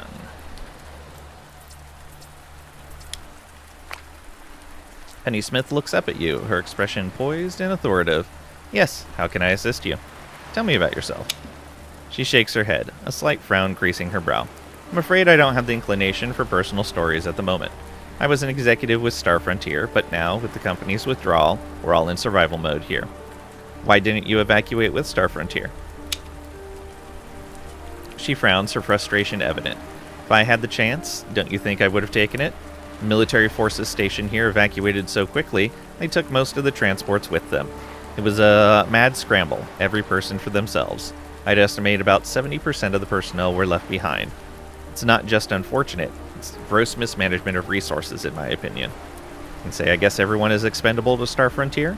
Or with finances 20, from a corporate strategy perspective, it could be argued that Star Frontier calculated the cost of a full evacuation, simply deemed it non-viable.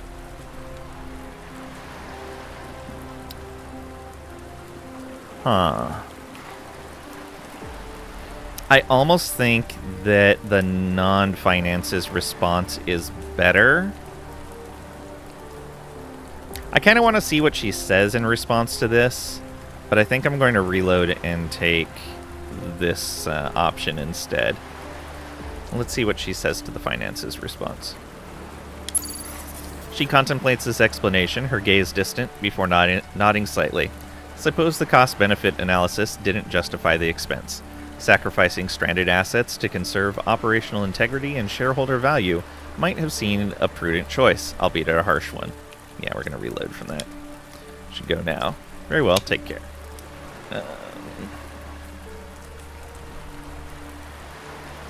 What is the hotkey to reload?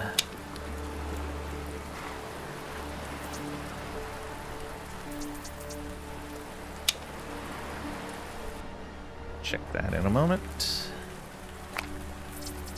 Options, controls, quick load F9. Okay, not F8. Oh, and now he's not here. I guess it was a bug that he was showing up there. Interesting.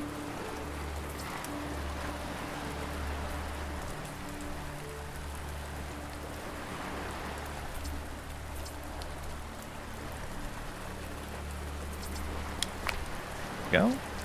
Tell me about yourself. Why didn't you evacuate? I guess everyone is expendable. She pauses, her expression tightening slightly. That's correct. Seems even highly educated executives are not immune. I should go now. Taking out stream insurance on Lang, so when can't stream, they'll pull in another Lang from the multiverse. Sounds like a good plan.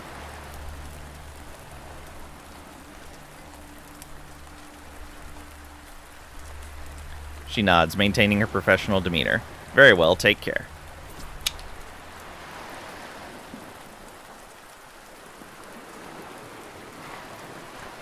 I don't want them being sympathetic with the company. The executive glances up as you near, promptly extending his hand. Davis Drinkwater, how do you do? Good. Davis offers a radiant smile, all teeth. Glad to hear. He blinks, coming back to the moment. Is there anything else I can help you with? Nothing for now. Davis nods. Very well, then. Okay. You enter the back office, where opulent executive furniture stands out. Elliot Trajan, head executive, turns to face you as you approach. You came. And say my time is limited, get on with it, or that's right. That's right. Sympathy is for the weak.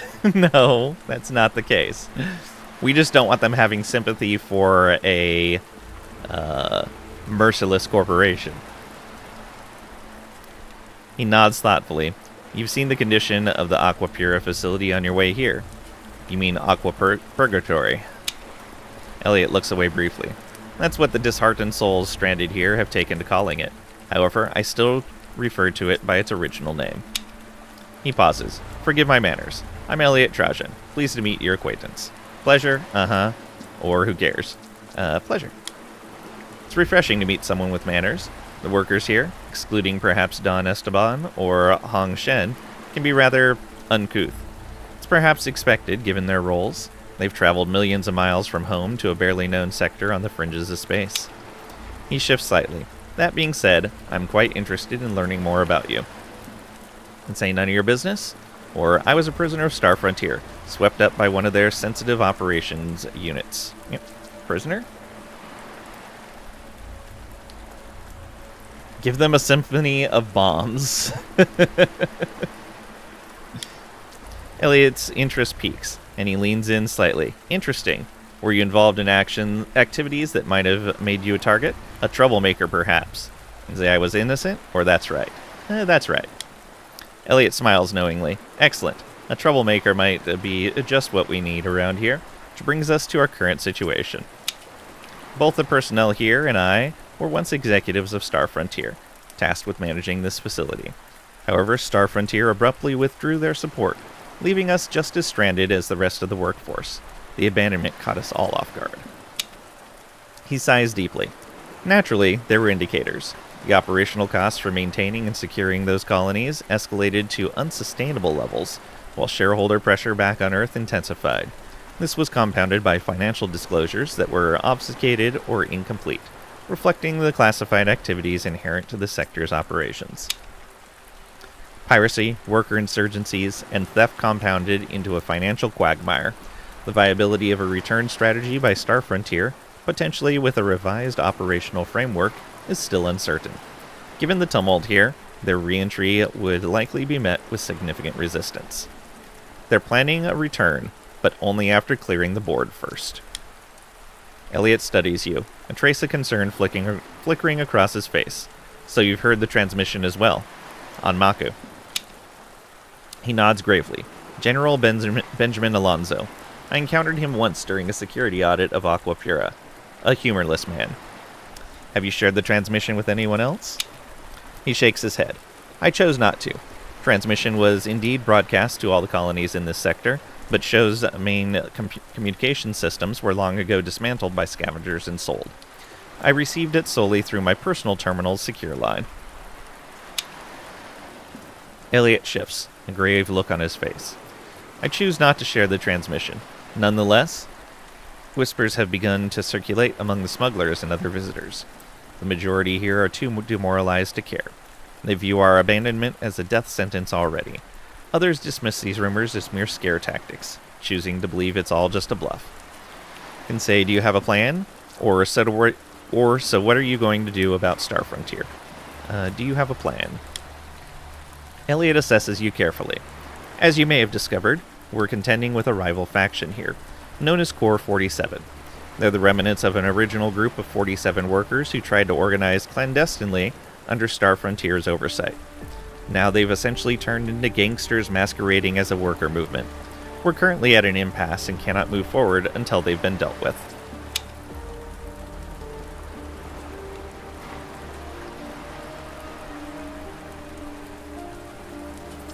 My aim is to establish a centralized authority on Aqua Pura. With a unified command, we might stand a chance to effectively resist Star Frontier's maneuvers. However, this constant chaos, perpetuated by the Core 47, undermines our efforts. They thrive on this disorder, leveraging it for their gain. It's a little bit of a colored version of what's happening.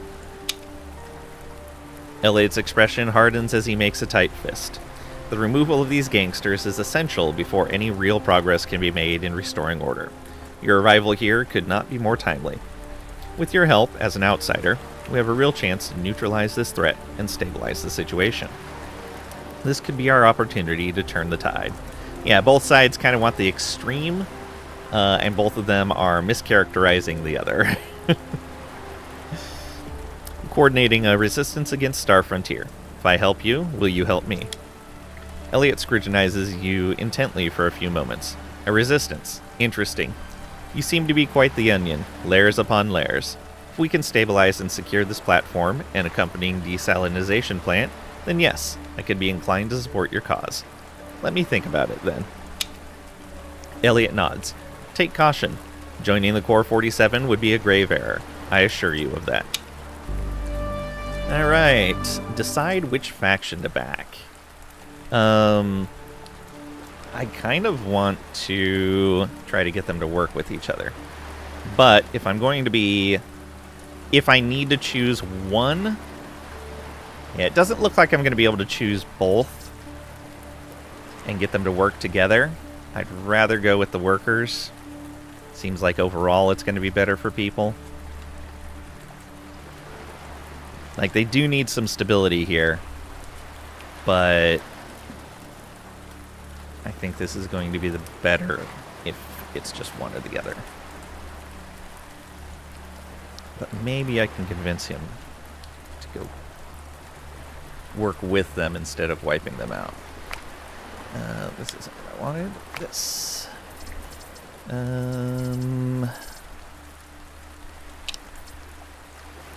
Yeah. Decide which faction to back. Alright, Torque. Tell me about yourself. Oh, we never got this information. He shakes his head. I run what's left of the Core 47. Not many of us left now. Most got killed or chewed up by workplace accidents. I'd rather let my work speak for itself. You know what I mean? So you're the leader then? He snorts. Leader? Hate that word. Sounds too official. Let's just say I keep the gears turning. Someone has to. More questions. Let's talk about the mercenaries. He grunts, nodding towards the distance. Those bastards. Crash landed here after some kind of skirmish, probably with pirates. Managed to shove their burning ship into the sea right before it went up. Now they're stuck here, like the rest of us. Why haven't they attacked yet? Torque glances around, his voice dropping. They could probably roll over this whole place if they wanted to, but the losses would be costly. They're waiting, watching us and the execs go at it, seeing which side's left standing before they make their play.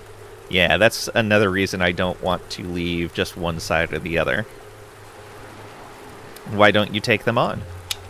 Torque scowls, rubbing his neck. They're dug in like ticks. Mines all over the bridge. They've got an autocannon pointed at the only way in. I'm not sending my guys to their deaths for a suicide run. So for now, we wait. But not for long.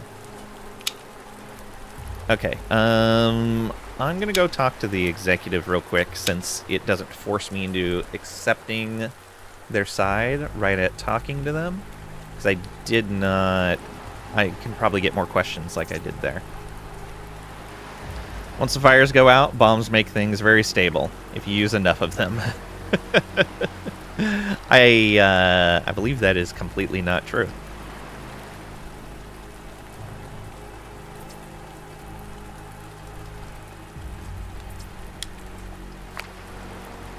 Yeah, tell me about yourself. Elliot Trajan nods. What would you like to know? Why are you still here? He shakes his head. As I mentioned, when Star Frontier pulled out, it was abrupt, total chaos. A few well-connected executives managed to secure transport off-planet, but many of us were left to fend for ourselves. What was your role before all this? I served as the deputy executive of Aquapura. Just weeks before the evacuation, my predecessor fell ill. Tendinitis, quite severe. I was thrust into his position as a stopgap. I had minimal experience, but I embraced the responsibility eagerly, right up until we were abandoned. How do you view Star Frontier now? Prior to the transmission, I understood their departure as a harsh but rational corporate decision. However, after hearing their plan to essentially wipe the slate clean, my view has darkened considerably. They intend to exterminate life here to start over. While some might see me as strict or authoritarian, I cannot condone such a ruthless purge of innocent lives. Yeah, see, this is... I really hope there is an option somewhere in here to get them to work together. Let's talk about the mercenaries. He nods grimly. Those scum. They crash-landed here after a skirmish, likely with pirates. They managed to push their burning ship into the sea just before it blew. Now they're marooned. Why haven't they attacked? He glances cautiously around. They could probably overrun the facility if they chose to, but the losses would be substantial. Seems they prefer to wait it out, see how the conflict between us and the Core 47 unfolds. Why don't you take them on? Elliot's expression tightens. They've fortified their position. There's a heavily mined bridge and an autocannon covering the only approach. Any direct assault would be suicidal, so it's an impasse, for now. Okay. So, let's go back over here and talk to these guys.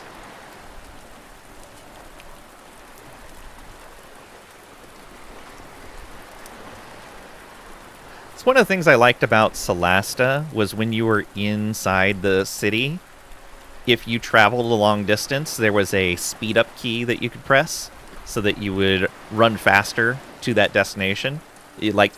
you would still traverse the distance. It just moved time faster, essentially. So you'd still get interrupted by automated events and stuff like that. It was a very nice touch. And it let them have a large city with lots of things to look at and everything, a lot of empty space between NPCs, without making it feel cumbersome to travel.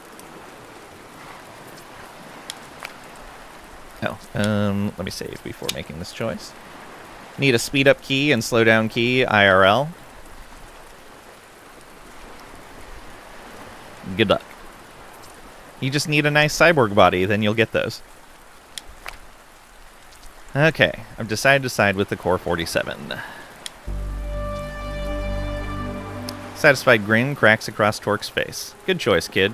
We're going to take back this place one piece at a time. First step, taking control of Aqua Purgatory and those desalinization plants.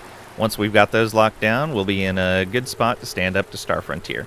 He leans in, the voice lowering. But before that, we've got some groundwork to lay. You ready to get your hands dirty? Let's hear it. Torque nods. First things first, we need to get a few key folks on our side. There's Octopus Fingers running the casino, Swordfish Ed at the bar, Julia Swanson with her brothel, and Sheriff Salas. Once they're backing us, we can turn our attention to the mercs on the east platform. That's where we secure our hold and push those executive masters out for good. Ah, here we go.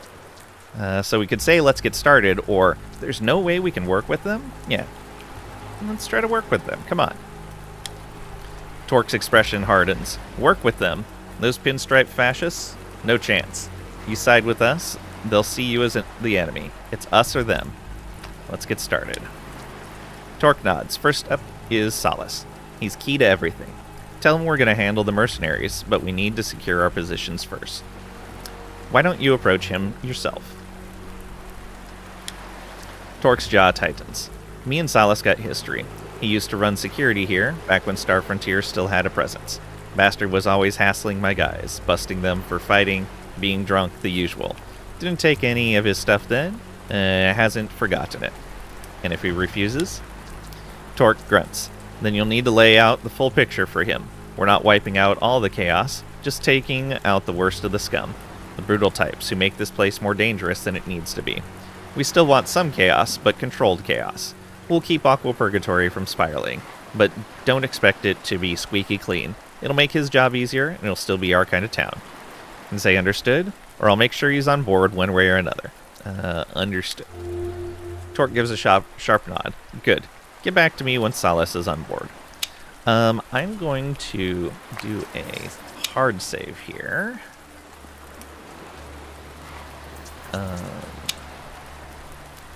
And then I'm going to load up over by the executives. And see if I can get them to work together.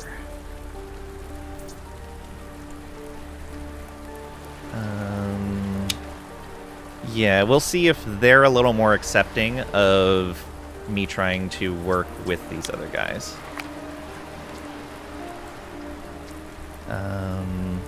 That's right.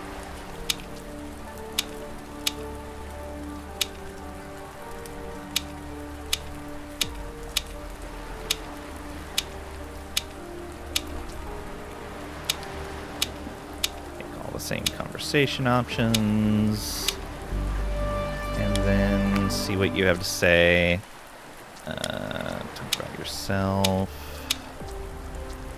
Questions, the mercenaries, more questions. Alright, I'm going to work with excellent choice. Long-term goal is secure control over the Aqua Pura and the desalinization plants. These assets consolidated, we can better support the resistance against Star Frontier. However, this would involve some preliminary steps. What steps? He nods. First, we need to align the key figures of Aqua Pura to our side. Octopus Fingers, who manages the casino, Swordfish Ed, the bar owner, Julia Swanson, who oversees the brothel, and Sheriff Salas, the local enforcer. Once they are with us, we can address the mercenaries controlling the east platform. Securing that area will protect our operations and set the stage for the final push to displace the Core 47. There's no way we can work with the Core. Alright. If you answer well here, we will go with you. If you don't, then we're going to go back to the Core. Elliot's demeanor stiffens. Those gangsters? Absolutely not. Once you choose your side, you'll be their enemy. Okay. Now I'll have to click through all of this. Okay. Load that up.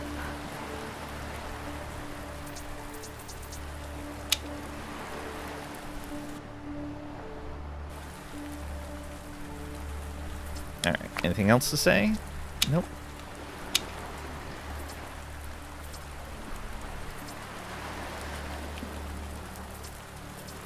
No, none of them have anything to say. I'm going to go over and see if I can talk to the executives.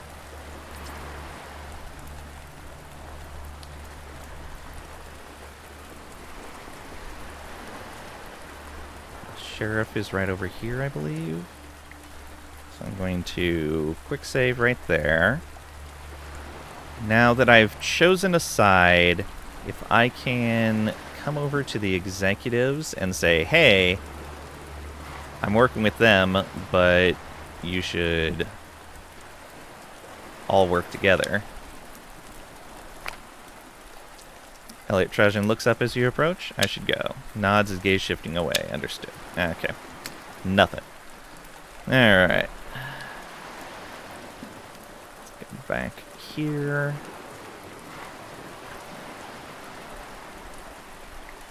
Talk to the sheriff first.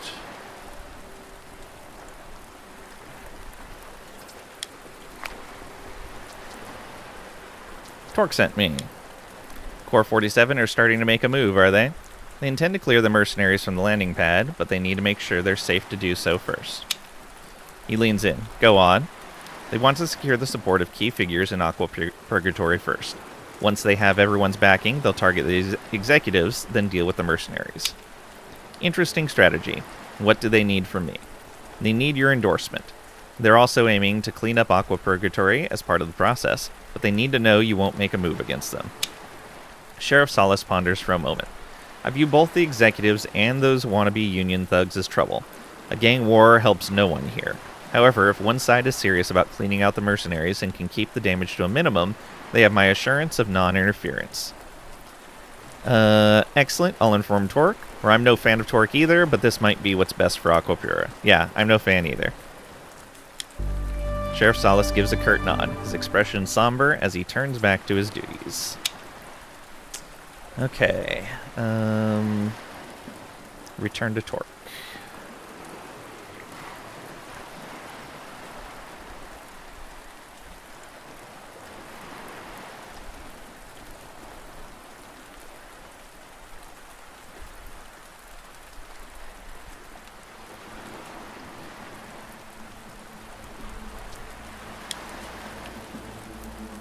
Okay, this is our text log. Okay. Report to Torque. Torque crosses his arms, nodding in your direction. Alright, what's the word? Sheriff Salas is with us. Torque grunts, the corner of his mouth tugging into a half smirk. Good. Makes stuff a lot easier. Plus, we can toss any troublemakers into his cells when we need to. Win-win. He pauses, scratching his stubbled chin. Now go talk to Octopus Fingers. We need him backing us. His casino? That cash flow is going to be key if we're going to fix up Aquapura. So we're extorting him? Torque scowls. Nah, we're just showing him it's in his best interest to side with us. We need his credits. And listen, he points a finger at you. Don't go starting stuff. No killing. Not yet, anyway. With Salas on our side, we can't afford to screw this up. Keep it clean. Understood. Torque watches you for a long moment and gives a quick approving nod. Right. That's enough for now. Okay. Nice save there. The casino was right over here.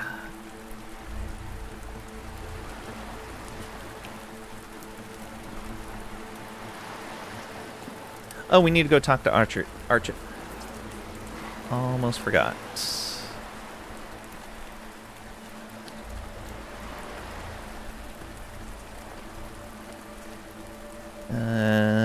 Is this one? No, this one. The worker is headbound, speaks in a pained voice. Alms for the needy? Spoke with Boomer at the landing pad. He confirmed it. Smugglers from Ametera. They've been tapping into frozen alcohol reserves buried on the planet. Archit snakes his head, his voice heavy with resignation. I care not, my friend. What does it matter now? It's over for me. But if you can find the bastard guys responsible, I hope you make them stop. Tell them what they are doing. Yeah, we'll see what we can do. And that got our last person their level. So Cheetah, you need more coordination as well. Boom, that gets you over 50% to hit. And need to get that intimidation up. Let's get it to 50. We've got someone else running luck now, so we don't necessarily need her luck up higher. Do we want to keep her on pistols? Oh, this was the other intimidation thing. They're both cubes.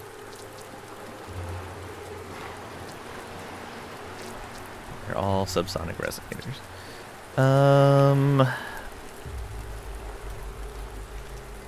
Do we just want to start making her good at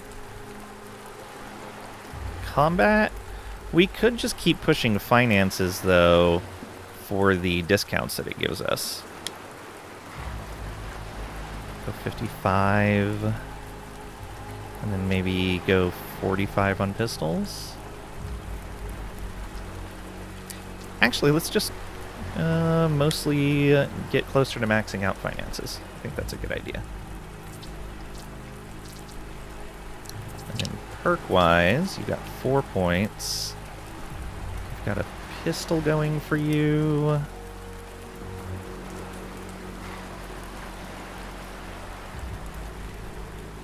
Focused Onslaught is probably pretty good. Let's go.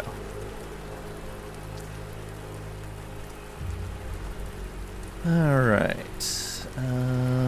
Over to the casino.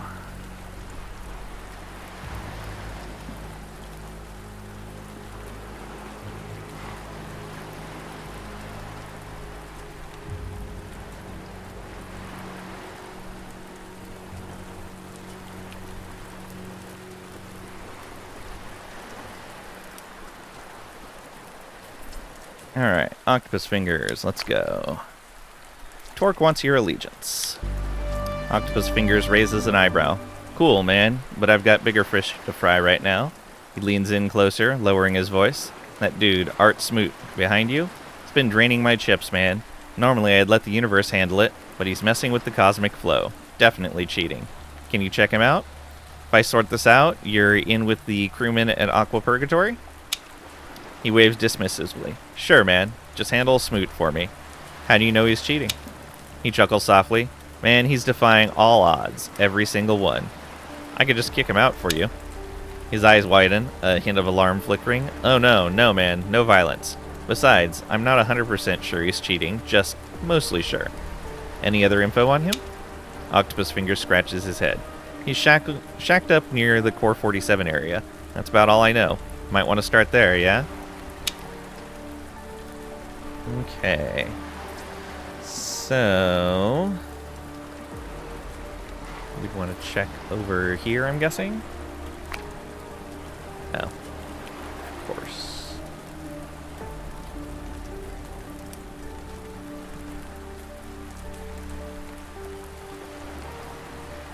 I guess it wants us to talk to him first. I'll save. Run on over here and see.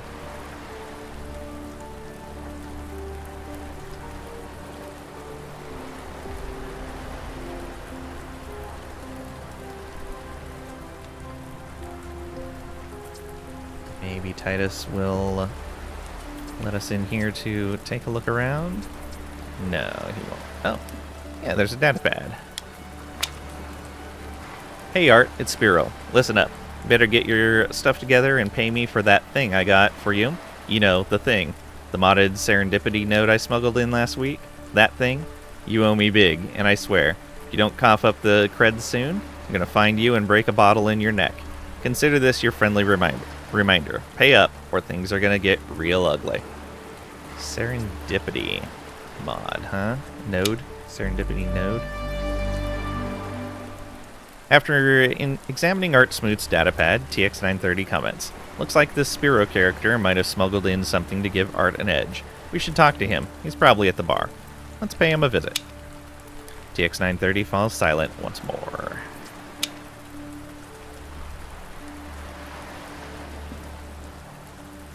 To the bar.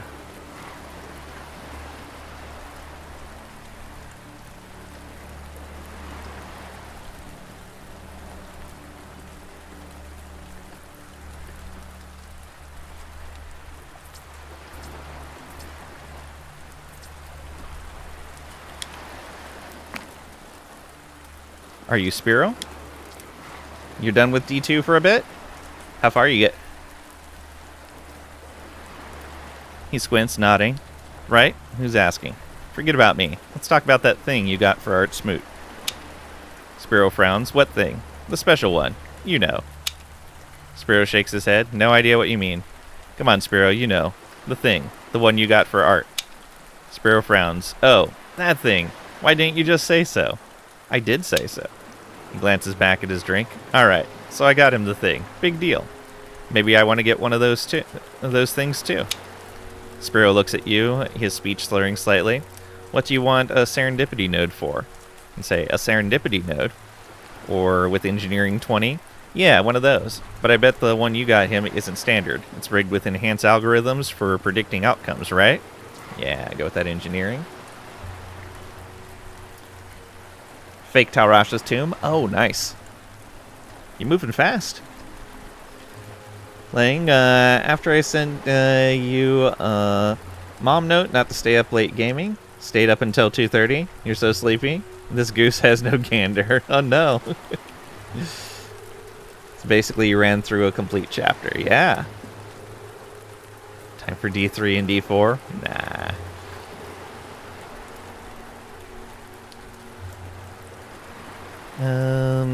Yeah, one of those. Spiro nods almost proudly. Damn right. Thing could cheat a saint out of a halo.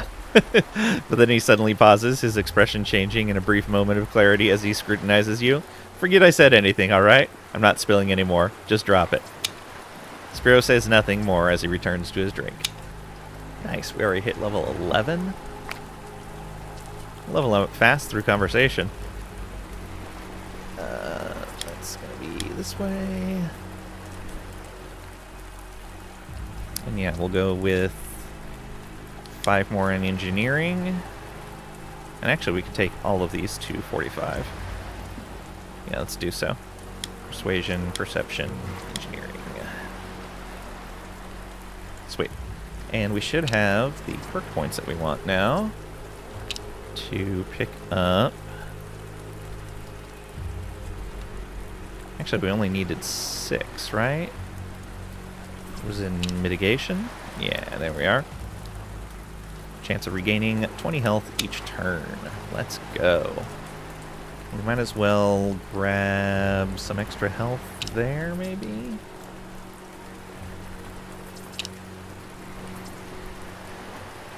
Damage against, penetration. Yeah, let's pick up health per level. There we go. Almost got us to 250. Very nice. Very nice. Return to Octopus Fingers. I do want to go talk to this guy. I have a feeling we skipped a step.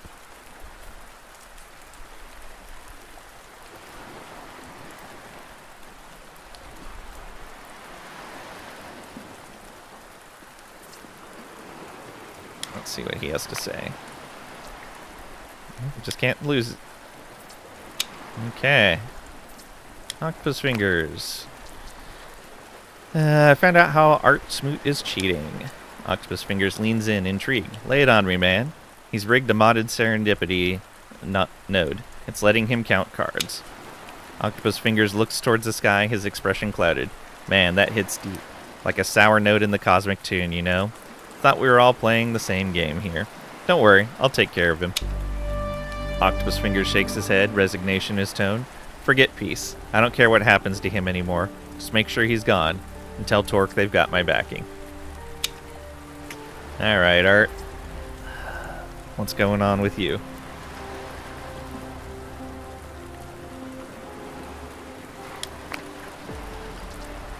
Sorry, friend. This table's closing up.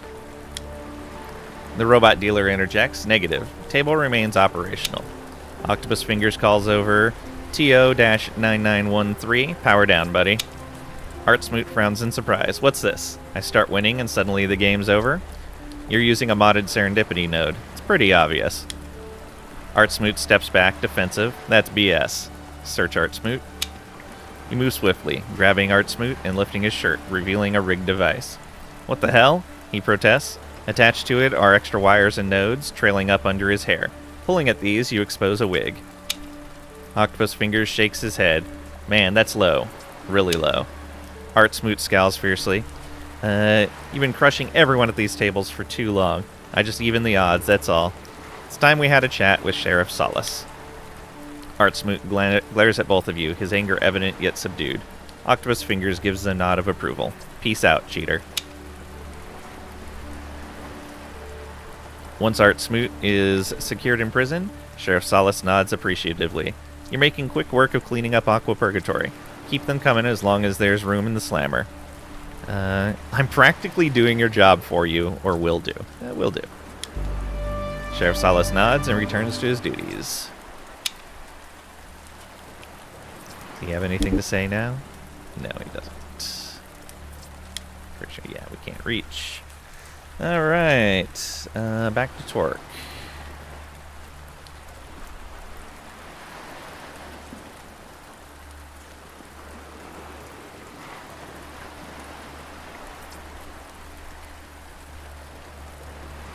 Hopefully when it comes down to the point where it's like, hey, go take care of the executives, we can work out a deal.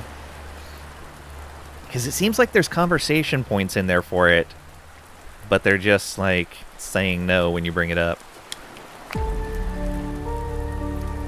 Report to Torque. Torque crosses his arms, nodding in your direction. Alright, what's the word? Octopus Fingers ran into trouble with Art Smoot, who's rigging the game using a hacked serendipity node. Torque lets out a rough chuckle. Smoot, huh? Slimy bastard. What did you end up doing with him? He's with Solace now. Torque nods. Good. That's good. Glad you took care of that. Means Octopus Fingers is on our side now.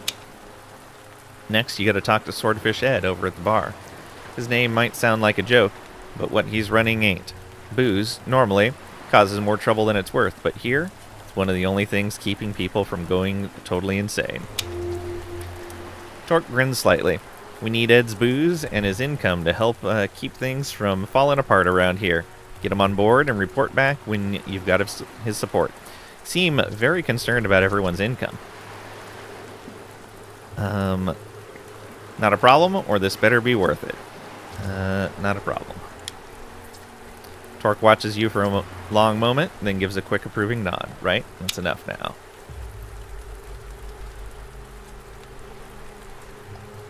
Yeah, definitely don't feel great about this. This is one of those I don't really like either side kind of things. There's got to be a better way.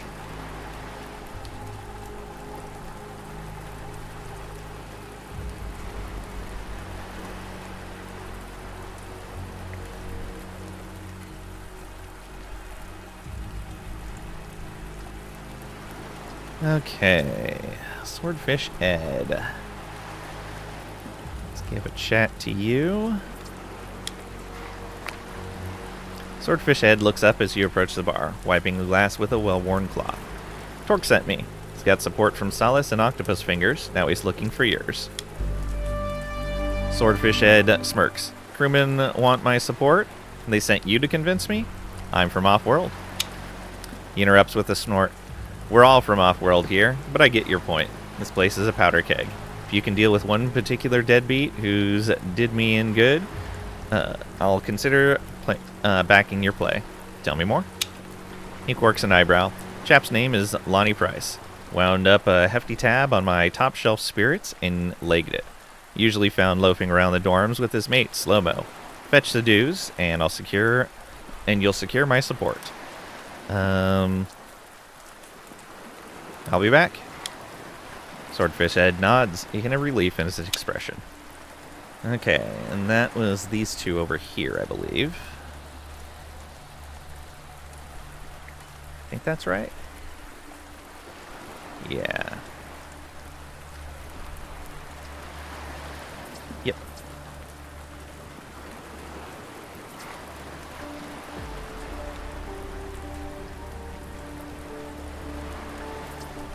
All right, Lonnie. Are you Lonnie Price? He picks at his teeth, giving you a wary look. Who's asking? I am. Just a friend looking to chat. Just a friend looking... we're not here as a friend.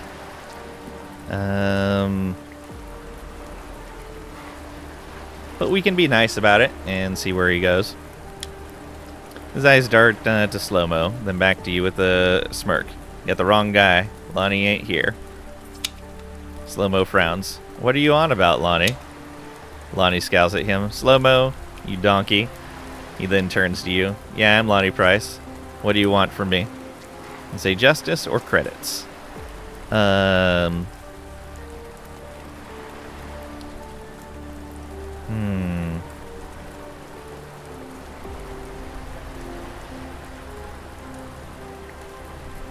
Justice makes it sound like we're gonna kill him, but it could also imply that we'll throw him in jail if he's not going to comply.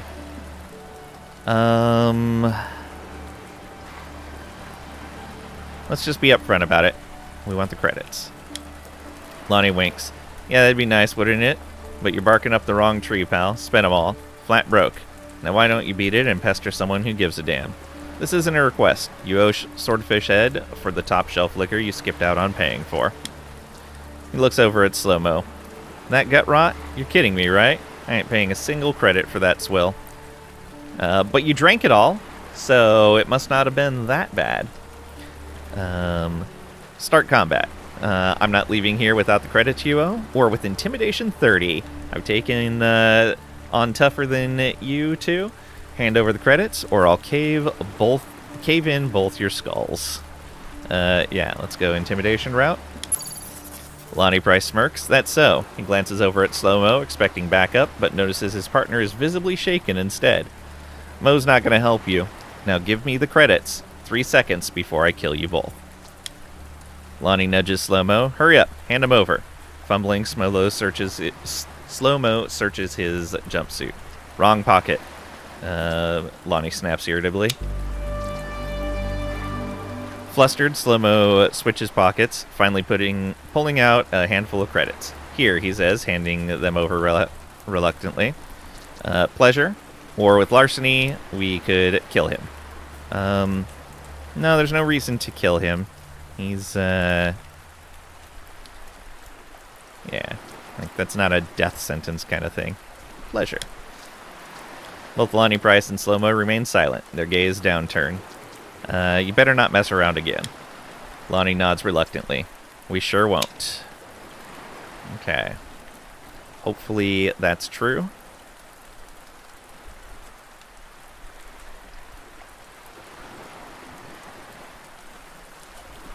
Turn to Swordfish Ed here.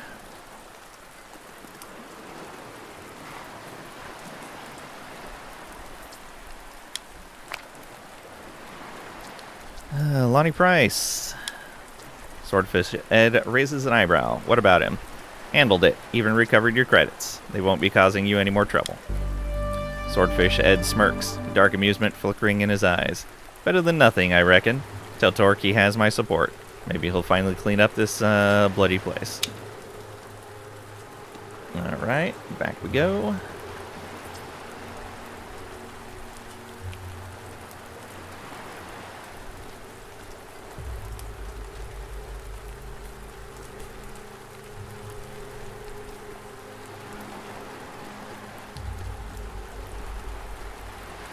back and forth in this one. Would have been nice if he would have said, like, you know, go deal with these guys in this order, and I didn't have to come back for every single one. Although I guess there's the possibility of fail conditions. Probably. Report to Torque. Alright. Swordfish Ed is now aligned with us. He was having trouble with a debtor named Lonnie Price, which we've resolved. Torque grunts. Taken care of. You mean dead, right? No, he's still alive. Torque grunts, thinking it over. Fine. We'll get to him later. We'll tax him, make sure he pays up like everyone else. Torque clears his throat, then continues. Now let's talk about Julia Swanson. She runs a brothel. Yeah, her attitude might seem like an act, but her place keeps the locals in line, keeps their urges in check. And she's pulling in good money. We need her on our side. His voice takes on a more serious tone, but listen, handle it smart. We can't upset the balance just yet. It'll be a time for bigger moves, but this ain't it. Yeah, I don't like where you're going with this, man. What happens after this? Torque smirks. Once Julia's on board, we deal with the executives. Get that squared away, and we take out the mercs. After that, we'll back you against Star Frontier. No questions. I'll hold you to that. Alright. Yeah, do not like this guy. But this is definitely another one of those things of, yeah, just both sides. So bad.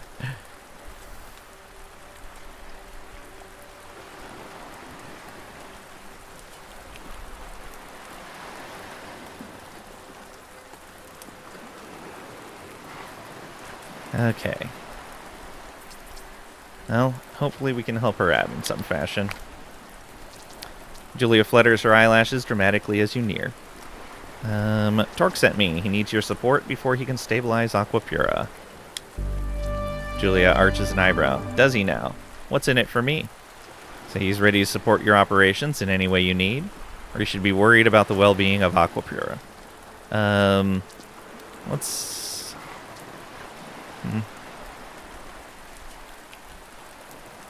Yeah, he's ready to support you. Julia leans back, contemplating. Alright, there is something. One of my girls, she's in trouble. Ran off with a thug named Alonzo Appleseed. Oh good, we're going to get to deal with that. Excellent. I don't expect her to return to her old job, but she needs to be away from him. Tell me more. Julia studies you for a moment before wrapping her arms around herself. Her name is Viva Martinez.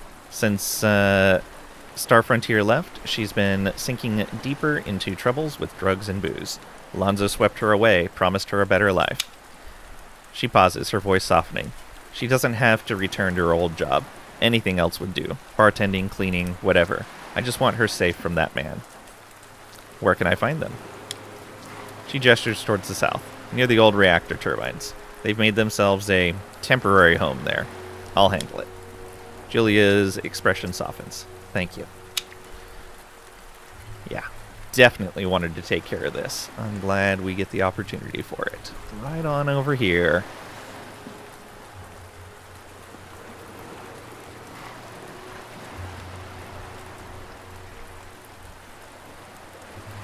Oh, there's already someone here. What is happening?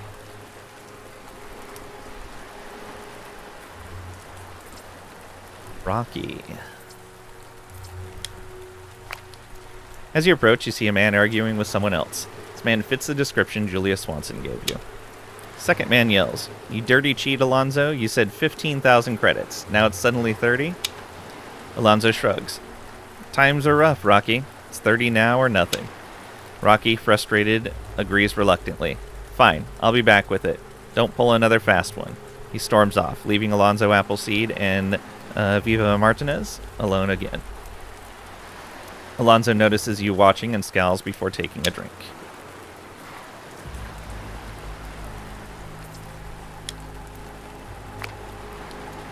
Alonzo Appleseed glances up from his drink. What do you want?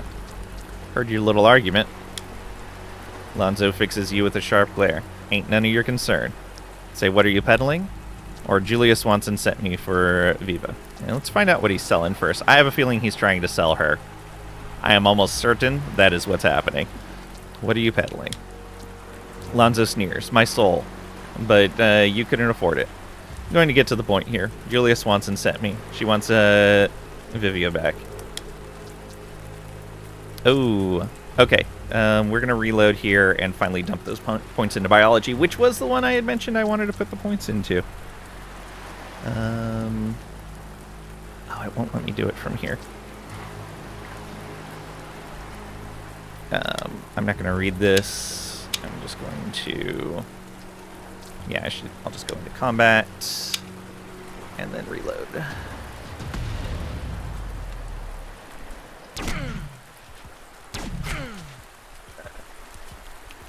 Come on.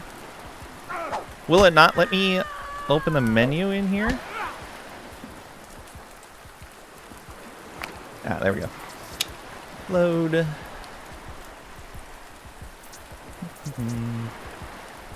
Yeah, right there.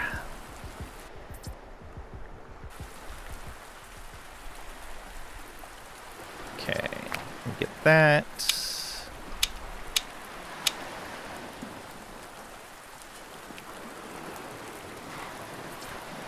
Oh, no, stop. Whew, that was close. Almost forgot to spend those points. Okay, over to our bot friend.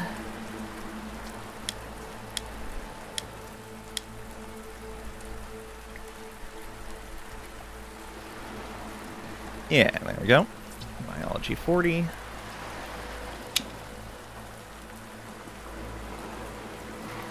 Save again.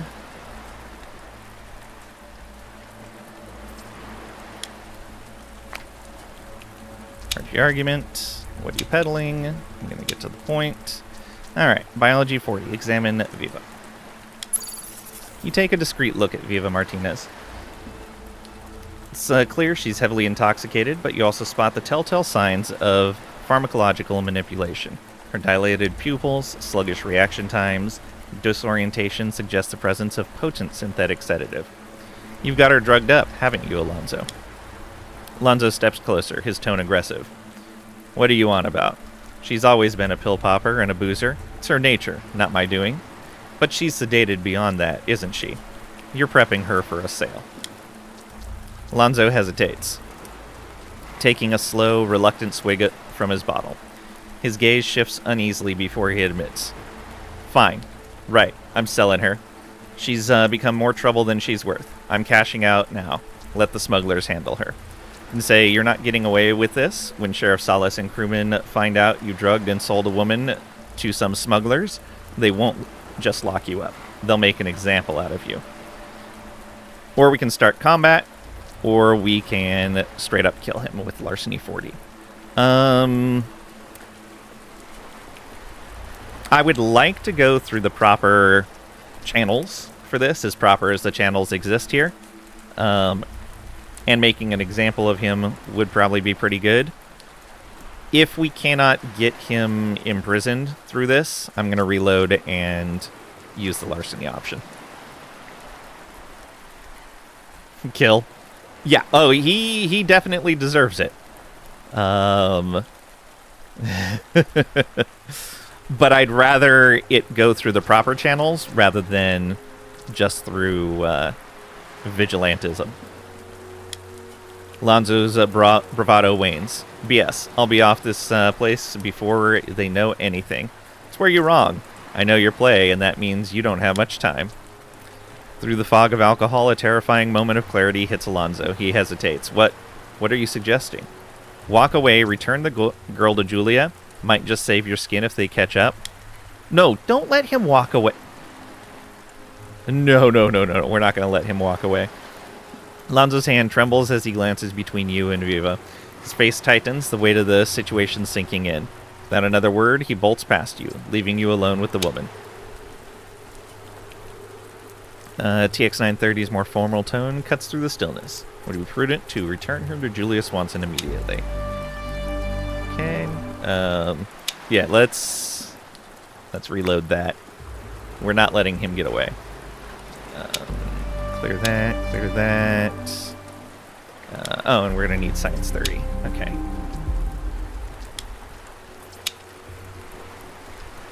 So, load this. Back to there again.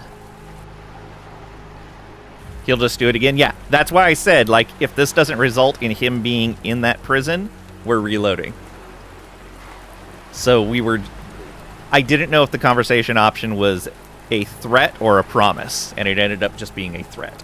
So we have to fix this. Let's go here to our robot friend. Get those points in science.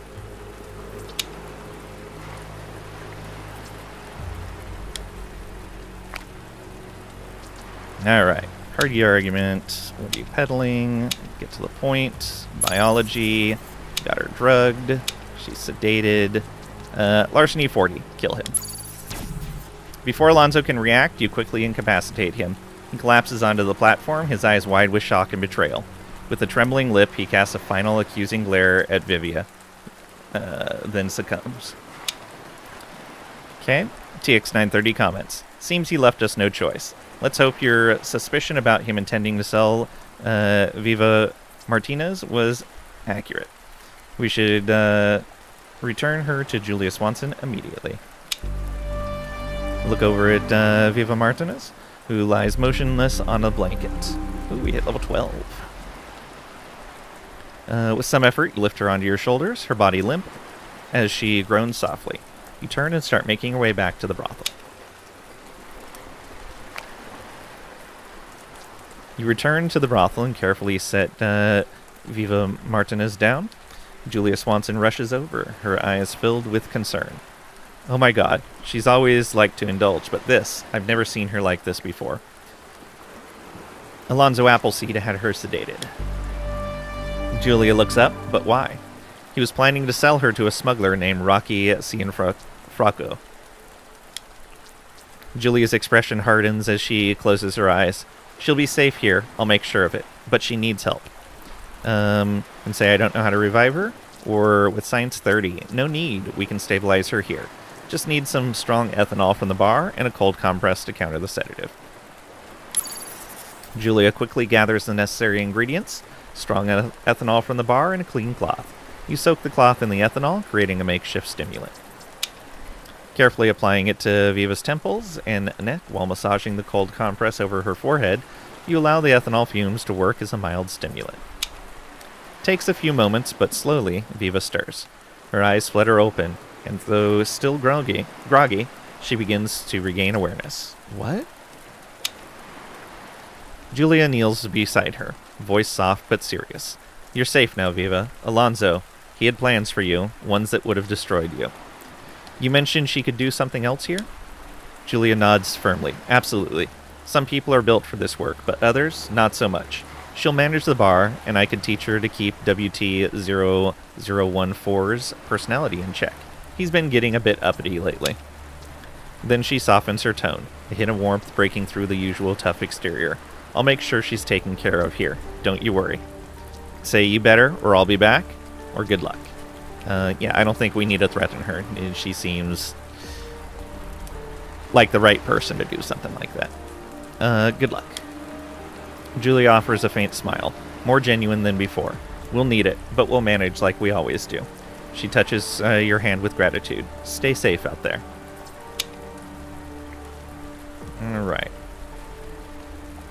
Number 2, no. Bad. Does she have anything else to say? No. Does Viva have anything to say? Viva Martinez glances up at you from beneath her blankets, her eyes bloodshot and distant. She sways slightly, staring blankly ahead, saying nothing. What's the most painful death pirates inflict? Removing your access to all treasure.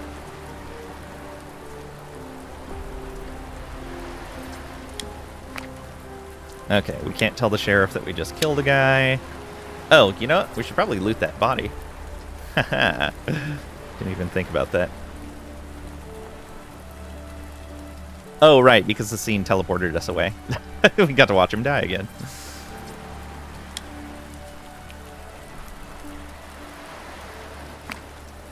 He had rare light armor on him. Ooh, very nice. That is very good. Okay.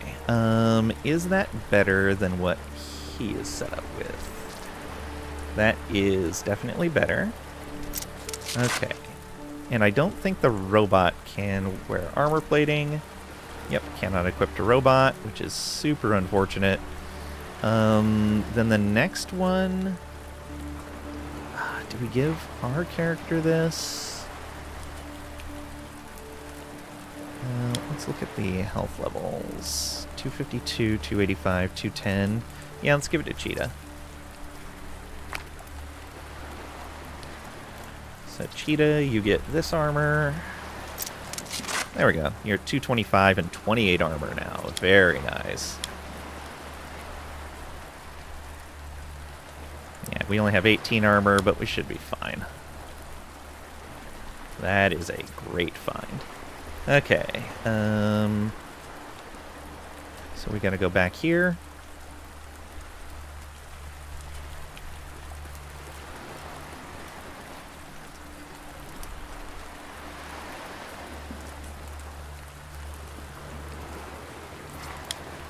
Alright, Torque, report.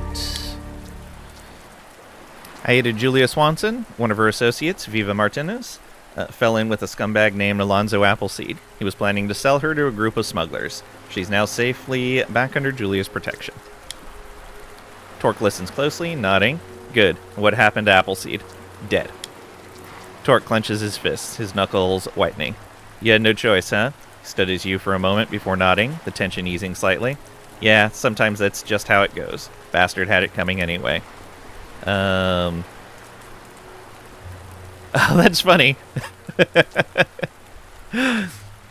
You can say truthfully that we had no choice, or you could lie and say that we had no choice.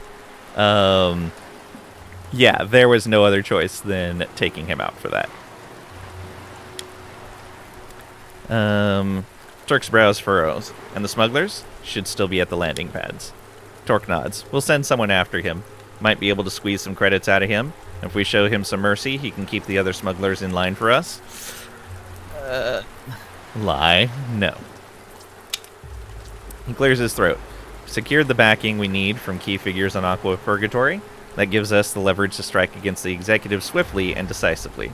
With public support on our side, this move should go off smoothly without causing too much unrest. I'd say, let's finish this, or what if we could broker peace with the executives instead? Yes, let's broker peace.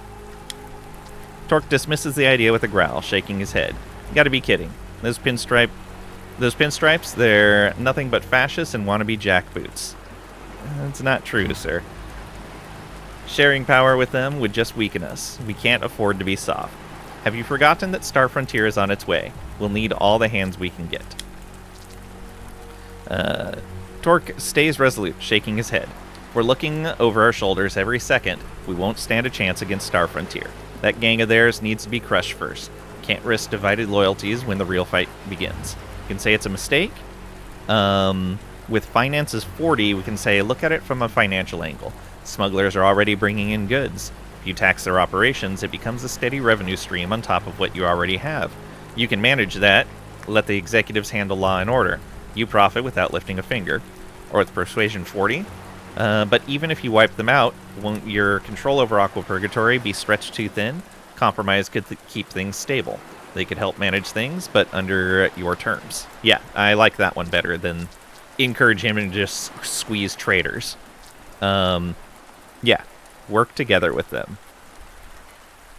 Keel hauling? Oh yeah, that's a pretty nasty one. Torque narrows his eyes, considering your argument. Maybe, but if, and that's a big if, we go this way, they answer to us. No equal footing, no sharing power. They follow our lead or it's a war. Let me set up the meeting. If they refuse, we'll fall back on your plan to wipe them out. Torque pauses, then nods slowly. Fine, set it up. But if they so much as blink wrong, we take them down without hesitation. Yeah, you're making me, with every interaction with you, you're making me think like I definitely chose the wrong side. But I have a feeling the executives would be just as bad.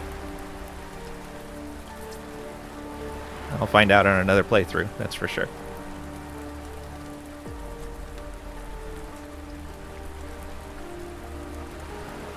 I'm glad there is a way to at least try to compromise. Okay, who's this? Oh, that's Cheetah, just hanging out over here.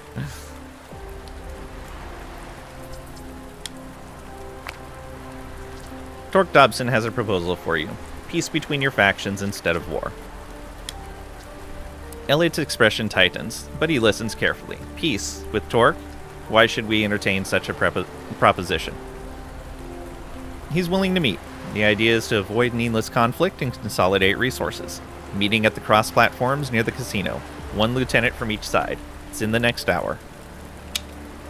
Elliot takes a moment to consider, his business-like demeanor calculating. Torque is not to be trusted, but if this saves resources and lives, I'll entertain it.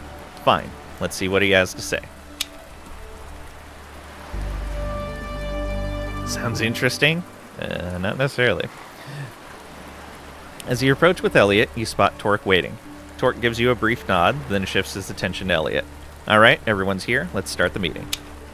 Elliot, visibly growing impatient, focuses on Torque. Very well. What are you proposing? Torque's grin widens, clearly enjoying the power shift. You see, Elliot, things have changed since we last spoke. Aqua Pura's backing me now. The tides have turned. Elliot's jaw tightens, but he holds his composure. Then let's get to the point. What is it you want?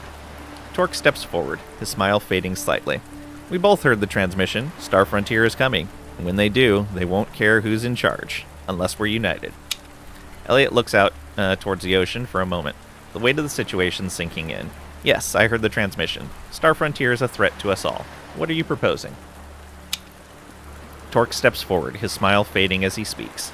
Here's the deal. You handle the order, because that's what you and your people are good at. We'll handle the smugglers and the revenue that comes with them. No sniffing us out from your side. When Star Frontier shows up, we fight them together. Elliot nods slowly, considering his options. And if I refuse? Torque's expression hardens. Then we go to war and Aqua Pura burns to the ground before Star Frontier even gets here. You'll lose everything? Is that what you want? A tense silence fills the air before Elliot finally speaks. Fine. We'll proceed with your terms, but make no mistake. If you cross me, this deal is finished. Torque nods. Good. Tell your people to stand down. I'll do the same.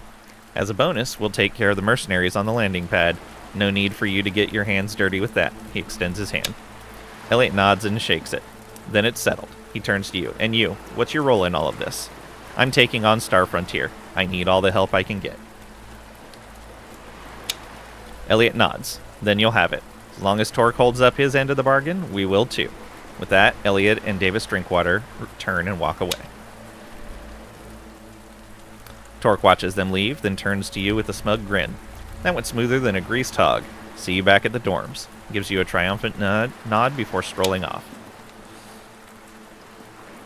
TX-930's voice cuts through the silence.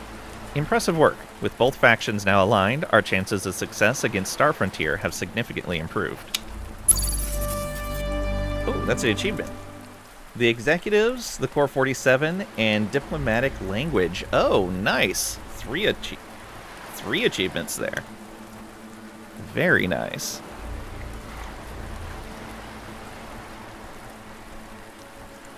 Recruited both the Executives and the Core 47. Ah, yeah, okay. So we got the recruitment achievements for both sides, plus for getting both of them simultaneously. Nice. However, I'm going to save here.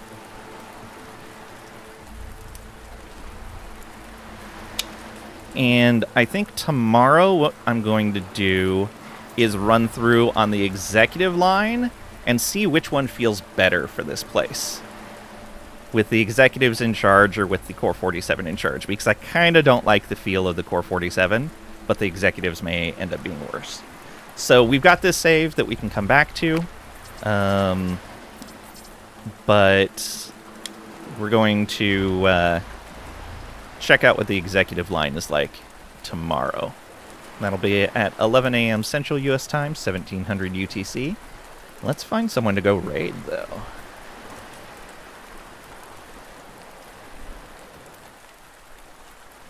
Who's doing what right now? Wow, nobody is playing this. That's unfortunate.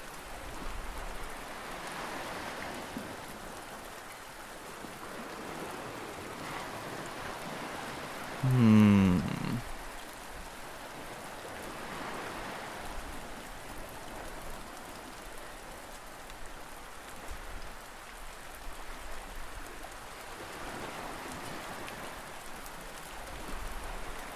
What do we got?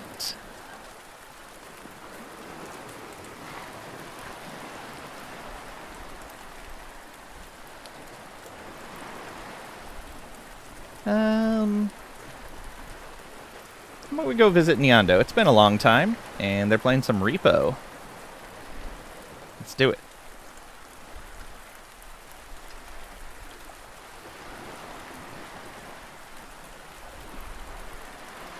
And here's our raid message. What are you supposed to do now? Go watch Neondo. It'll be fun. Alano's also playing some RimWorld.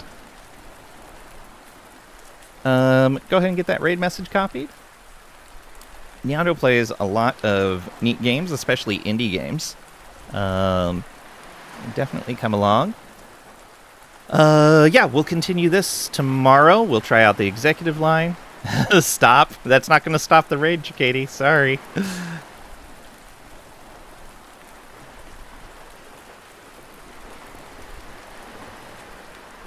But yeah, I'm looking forward to this. We'll see what happens here.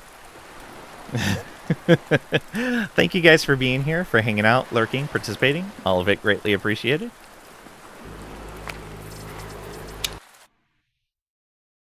Thanks again, and I'll see ya.